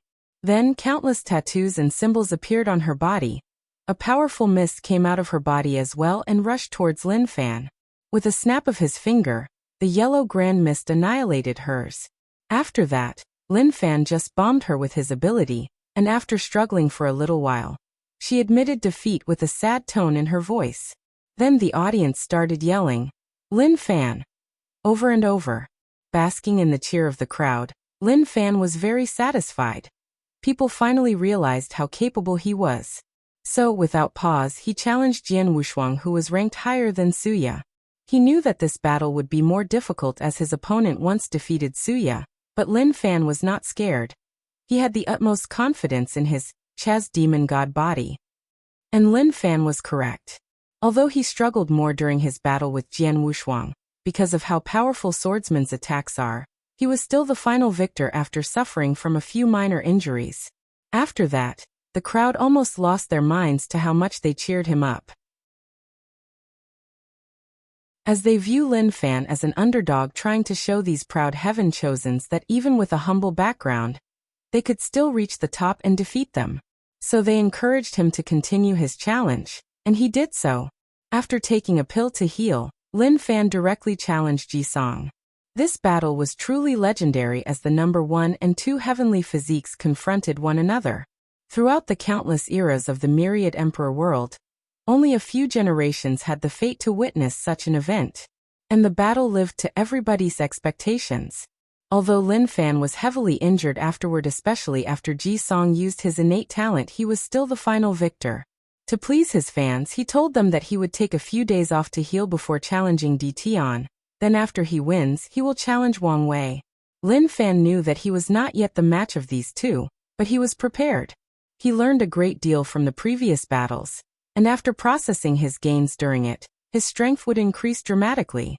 Additionally, he would use the dual cultivation method with his new wife, Shi, to increase his strength. So before the battle with Defying, Lin Fan spent a few days in heavenly bliss with not just Shi, but all of his wives and concubines. Meanwhile, in the fighting arena, the audience saw Lin Fan raise his hand, then stopped as if he was frozen. He stood there for a few minutes without even moving. As for Suya, she sneered as she looked at the frozen Lin Fan. Although your innate talent provides you with a powerful fleshly body and unmatched destructive power, it does not protect your mind. With these unchecked ambitions and never-ending lust, do you think you could escape from me? Moreover, this time, your soul protection treasure cannot save you, or your chaos chi. She took out her bow and arrow and fired an attack called Broken Heart Arrow. The arrow hit Lin Fan, but did not punch anything or leave any mark on him. However, soon afterward, he screamed louder than any squealing pig. Waking up from the embrace of pleasure, Lin Fan felt a terrible pain running all over his body. This pain was not physical, but emotional. It was like all his wives had cheated on him with his worst enemies. Soon after, he fell to the ground, passing out even before hitting the floor. Many members of the audience were confused about what happened, while few people who understood what happened had similar thoughts. What a terrifying illusion! What a terrifying innate talent! Of course, Suya was the only one who truly knew about the terror of her innate talent called Ultimate Illusion of Desires, which has the ability to create a perfect illusion based on the victim's emotions and desires. No one can escape from this ability as long as they have any emotions and desires, even the most basic desire to live. And if a person does not have any emotions or desires, then that person is not living. After Lin Fan's defeat, Suya left. If given the opportunity, she would kill him on the spot, but she knew that the academy would never allow such a thing to happen in their home court. After the battle ended, she flew to her sex floating booth. As soon as she entered, she sighed and immediately sat down. The first thing she did was to check inside the divine sea where 7 books were floating. To prevent his chaos chi from intervening, I had to use their powers, but the strain they placed on my body was more severe than I anticipated, muttered Suya. After making sure that everything was all right, she discovered that a new situation had developed in the arena.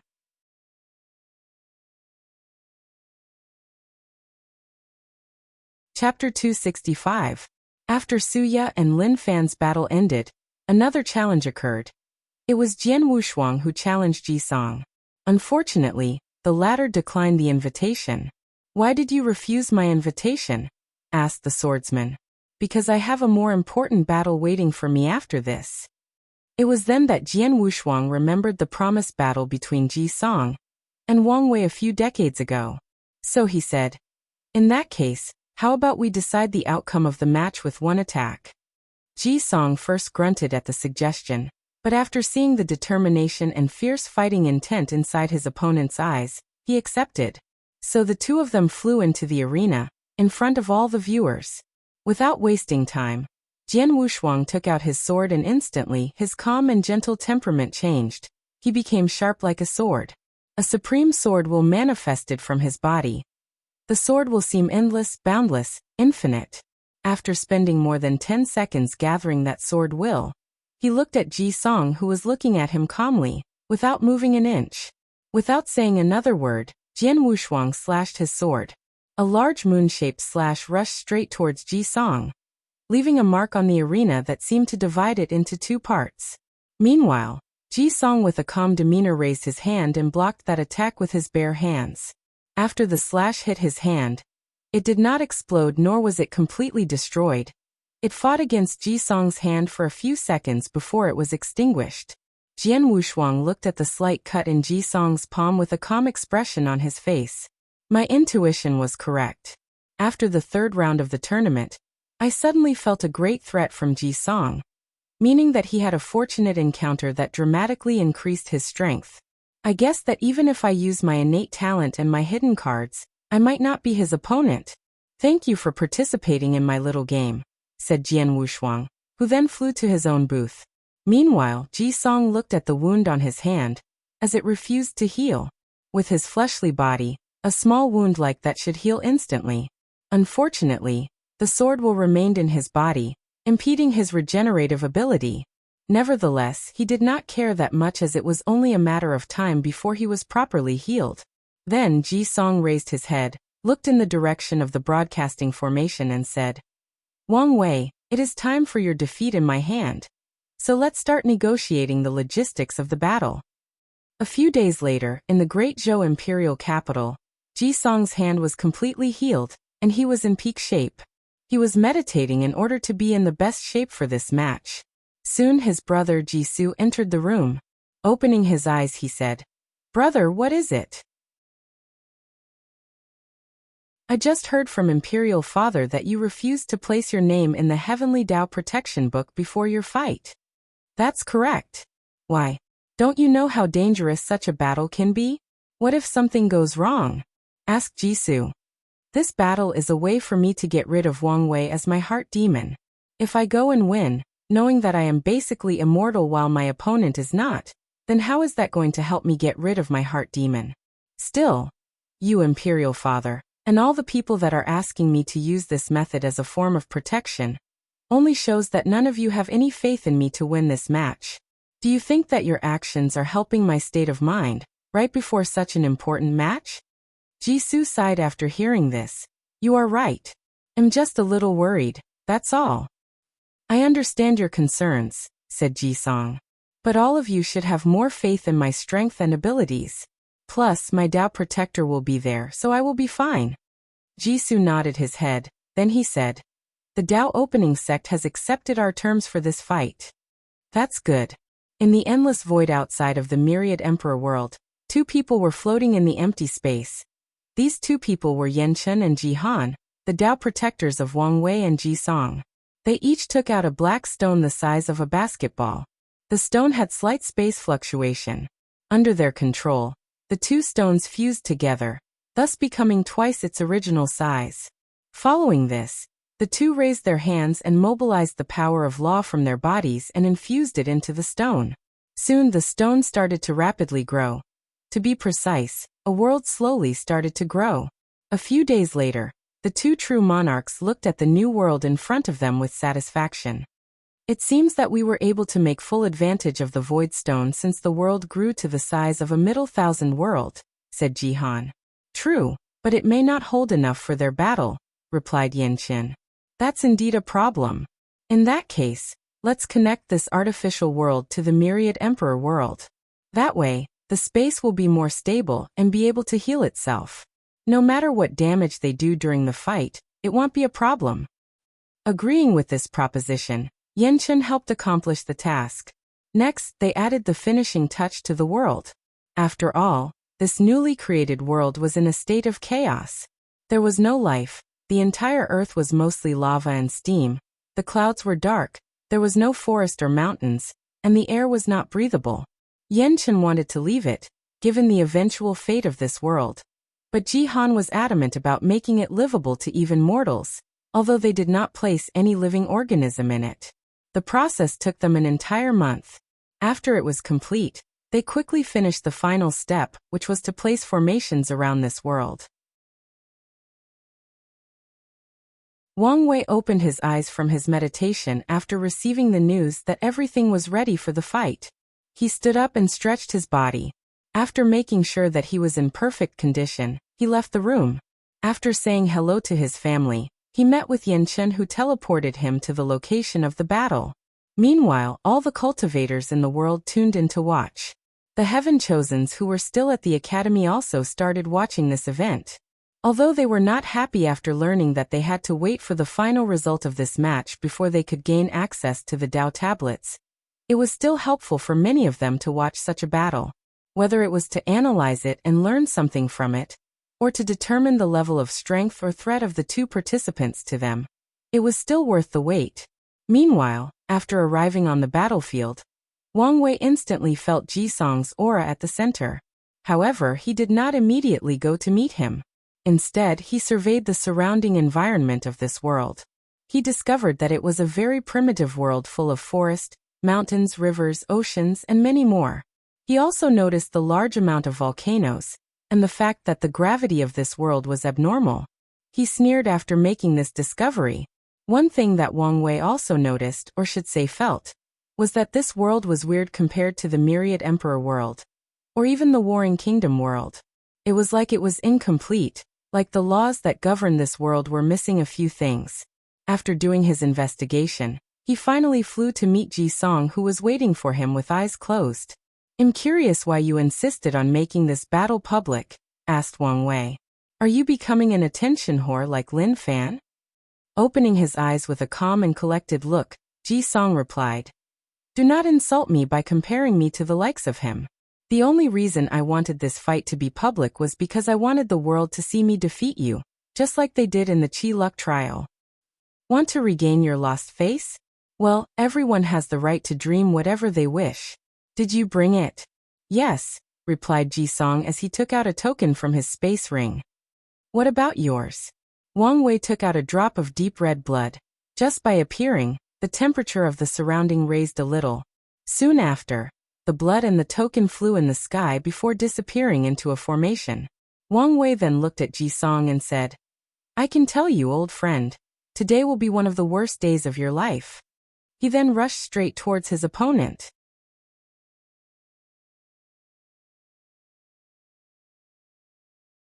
Chapter 266.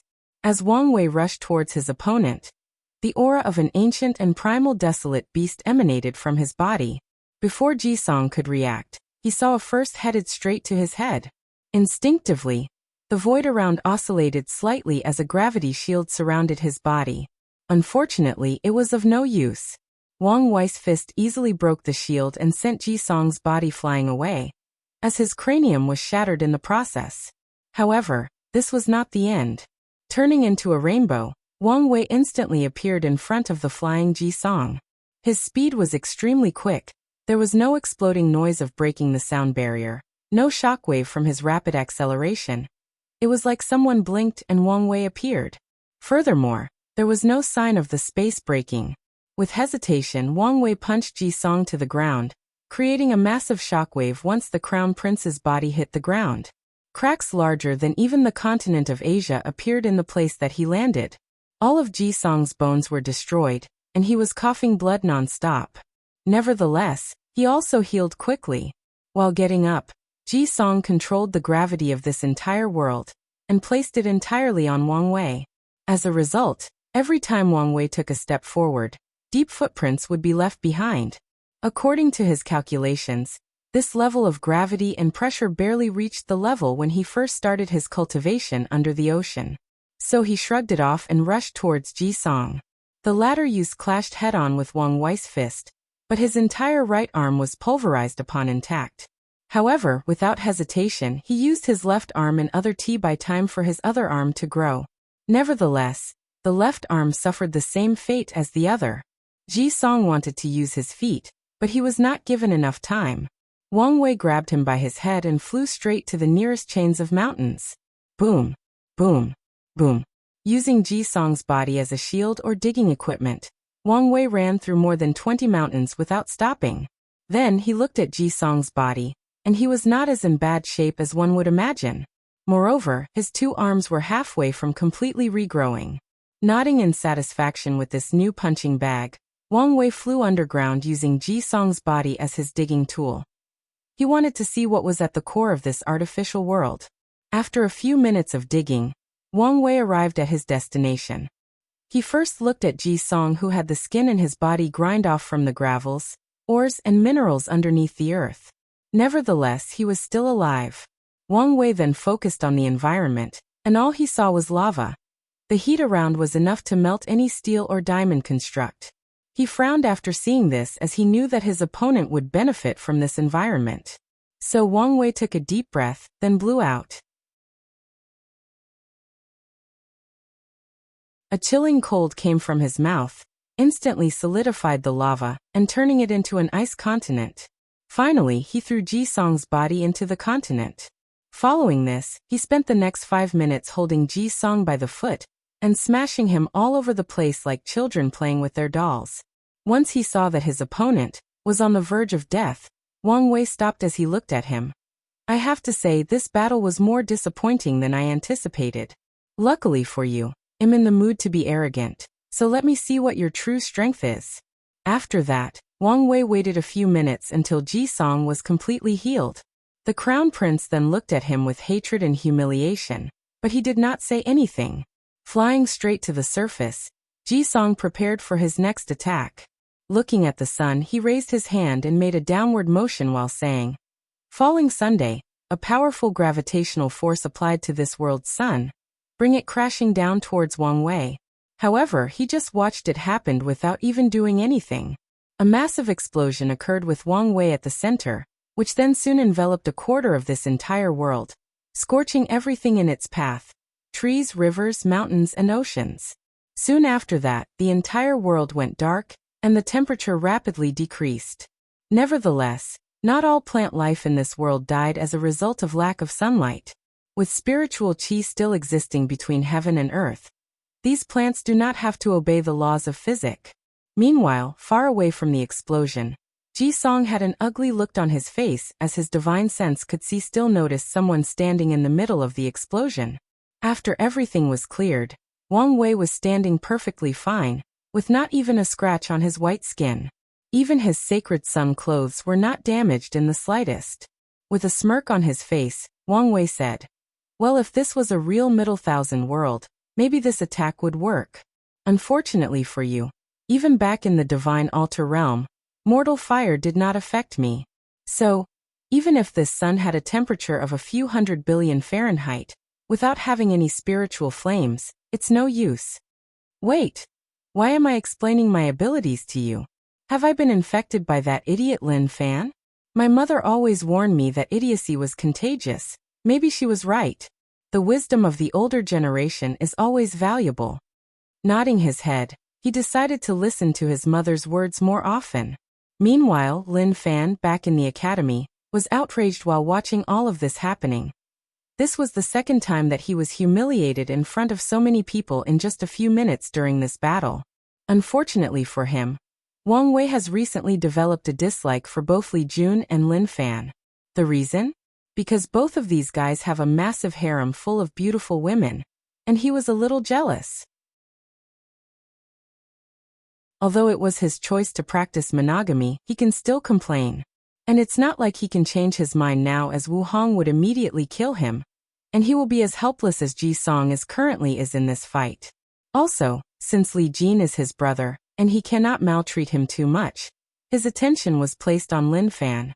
Meanwhile, another person feeling humiliated was, of course, Ji Song.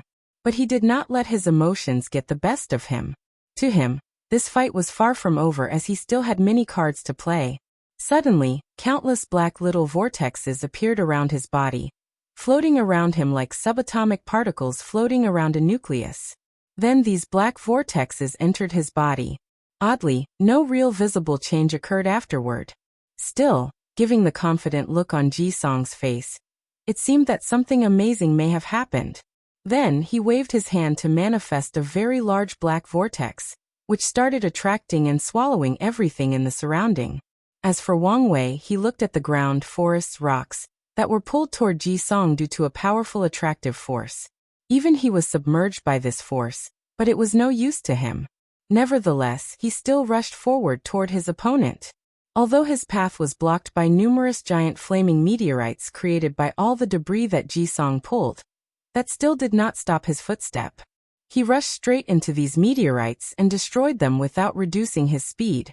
Once he reached in front of Ji Song, he threw a punch. The air broke as his fist traveled toward its destination. Unfortunately, this attack did not do as much damage as anticipated. A black light appeared from Ji Song's body and the attack was gone. Immediately afterward, Wang Wei sensed something from behind him, and he instinctively evaded. A powerful attack appeared where he previously stood. Instantly, he noticed that the force of that attack was similar to his attack. Thinking of a possibility, he attacked again to test his theory. He rushed towards Ji Song again and threw another punch, and a similar event occurred as the first attack. However, this time Wang Wei observed everything. A small black vortex appeared next to him, and his attack was redirected at him. Following this, Wang Wei tried a few more attacks which were proven to be ineffective, but he still figured out this technique. Using a black hole to create a wormhole, connecting two different points of space. Then redirect my attack through space. A clever tactic, but let's see if there is a limit to what he can absorb. Then, Wang Wei started a barrage of punches on Ji Song. As for the redirected attacks, he just opened his innate field which was developed by him after he tempered his skin to great perfection and blocked them.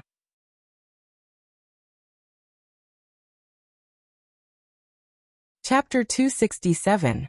Wang Wei tried to overload Ji Song's dark swallowing ability by throwing as many punches as fast as possible, but this tactic failed as the latter always managed to instantly redirect all the attacks. In that case, let's see how you deal with an overwhelmingly powerful attack, thought Wang Wei to himself. Without hesitation, he used his attack, Woolard Breaking Fist. All the parts of his fleshly body, skin, muscle, bones, etc. vibrated at the same time, and the vibration was sent out under his control. Ji Song knew that the next attack was a scary one as he was defeated by it during their last confrontation, almost dying in the process. So he used all his powers to try to swallow it and redirect it, but this time, he did not care the exact place that he would redirect the attack, as long as it was redirected. Unfortunately for him, he underestimated the might of the attack, or maybe he overestimated his capabilities. Back then, Wang Wei's fleshly body was not nearly as strong as current, and that attack was still powerful, not to mention now. Additionally, this attack was also spiritual as even Wang Wei's soul vibrated as well. So in less than a few seconds, Ji Song's wormhole was annihilated, causing space cracks to appear in this world as a result of the backlash. As for Ji Song, he was sent flying after the explosion with cuts all over his body. He was essentially disfigured. Furthermore, the remaining spatial power left in his body was inhabiting his healing factor. As he lay in the ground, unable to move even a finger, there was no sense of defeat or despair in the great Zhou Crown Prince's face. Only an unwavering determination. Immediately, he absorbed the life force or energy of the earth. Countless trees instantly withered. The ground surrounding turned from very fertile lands to barren places even worse than the desert. The water in the rivers and lakes dried up. The mountains eroded, leading to landslides.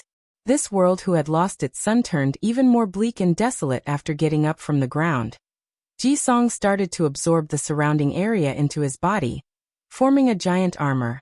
Soon, he became a few kilometer-tall giant made up of rocks and trees. He looked like the mighty Titan Gaia, the mother of Earth. Raising his hand that is probably larger than a modern city, Ji Song tried to pat Wang Wei as a human does to an annoying fly. Crack. Wang Wei raised his hand and blocked the mighty hand. Then cracks started to appear at his feet, spreading for kilometers on. And as time passed on, he discovered that the strength on him was slowly increasing. Is he using gravity to increase his weight? Just like speed is power, weight or mass can also be power, thought Wang Wei. Then he pushed the gigantic hand away and threw a punch. A gigantic punch manifested from his body and hit Ji Song's Earth Titan body, instantly destroying half of it. However, the destroyed part quickly grew as if nothing happened. Ji Song then flew straight into the sky. Even with his massive body, he was as light as a swallow and as rapid as one too. After arriving at a certain distance, he flew downward, using the power of gravity to accelerate his descent. With its massive size, adding to his constant acceleration, this move of Ji Song was indeed powerful compared to the other ones. As for Wang Wei, he also made his move, and this time, he finally used other techniques besides his fleshly body. He gathered his origin essence and used an attack from his grandfather's technique, Overlord Fist. Qilin Stomping Fist. A gigantic Qilin's leg appeared in the sky, and as soon as it appeared, It released a supreme aura or pressure. This aura announced to everybody that in their presence was the ruler of all animals and lands, that this being was born noble. After the Qilin leg manifested, it stomped on Ji Song's giant. The latter tried to fight it off, but a vibration similar to the world-breaking fist appeared and destroyed the structure of the giant's body. Ji Song's body crashed down on the ground, with only a few parts of his body covered in the rock armor. However, as soon as he landed, the giant was instantly recreated. It was as if it never received any damage in the first place. Ji Song flew into the sky. Then his rock body turned dark red as lava started appearing all over him. He followed up with a lava first attack. So this giant titan will reform itself as long as a tiny part of it remains intact? In that case, I need to instantly destroy all of it without leaving even sand particles intact. Wang Wei punched again, this time using the dragon fist. A very long azure dragon manifested itself. However, this dragon was different from usual. Small black lightning could be seen flashing around his body. This was divine punishment thunder from Wang Wei's body. After appearing, the dragon released a roar and flew towards the rock giant. Then it released an aura that suppressed the giant. Ji Song tried to defend himself, but he discovered that he could not move, that he was completely suppressed. Following this, the dragon controlled the clouds in the sky, and a bolt of lightning fell on the rock giant, instantly destroying all its parts, down to the last atom. The dragon then took Ji Song and carried him in front of Wang Wei. The crown prince was having a hard time accepting his easy defeat. He looked at Wang Wei as he said, "How could this be? How could you be so powerful? To prepare for this battle, I have suffered so much. To temper my body, I bathed in all the volcanoes in the central continent. Every day, I witnessed my body being scorched until it became crisp. I had to inhale poison fumes of volcanic ashes. And this was not enough. I pushed myself even further by using gravity to further temper my body. I had to suffer so much.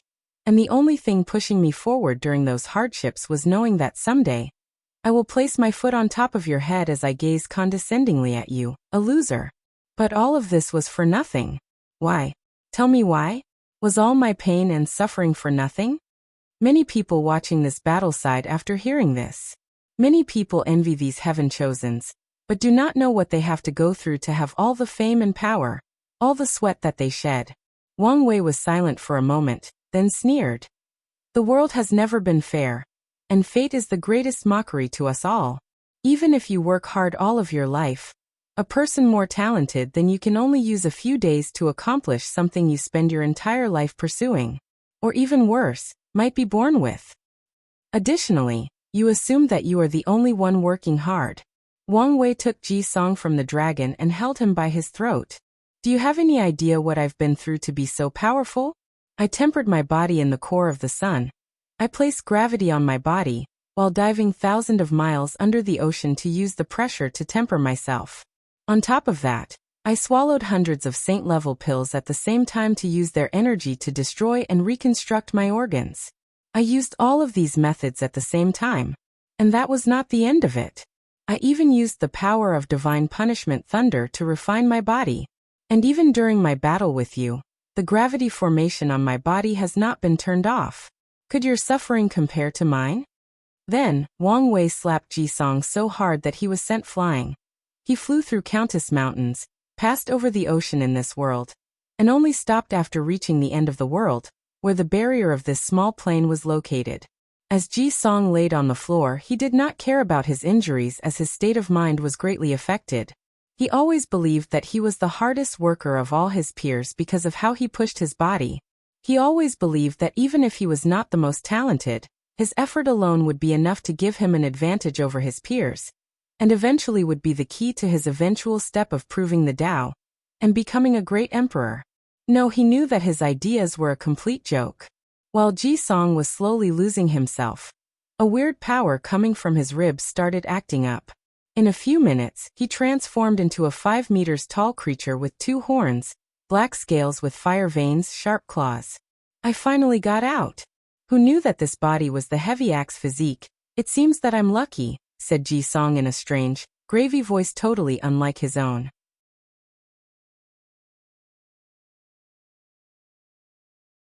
Chapter 268.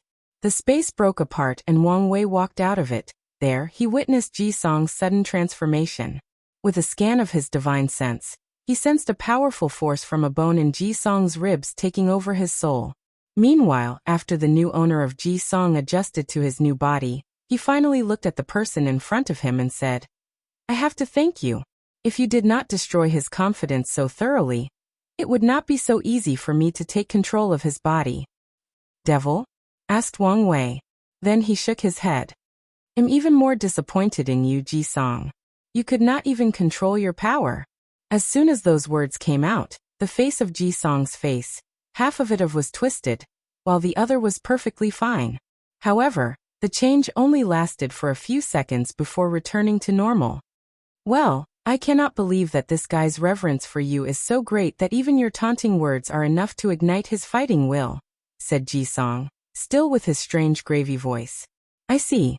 So, you are nothing but the will of a powerful devil race, and are fighting over control of this body with Ji Song. Given that you did not even have a primordial soul to take over his body, you are most likely dead already." "What a cunning brat," replied the devil. Then he took a good look at Wang Wei for the first time. "What an exuberant breath, what powerful vitality. Your fleshly body can compare with some of the heaven-defying devil princes of my era." "Thank you for the compliment, but I've seen better," replied Wang Wei nonchalantly. Nevertheless, the devil ignored his words and continued to analyze him. "Then there is your soul. Is that a pirog? Kids, your secrets are not small. Unfortunately for you, you met me. After I swallow your soul, I can properly resurrect. Should I be afraid of a dead person even if you were once a devil god? How much power can you use in your current state? More than enough to deal with you. Wait, why do I smell the vile scent of that woman on you?" "What woman?" "Empress Wu," replied the devil with gritted teeth. "Oh, she's my wife. Don't be ridiculous. As if any man would ever be worthy of that woman, let alone a snot-nosed brat in the supernatural realm. Anyway, after I kill you and swallow your soul, you'll know the answer. Just because you suffer from low self-esteem does not mean that I do. Enough with the sarcastic taunts. I'm starting to understand why the owner of this body hated you so much. You brat have a poisonous tongue. Unfortunately, this is one of the few flaws that I learned from my mother. Well, I probably should not say that since she is watching." Wang Wei then looked upward toward the broadcasting formation and said, "Mother, I'm sorry, it was all Father's fault.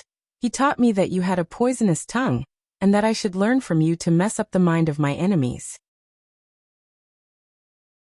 Many people watching this fight were speechless for a while, as this was the first time that they saw such a side to Wang Wei. Most people often think of him as calm, collected, cunning, and ruthless. But today they saw his humorous and carefree side. Many women liked that side about him. Meanwhile, back in the Dao opening sect, Yu Yan was looking at sect master Wang Tian with a wrathful fury in her eyes. Meanwhile, the latter twitched as he knew that his son was lying. Unfortunately, even if he explained, he knew that she would not believe him. So he just accepted his fate. Meanwhile, back on the battlefield, the devil was furious that this brat ignored. He quickly calmed himself down as he sniffed the air. "Let's see what sins you have caused in your life. There is lust, murder, conspiracies, greed for power. However, all of these are minor. The really big one is genocide." Wang Wei frowned after hearing this, then asked, "Genocide?" "Yes. In the Qi Luck trial, you committed genocide by killing more than 99% of all the demonic beasts of that world. Shouldn't you pay for your sins?" Immediately, Wang Wei felt a weird power inside his mind, trying to make him have remorse for all his actions. It was like it was condemning him for his behavior towards the demon race in that trial. Nevertheless, he still had a calm look on his face as he looked at his opponent. How ironic. A devil is talking to me about remorse and repenting about my sins. Don't you guys feed on negative karma? Heaven and earth are fair. Since the light race feeds of positive karma, of course, the devil race needs to exist. Heaven and earth, huh? Said Wang Wei. Speaking of this, heaven and earth did not consider my action as genocide, and even rewarded me with merit once the bodies of these demonic beasts were used properly. So what gives you the right to judge me? Are you better than heaven and Erath? Haha, you are a cold-hearted little brat, aren't you? Anyway, I did not expect my little trick to work on you. Now that I've bought enough time to properly control this body, it's time for you to die. And I don't care about what you do, because your ending will be the same, death, replied Wang Wei. The devil did not say anything but made a swallowing motion with his mouth. Then countless dark lights came from Wang Wei's body and were swallowed by him. Immediately afterward, his body grew to more than 10 meters. However, he was more slender in comparison to his previous physique. Brat, you may justify your actions in any way that you want, but you still have to bear the weight of your sins. As soon as the devil said those words, Wang Wei felt a heavy load on his body. And this load or weight was not due to gravity, or some other physical force. This weight made his movement sluggish as he felt like he was in a quagmire, and his every movement required a tremendous amount of energy to move. Nevertheless, he could still move. Clenching his fist, he threw out a punch. A white flame came out and turned into a typhoon as it rushed towards the devil, making his expression very ugly. The devil recognized this flame as the cleansing purifying flame. This is a heavenly flame known specifically to be the nemesis of people who committed great sins just like their devil race. If the devil was in its peak, he could disdain at such a flame, but in his current situation, it was truly deadly. Without hesitation, the devil opened his mouth and spat out a brown flame. As soon as those two flames clashed, a massive explosion did not occur, but they disappeared altogether. It was like they cancelled one another. However, before the devil could relax, Wang Wei, whose body was enveloped by white flame, rushed straight to him and threw a punch. The flame in his hand seemed to come alive, wanting to purify this evildoer. Unfortunately, the devil reciprocated with a punch of his own, and the brown flame in his body seemed to be the antithesis of the cleansing purifying flame. Wang Wei's mind moved rapidly as he recognized that brown flame as the soul-corrupting flame. While one purifies everything, the other corrupt or taints everything. Nevertheless, although the flames did not work, Wang Wei's attack did some damage. After the devil extinguished the flame, the force of the punch sent him a few dozens of meters away, and he coughed up a few mouthfuls of blood. Without giving his opponent the chance to breathe, he instantly appeared in front of him, and there was another punch encased with a white flame. The reaction of the devil was very fast as he crossed his arms to block the blow, while his body was encased in brown flame. However, right before Wang Wei's attack hit, his white flame turned black as he instantly switched to the heavenly destruction flame. Caught off guard, the devil suffered a devastating blow. His soul-corrupting flame was annihilated, along with his two arms. Oddly though, he was not sent flying away, and he soon discovered why. Before he could react, Wang Wei grabbed his head and filled Ji Song's sea of consciousness with white flame. The devil screamed in agony as his voice echoed throughout this world. After a few seconds, Wang Wei released him from his grip, and he fell to the ground. The devil looked at him directly in the eyes with hatred and humiliation. If he was not in his current weakened state, he would not lose so easily. "This is not the last you will see of me," muttered the devil before disappearing. As for Wang Wei, he did not care. Although he can be cocky, that only depends on the situation. This devil was most likely a devil gone who died under the hands of Empress Wu. So no matter how weak he was still once a powerful being on the level of Great Emperor. So Wang Wei decided to end him as quickly as possible with the most effective method. After all, any battle is like war. And as he learned before, anything can happen in war. Meanwhile, Ji Song regained control of his body after the devil's will was purified. He looked at Wang Wei and said, "Thank you for allowing me to get rid of that pest once and for a while. Now let the real fight begin." Countless tattoos and symbols appeared over his body that was still in the form of a devil. Then Ji Song said, "Infinite power." His innate talent was activated.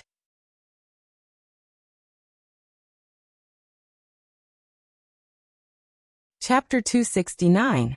After activating his innate talent, Ji Song's body changed.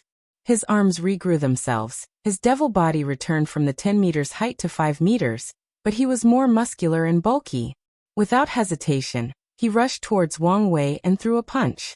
However, soon after the clash, Ji Song was sent flying, crashing through many mountains in the process, before landing on the ground.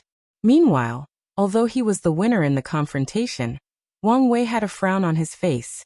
He did not found the fact that Ji Song was a little stronger odd, but the fact that his body was perfectly intact after his punch. Not a single part of his body was damaged, not even the skin. With haste, he opened a space crack and teleported in front of Ji Song. With tremendous force, he punched the crown prince again.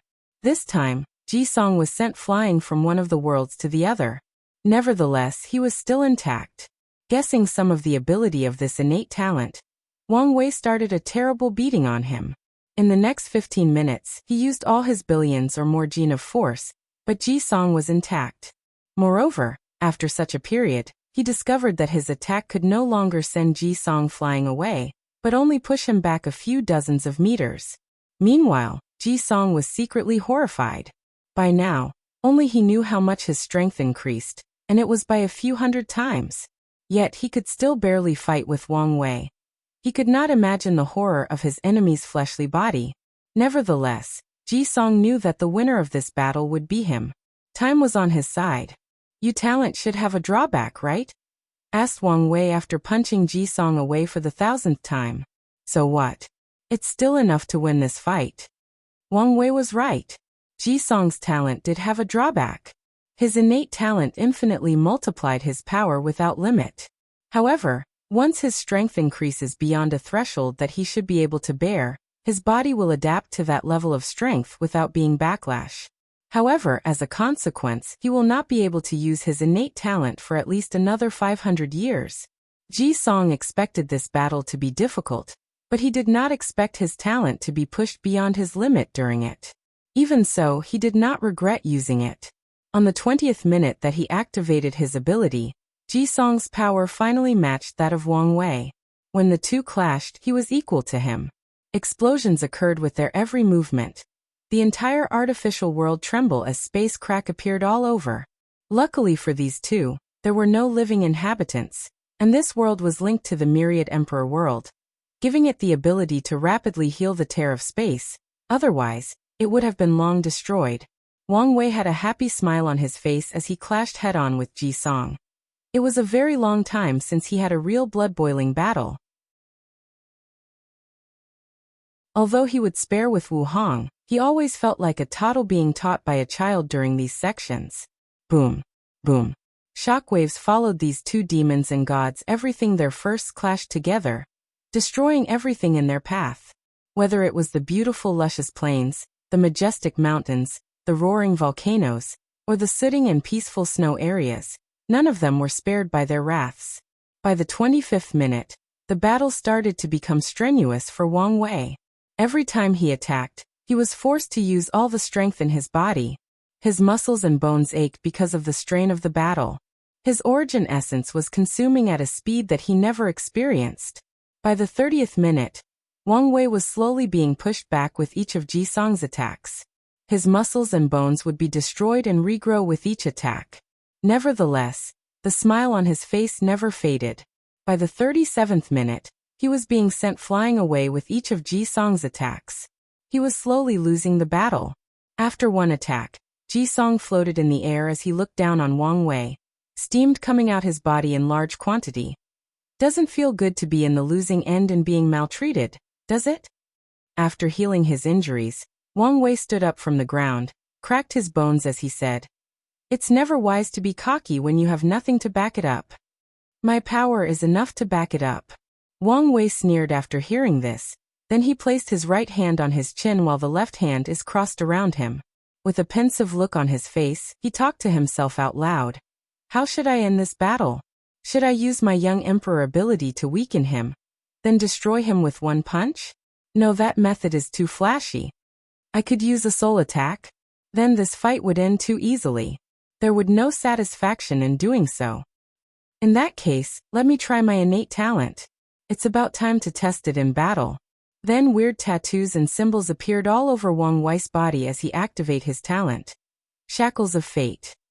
A gray-white chain manifested from his body and rushed towards Ji Song, who had an ugly look on his face after hearing his opponent's words.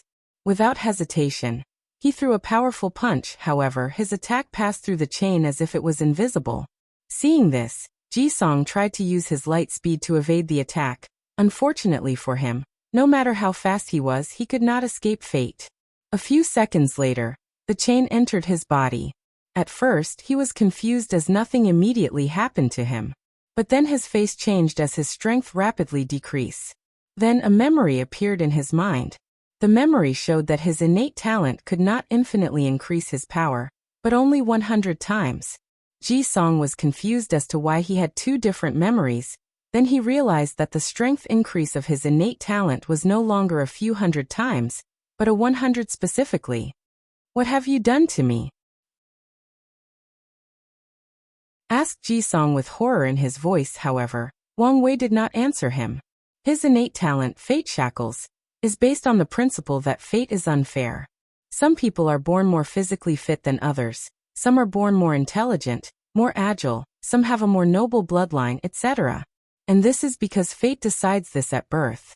And Wang Wei can place those restrictions on people. He could turn a genius into an idiot, or a disabled person into a bodybuilder. He could place restrictions or shackles on almost anything. What he did to Ji-song was place a shackle on his innate talent that could only increase his power to a maximum of 100 times. From now on, this will be the limit of that talent. As for the memories that appeared in Ji-song's mind, this was the result of Wang Wei changing fate or reality itself. Any person who knew about Ji-song's ability, including true monarchs, will have their memories changed. Technically speaking, they should only have the new memory left in their minds, but since all of them have strong cultivation levels, they retain the original memories. Wang Wei then appeared in front of Ji-song, slapped him straight into his face, sending him crashing down on the ground. Wang Wei then appeared in the massive crater that Ji-song was lying and coughing blood. He waved his hand to blow away the dust cloud around. "You should admit defeat if you do not have any other method." Ji-song slowly got up from the floor as he slowly transformed into his normal state. He then smiled with his teeth all bloodied. "It's true that I've lost this match, but it's not like you completely won." "What do you mean?" asked Wang Wei, feeling that something was wrong. Ji-song laughed as he said, "The token that I showed you at the beginning of the battle is a fake. The real one is back home. You dare play trick with me? Hee, without any binding contracts, what can you do? Do you think that only you can scheme against others?" replied Ji-song with a sneer on his face. Then, a crack in the void appeared and swallowed him. Meanwhile, Wang Wei felt rage overcoming him as he roared, "You dare trick me?" As soon as he said this, the power of his soul was activated by an instinct, and his fury was felt by heaven and earth. The sky of the myriad emperor world suddenly turned red as a powerful pressure enveloped the entire world. All cultivators felt like a mighty being was furious at their world and wanted to destroy it. Even the sleeping Tao ancestors and immortal venerable were alarmed by this pressure as they woke up from their slumber. Inside the nether hell forbidden land, an unimaginable being sensed the changes of the world and looked at Wang Wei in the artificial world. "A paragon quality soul? In this lower realm?" muttered the being, then it licked its mouth. Then that being woke up to pay a visit to Wang Wei. However, before he left, Wu Hong appeared in front of the entrance of the Forbidden Land. She waved her hand and countless runes appeared in the sky and a powerful seal was placed. The being inside looked at what happened and he said calmly, "Empress Wu, you could not do anything to me back then. What can you do in your current weak form?" "I can seal you until he becomes an eternal emperor and deal with you," replied Wu Hong calmly. "Do you think that he can accomplish something that you failed to do?" "What do you think?" asked Wu Hong back. That being did not say anything but returned to his slumber. Back in the artificial world, Wang Wei broke the void as he rushed towards Ji-song, who used a void-breaking talisman. Without hesitation, he used a power soul attack that made the void trembled, thus disrupting Ji-song's teleportation. Then he sacrificed all the origin essence in his divine seed to strengthen all the muscles, bones, and organs in his body. With his new strength, Wang Wei rushed into the empty void chasing Ji-song with unmatched speed. In just a few seconds he caught to him. Knowing that he was in trouble, Ji-song activated the power inside of him left by his previous Tao protector. So the Dharma body of retired Prince Ji-seong manifested itself to protect his great-nephew. However, Wang Wei was not having of this. Without hesitation, he placed another fate shackle, so that when retired Prince Ji-seong sacrificed himself to save his life, he did not leave his entire Tao to Ji-song. Immediately afterward, Wang Wei felt a mysterious power inside his body, trying to destroy him. He knew that this was the backlash for using his innate talent on something as powerful as Dharma body, when he has not even comprehended the law. No matter how heaven-defying his innate talent is, it still has limitations. Without hesitation, he directed the power of law backlash directly to his soul. After coughing a big mouthful of blood, Wang Wei rushed straight to Ji-song and effortlessly grabbed the latter's head. Then he used space manipulation ability to leave the turbulent voice he was in and teleported back to the artificial world. With red eyes, he looked at the scared Ji-song and roared, "You dare trick me?" Then, Wang Wei squeezed Ji-song's head until it exploded. He watched the lifeless body of Ji-song slowly fall on the ground, knowing that the latter would never get back up again.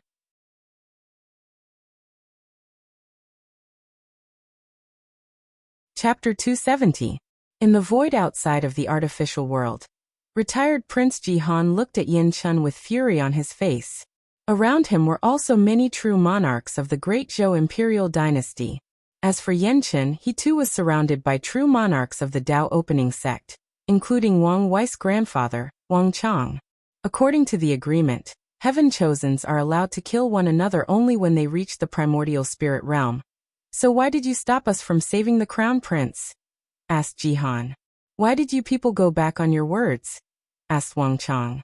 No one answered him, so Wang Chang just sneered. Meanwhile, Ji-han was contemplating blowing himself up to take a few true monarchs with him. As a Tao protector, he swore an oath to protect Ji-song, but now he failed. To him, his existence is no longer necessary. "Do not do anything stupid," suddenly said one of the true monarch on his side through divine sense. "Why not? That way, the Tao opening sect can pay for their action, and the dynasty does not have to suffer from the consequence as I did it voluntarily." "It's useless. Wang Chang is a quasi-emperor. It will be useless even if you blow yourself up. Wasn't he injured in his generation's heaven will battle? Or at the very least, his lifespan should be affected?" asked Ji-han with unwillingness. With his overlord body, his injuries have probably long been healed. As for the issue of overused lifespan, this will not affect him from killing all of us. Ji-han gritted his teeth as he felt helpless. Although their great Zhou dynasty also had quasi-emperors, they were all sleeping. And the ones in the same generation as Wang Chang died during the Heaven Will battle. Meanwhile, the whole world watched Ji-song's death with shock. They could not believe that the first heaven chosen to be killed in this glorious age would be the number 2 heavenly physique. As such, a collective sigh echoed throughout the world as the cultivators paid their respect to this fallen genius that did not have the opportunity to grow up and show his full potential to the world. Then, the cultivators remembered Old Chu's prophecy. In this supreme era of resurgence, the impossible will become possible. Back to the artificial world, after Wang Wei managed to calm down after Ji-song's death. His brain worked rapidly as he thought of a way to benefit from this situation. He waved his hand to gather Ji-song's shattered soul. Then he took out a cauldron and placed both the body and soul inside. Immediately afterward, he started refining it. He used the cleansing purifying soul to remove the impurities, leaving out all the beneficial parts, then condensed them. Since this was not a real pill, he did not place any runes on it. So in front of the entire world, Wang Wei cooked Ji-song's body and soul. A few minutes later, the process ended and Wang Wei lifted the cover of the cauldron. Inside, a red blood pill and a strange bone floated. He placed the bone inside his space ring, then took the pill and swallowed. Wang Wei sat down cross-legged to absorb the pill. 3 hours later, he woke up and checked the changes in his body. First, he did not get a second physique, but Wang Wei expected that. His strength increased dramatically. However, the greatest benefit that he received was in fact that his talent for body refining reached an unimaginable level. The benefit of that is the amount of strength he will receive after tempering any part of his body is higher than previously. For example, after tempering his skin, his strength increased by 1,000 jin, but with his increase in talent, his strength would increase by 10,000. After a quick analysis, Wang Wei figured out the reason. The heavy axe physique is based on the Tao of power, and is considered the ultimate talent for body refining. Now that he refined Ji Song's body, blood essence, and soul, he acquired that talent. After checking his new strength, Wang Wei waved his hand in the sky to retrieve the blood essence and token used as a bargaining chip for this battle. After a quick check, the token was indeed a fake. So he raised his head and looked in the direction of the broadcasting formation. And with cold and ruthless eyes he said, "You people of the Great Zhou Imperial Dynasty has 3 days to hand over the real token. Otherwise prepare to be annihilated from this world." He then contacted Yan Chen to take him away. Meanwhile, in the void, Wang Chang laughed out, making the void trembled. "You heard what my grandson said. You would start an Emperor Dao war with us over something a junior said?" "Why not?" replied Wang Chang, with his laughter gone and a terrible killing intent emanated from his body. It was then that they remembered that the person in front of them was a madman that did whatever he wanted without caring about the repercussions. As a result, in his generation he offended so many people, yet he was still alive no matter how many assassination attempts he suffered in his life. One of the true monarchs hurriedly said, "We will let the sovereign decide on this matter." Then everybody left. Back in the Dao opening sect, Wang Wei sat on his throne with Wang Ju standing in front of him. "Did the shadow guards infiltrated Jisu's inner circle as I ordered?" "Yes, young master." "Then ordered them to assassinate him." "As you wish." "Okay, now leave me alone. Do not let anyone disturb me." As Wang Ju left, Wang Wei started to think to himself. However, not long after, he heard the sound of footsteps approaching him. "I thought I said not to disturb." "Oh, it's you. Not happy to see me?" asked Wu Hong with a bright smile. "No, I think that your face is the only thing that can soothe my wrath. I think your mother would be very upset if she heard about this." "I bet she would." Wu Hong walked to the throne and sat on Wang Wei's lap. As usual, she started playing with his hair. "So, now that your hubris has gotten the best of you, did you learn anything?" Wang Wei sighed. "Indeed, I learned a lot. I learned I should never be careless in anything I do. As the saying goes, a lion should use his full strength even when hunting a rabbit. I also learned not to underestimate the intelligence of my opponent. As these heaven-chosens grow, they will become more difficult to deal with, more cunning, and more difficult to scheme against. I should always be on guard and not think that I'm the only smart one around. Scared? Not really, as I've never been afraid of a challenge. What I'm scared of is not learning from my mistakes." Wu Hong nodded as she asked, "What are you going to do if the Great Zhou refused to give you the token?"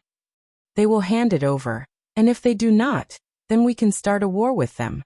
I thought that you wanted to prevent the sect from starting an Emperor Dao war. That was against the Academy. Although the Great Zhou Imperial Dynasty is a dynasty from the incense era and has a deep foundation, it does not change the fact that they only have 3 great emperors. Winning against them would be much easier from the sect than the Academy. Not to mention that a war would allow me to grow much quicker. Why do I feel that you did not start a war with the Academy for a different reason?" asked Wu Hong. "Well, you are correct. Long ago, I noticed that the Academy was slowly becoming the leader of the myriad emperor world, and a war with them would most likely lead to the majority of factions siding on their sides to destroy us. So you design a plan to strip them of their spirit of epic, decrease their luck, ruin their reputation, and isolate them from the rest of the world." "That's right. So you planned long ago to target them?" "Well, my original plan was quite direct. Wait for me to become an emperor before I deal with them. However, circumstances forced me to act." Wu Hong nodded, then she asked, "How is your soul injury?" "I took a supreme tier soul healing pill. It should be fine in a month or so. You should be more careful when it comes messing with the power of law. If your soul was not special, you would probably die or be severely injured." Wang Wei nodded in agreement with her. This time around, He was a little reckless as anger got the best of him. Meanwhile, in the Great Zhou Imperial Palace, Sovereign Ji-Wen was having a meeting with his ministers. Everyone waited with bated breath for his decision. So after a few minutes of uncomfortable silence, Ji-Wen said, "Give them the token." Many people sighed in relief after hearing this, while a few opposed this decision. "Your Majesty, what about the Crown Prince? Shouldn't we avenge him?" Ji-Wen sighed deeply. His hair turned white and he instantly aged into an old man. The path of Emperor is a cruel one. Geniuses died all the time, especially in this glorious age where geniuses are everywhere. Songer only has his weakness and carelessness to blame for his death. Although I am a father, I am also a ruler. I cannot risk the destruction of the dynasty for my family. The room became silent as all these ministers lament on their weakness. Finally, Sovereign Ji-Wen said, "Tell first Prince Ji-Su to enter the royal family tomb to cultivate until he reaches the supreme realm." "Your Majesty, you mean? Just be on the safe side." Then Ji-Wen left the room with his shoulder hunched down. The next day, Wang Wei was walking around with Wu Hong when Yan Liling approached them and said with a calm face, "Li Jun is dead."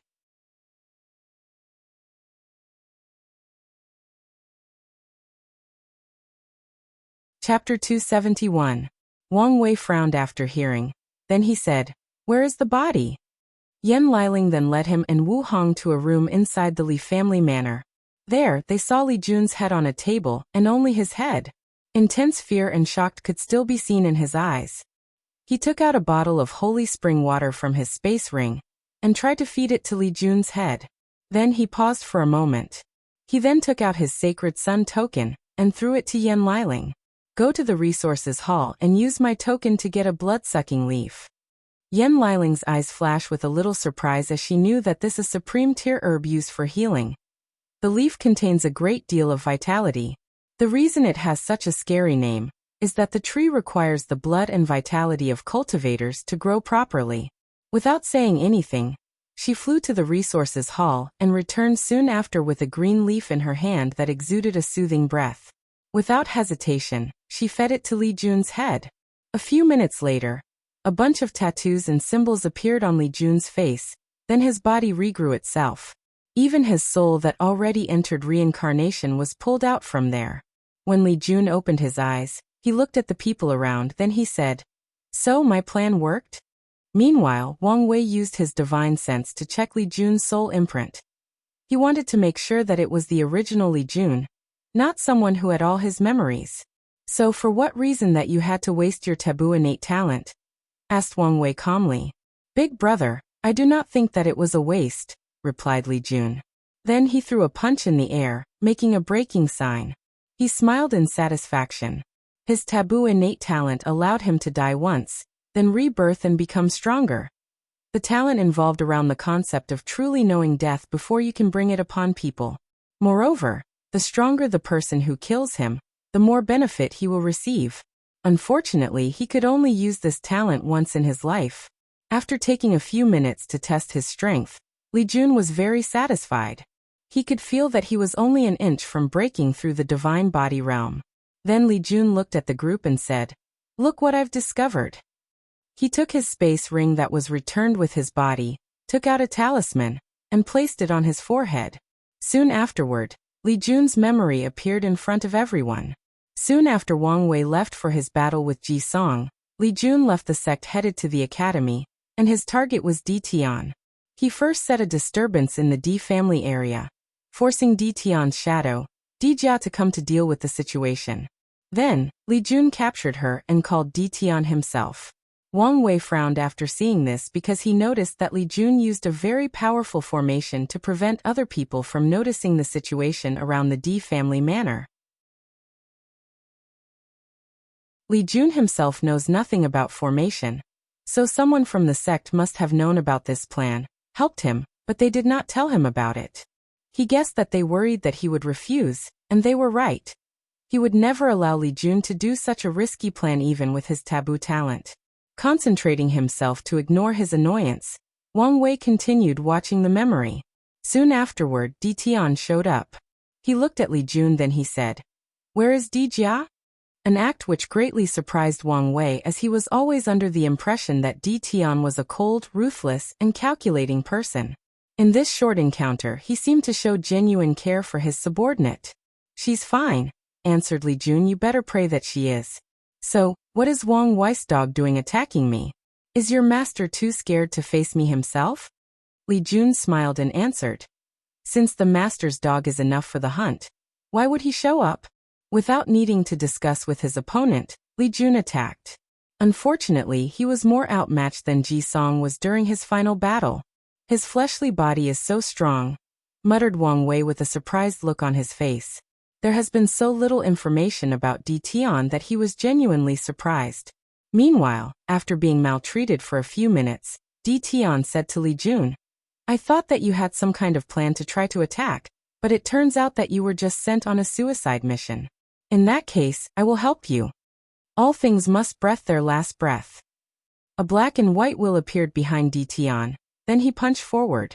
Li Jun did not have any ability to resist, and his body disintegrated into tiny pieces, leaving only his head. Even his soul also disintegrated. "On account that you did not touch my subordinate, I will leave some part of you to be buried." Wang Wei frowned. Is that his created 9 reincarnation fist? It should be the first fist that the Heaven Mystery Pavilion mentioned. He then closed his eyes and placed himself into Li Jun's place. A few seconds later he muttered, "The end of all matter, the ultimate state of physical death, the last breath of all living things. What a scary technique. Even with my current strength, I will be half dead if I receive this punch. And this just the first fist." Wu Hong patted his shoulder as she said, "You do not have to worry, as you still have plenty of room to grow. My ego is not that fragile. It's just that the level of threat that I placed on this Di Tian was not nearly enough." Wang Wei then looked at Li Jun. "There should be more, right?" "Correct. There is a memory that I stole from his brain." A brand new image appeared in front of everyone. Di Tian laid on the floor with surrounding destroyed. In his arms laid a beautiful woman with sickly paled skin and blood floating on the corner of her mouth. With great effort, she raised her feeble hand and removed the tears from Di Tian's eyes, and said, "Toner, I'm sorry I can no longer accompany you, but I hope that you can forget me and live your life." Then her hands fell to the ground, no longer moving. "Ninger ninger," said Di Tian as he shook her. "No," he roared. His roar shook heaven and earth, and the sky started raining blood, showing the intense grief that this man went through. "Her," said Wang Wei after seeing the woman in Di Tian's arm. "Big brother, do you know this woman?" "Yes, I met her during my travels after beaking through the supernatural realm. She was in the form of a spirit, and she told me that I had eyes similar to someone she knew." Li Jun nodded, but he was a little disappointed. "I cannot believe that I risked my life, and this is all the information I could gather. The only thing we know is that Di Tian lost someone close to him." "You are wrong," replied Wang Wei. "We can deduce so much information just from this memory. For once, we know for sure that he is reincarnated, and most likely still have the memories from his past life. Second, drive. We know what drives him forward. Most likely, he's trying to find a way to revive his loved one. I always had a suspicion that Di Tian was involved in Fan Li's death, but I never had any proof or ideas to go on. However, now we can theorize that Fan Li was killed by Di Tian to get access to the Yin Soul scripture and revive her." Finally, looked at the clothes and architecture around him in this memory. They do not look familiar or consistent to any eras of the Myriad Emperor world. So he most likely was a powerhouse from another world community that reincarnated in our world. "No, you are wrong about the last part," suddenly said Wu Hong. "Oh, do you recognize the clothes and architecture around him?" "Yes, they are from the Emperor beginning era. The late stages to be precise." "So you're saying that Di Tian is from the same era as the primordial gods, innate demons, and the heaven-opening emperor? And he might even have lived through the null era?" asked Wang Wei. "Possibly." Wang Wei nodded. Then he spent the next few hours going through every detail of this memory and searched for any missed details. Moreover, he also started to plan contingencies on how to deal with Di Tian. The next day, Wang Ju entered the room and said, "Young master, There is news from the Great Zhou Imperial Dynasty.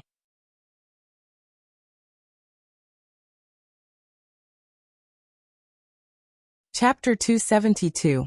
Oh, did they send the token? Asked Wang Wei calmly. Yes, replied Wang Ju, who then presented the token to him. Wang Wei nodded in satisfaction. Then he asked, what about the assassination on Ji Su? Unfortunately, we were too late. It's fine.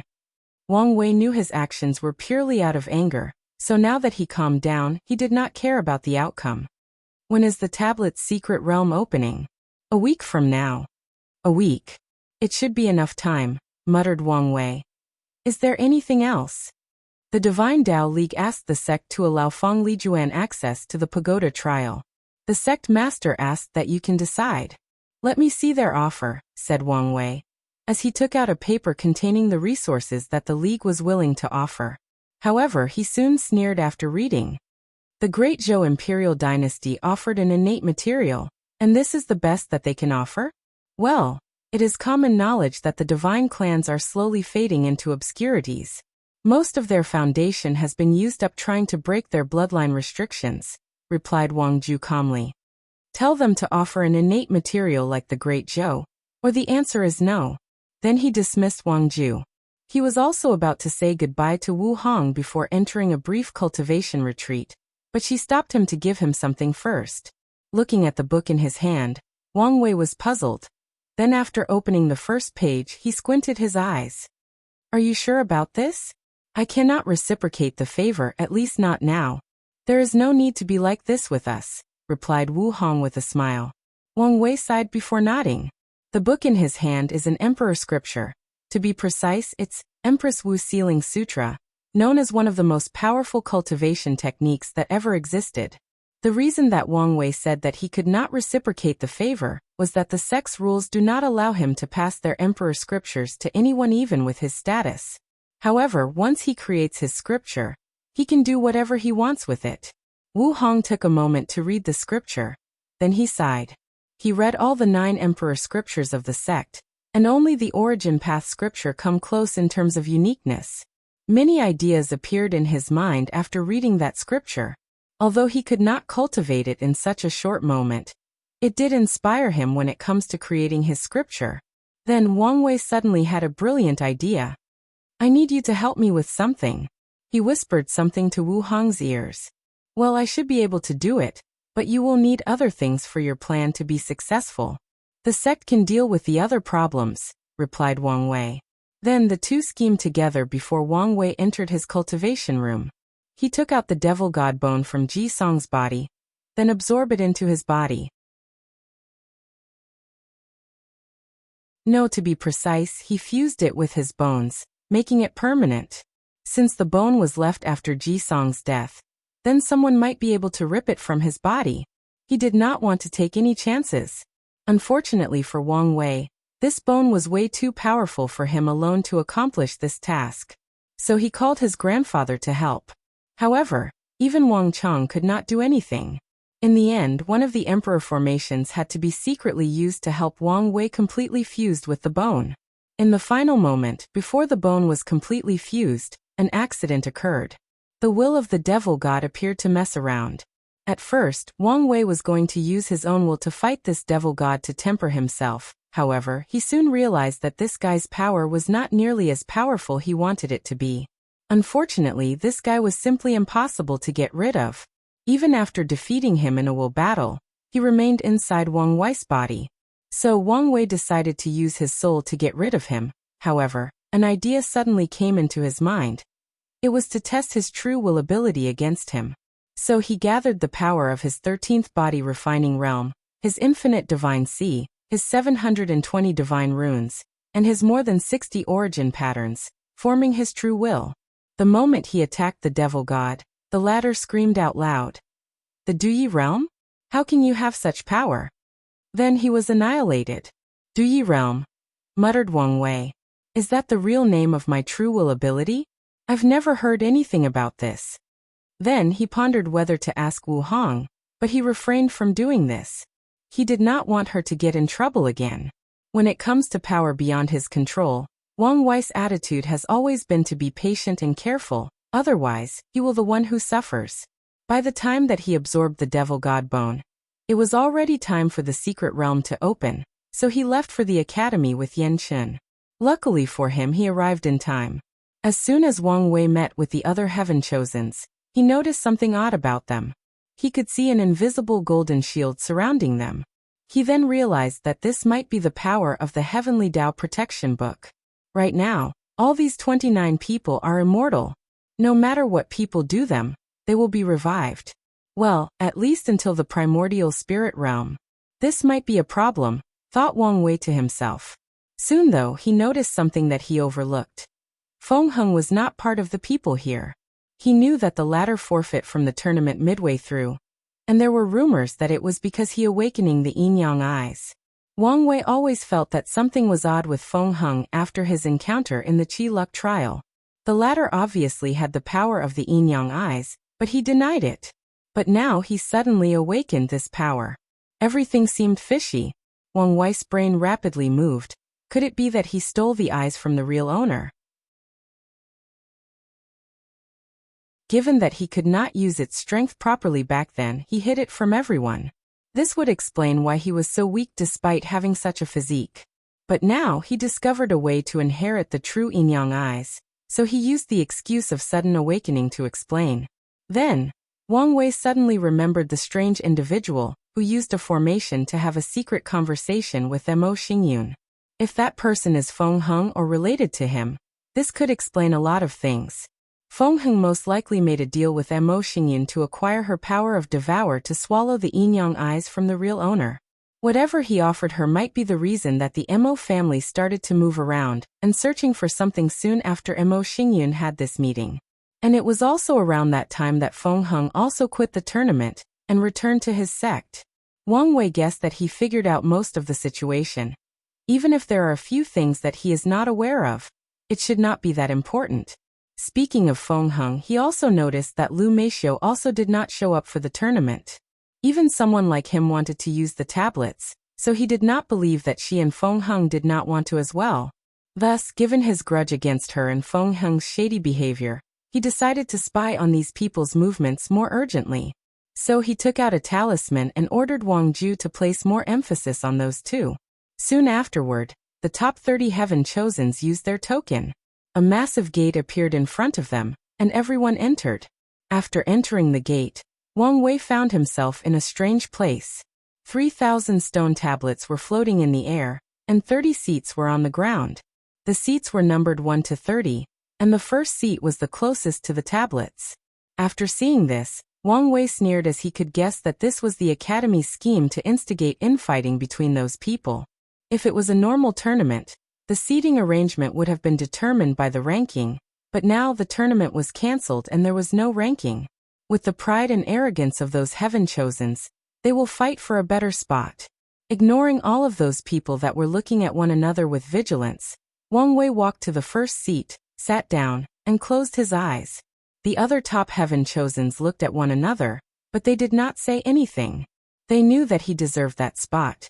You're tuning in to the Li Mei's Wuxia Whispers YouTube channel. We're so grateful for your support, and don't forget to subscribe to join us on this incredible journey through captivating stories. Your generosity, through donations, truly makes a world of difference, as it's the primary source of revenue that allows me to expand and enhance this channel for you. Thank you from the bottom of my heart for being a part of this adventure.